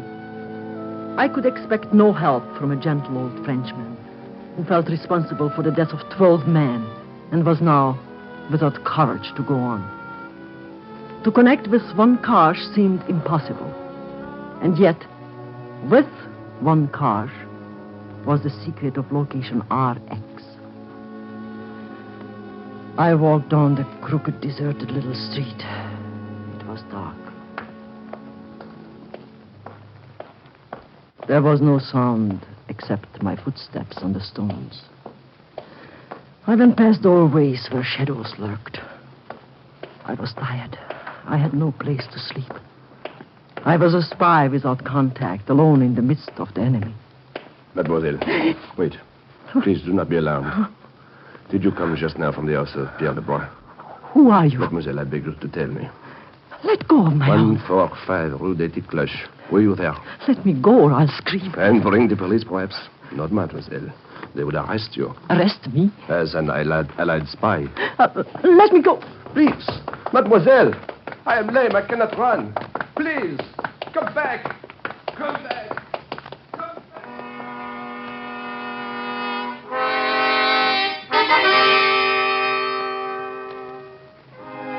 Out of the Brussels night, a stranger who knew. Someone knew who I was and where I had been. I ran until I could go no further. That night, I slept in the streets. The next day, I got a room and began working on Colonel von Karsch. At the end of 4 weeks, I got an interview with him. At the end of 4 more, I got a job as one of his 3 secretaries. It took bribe money and a lot of it, but at last, I had established a contact that was fairly close and reasonably safe. His headquarters occupied an entire floor in the Hall of Liberty in Brussels. Have you been to lunch, Fräulein Keller? No, sir. Then go now. Thank When you come back, make 6 copies of that letter and put the one for location RX in my basket. I'm going up tonight. Oh, Colonel von Kosch, you look so tired, and it's such a long drive. Oh. Who said it is a long drive? Well, no one, sir. Just that you look... Are you trying to find out where it is? Oh, no, why, of course not. I only thought that you seemed to... You are not here to think, you are here to work. You do not ask questions, you obey. Go to lunch. When I want an opinion on my health, I will... Von Karsch? No. He asked me for 5,000 American dollars and disappeared. You have been looking for him for 2 months. I want some action. There's an Allied spy somewhere in Brussels who must be caught. I want results, and I want them fast. Fräulein Keller, I told you to go to lunch. Go.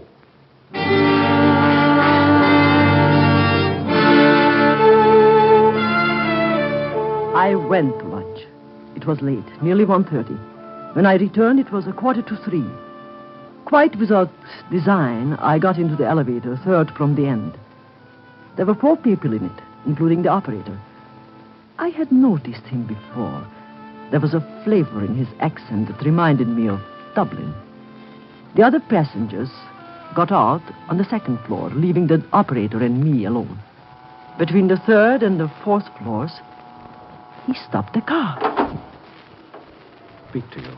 Why are you stopping? What does this mean? I would like to speak to you about a penny. A penny? Yes, an old 20.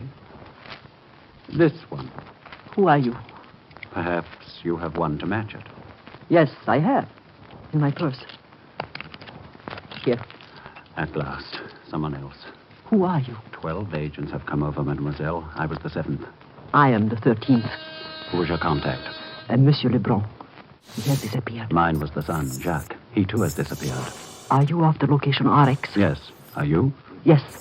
Why haven't you gotten a message through to London? Because 11 other men have died. Oh, I have to go. I am working for von Karsch. I'll get to you if I learn anything. Thank God I found you. I just had a feeling that you were different. Can you get an automobile? I think so, with some notice. We may need it soon. Here we are. Fräulein Keller? In here, please, at once. Coming. And bring your book. Yes, sir. I am telephoning Herr Leopold Schalk of the Schalk Steel Mills. He's a very important man. You will listen under extension and take down every word of our conversation. Is that clear? Yes, sir. Well, we have had great news, Fräulein Keller. Really? Great news. By Sunday, the aiming device will be ready. We will be able to aim the rockets with the accuracy of a rifle. Pinpoint actual buildings. Quick, lift the extension.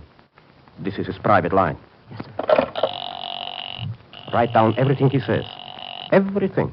Right. Herr Schalk? Herr Schalk, this is Colonel von Karsch. I have great news. We have perfected the aiming device. Congratulations, Herr Oberst. I would like you to come to location RX on Sunday. Sunday? Yes, I will drive you up myself. I wish to know how many rockets your plants in Belgium can produce in the next 6 weeks. I do not have to go to location RX to tell you that. Oh, but Sunday night is important, Herr Schalk. The first rocket with the aiming device will be fired at midnight. If possible, we wish to hit Buckingham Palace. The death of the King and the Queen would be a tremendous blow to civilian morale in London. I see.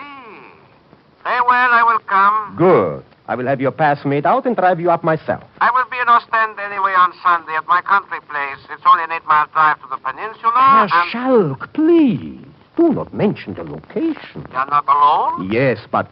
So am I. No one can hear us. Send me the pass in the mail. I'll drive over to the church myself. Heil Hitler. Hang up, Fräulein Keller. Yes, Colonel von Karsch. Make out a pass for Herr Schalk. I will sign it and seal it. You will deliver it personally into his hands. Send it through the mail. The man is a fool. And, Fräulein, Yes, Colonel von Kosch? by accident you have learned something. I have decided to trust you. But you will forget what you heard about location RX.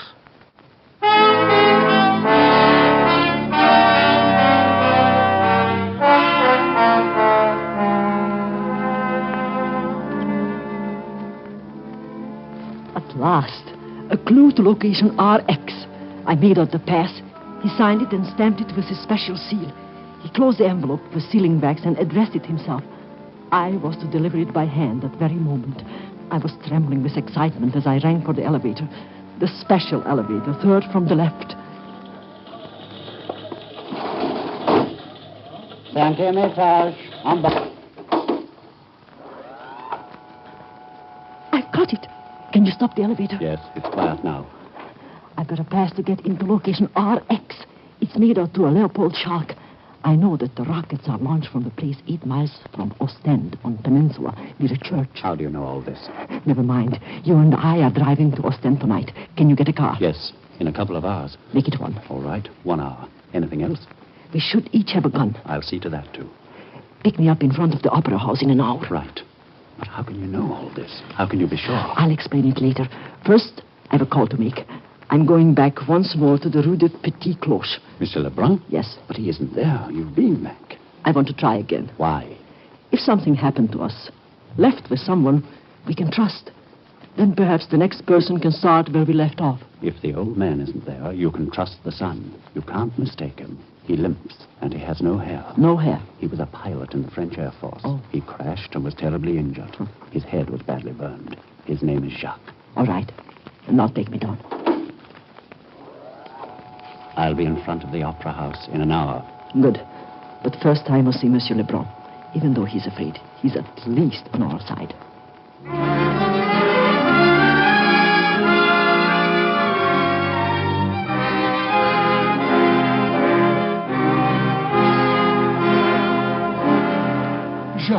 Jacques, please, in the name of heaven, will you stop it? I do not know anything. Then go back to the cellar, Father. But I tell you, I do not know. I swear I do not know. I cannot stay down there forever.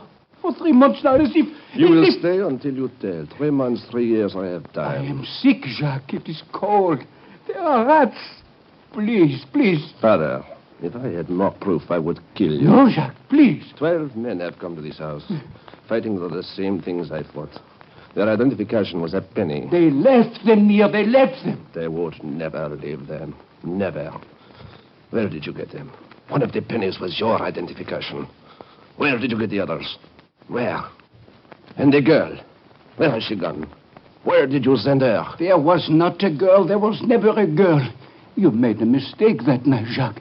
She departed from another house, not this one. I have the rest of my life to make you talk. Oh. Downstairs, Father. No. I will count 3. And then I will throw you down. 1. Jacques, please. 2.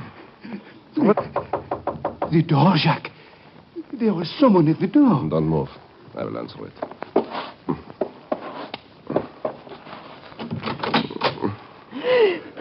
I am ugly, Fräulein, but I am not dangerous. What do you want? Oh, forgive me. I did not mean to. I wish to see Monsieur Lebrun. You are the girl who... Yes. Come in. What are you doing to him? She knows your father by name. She lies. I never saw her before in my life. She lies, I tell you, Jacques. There is nothing left for you, Father, but silence. No. Mademoiselle, I am Jacques Lebrun. I am a French pilot. I was a croix de guerre. For weeks now, I have suspected my father of collaboration. It is very important that you tell me the truth. Are you a British agent from Sir Eric Hamilton? Yes. I came to Belgium by parachute from London. I had as identification a penny, an English penny dated 1920. I talked to your father the night I landed, 2 months ago. She's a lie. She is lying. I swear she is lying. Jacques, do not listen to her. I am your father. Your father, Jacques. This girl is a... Go on, mademoiselle. Your father was my contact. Have you proof of this? Why, no, I haven't. You see, Jacques? You see? Wait. Yes, I have. In my purse, I think. He gave me the address of Colonel von Karsch. He wrote it down. And this. If you are his son, you will recognize his writing. Here. No. Thank you, mademoiselle. Jacques, no. No, please. In the name of heaven, no. I am your father. Do not shoot, please. Please. No. Mademoiselle, my father was a Nazi. Shall we go now? I know location RX. I have a car. Perhaps you may be able to help us. Tonight, mademoiselle, I could do anything.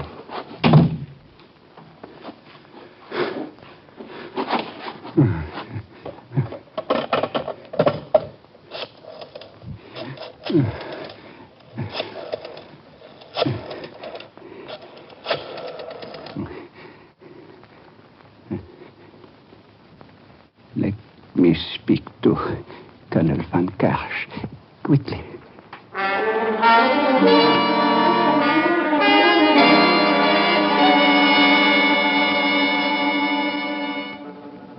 The car was waiting at the opera house. I drove. In the back seat was a British agent from Dublin named Roger. Beside me, a French pilot from Paris named Jacques.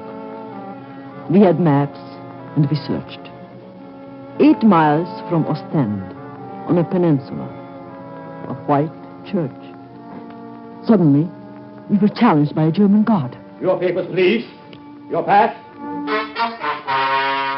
When he asked for a pass, we knew we were on the right track.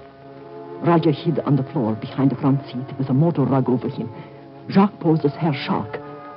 With the help of the pass and the darkness, we got through. 5 minutes later, we saw it. On a tiny point of land jutting out into the North Sea, a white country church with a steeple. We parked the car off the road in the shadows. We had to be sure we were right. So we made our way through the woods on foot.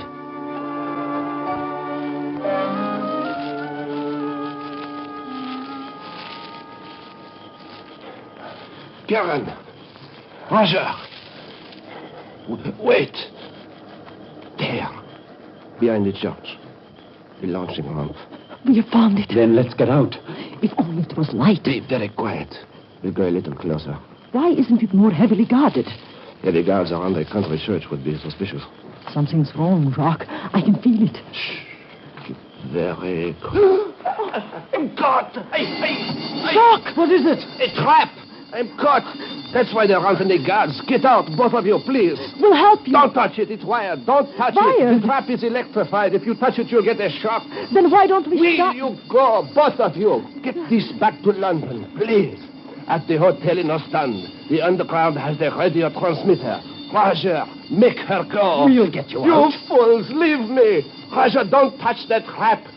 You'll be electrocuted. Wait one end, Roger. We can free him. You'll be killed, don't you understand? My leg is artificial. Otherwise, I'd be burned to a crisp. Now go! Go!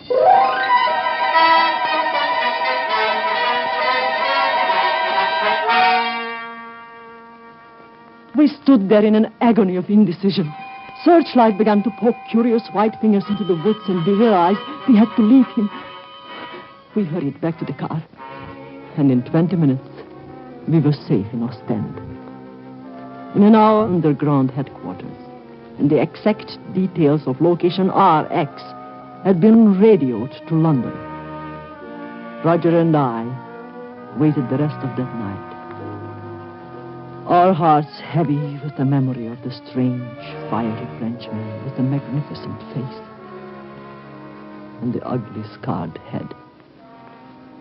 Then, in the gray first light of the dawn, they came. The medium bombers with their swift fighter escort like angry swallows. Then the bombs began to fall on the white country church, on the steeple without a cross.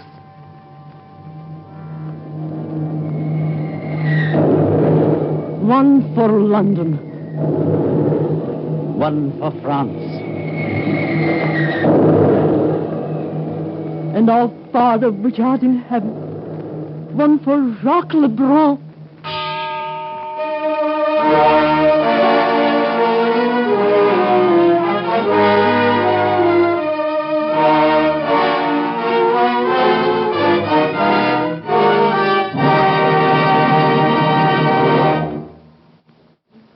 You have just heard Top Secret, brought to you transcribed by NBC and starring gorgeous Ilona Massey, who comes to you now with a special message.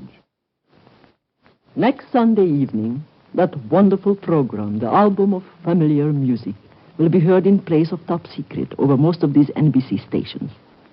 On Friday, September 1st, we will all be back with a new series of Top Secret programs which we think you will find especially fascinating. Remember the date, a week from next Friday, September 1st, over most of these NBC stations. And good night, everybody.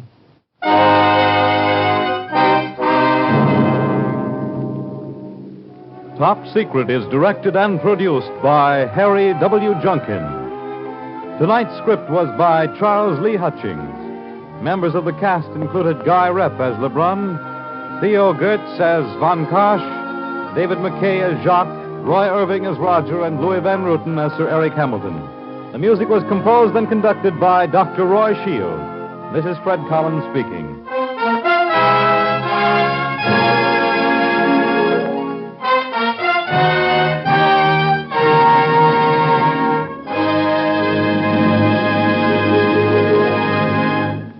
This program came to you from Radio City, New York.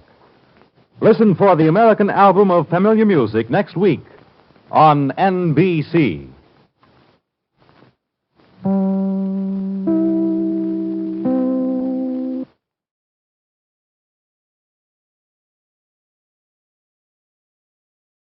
You have been listening to AR, brought to you by G3PL.com. Don't forget to subscribe for more videos.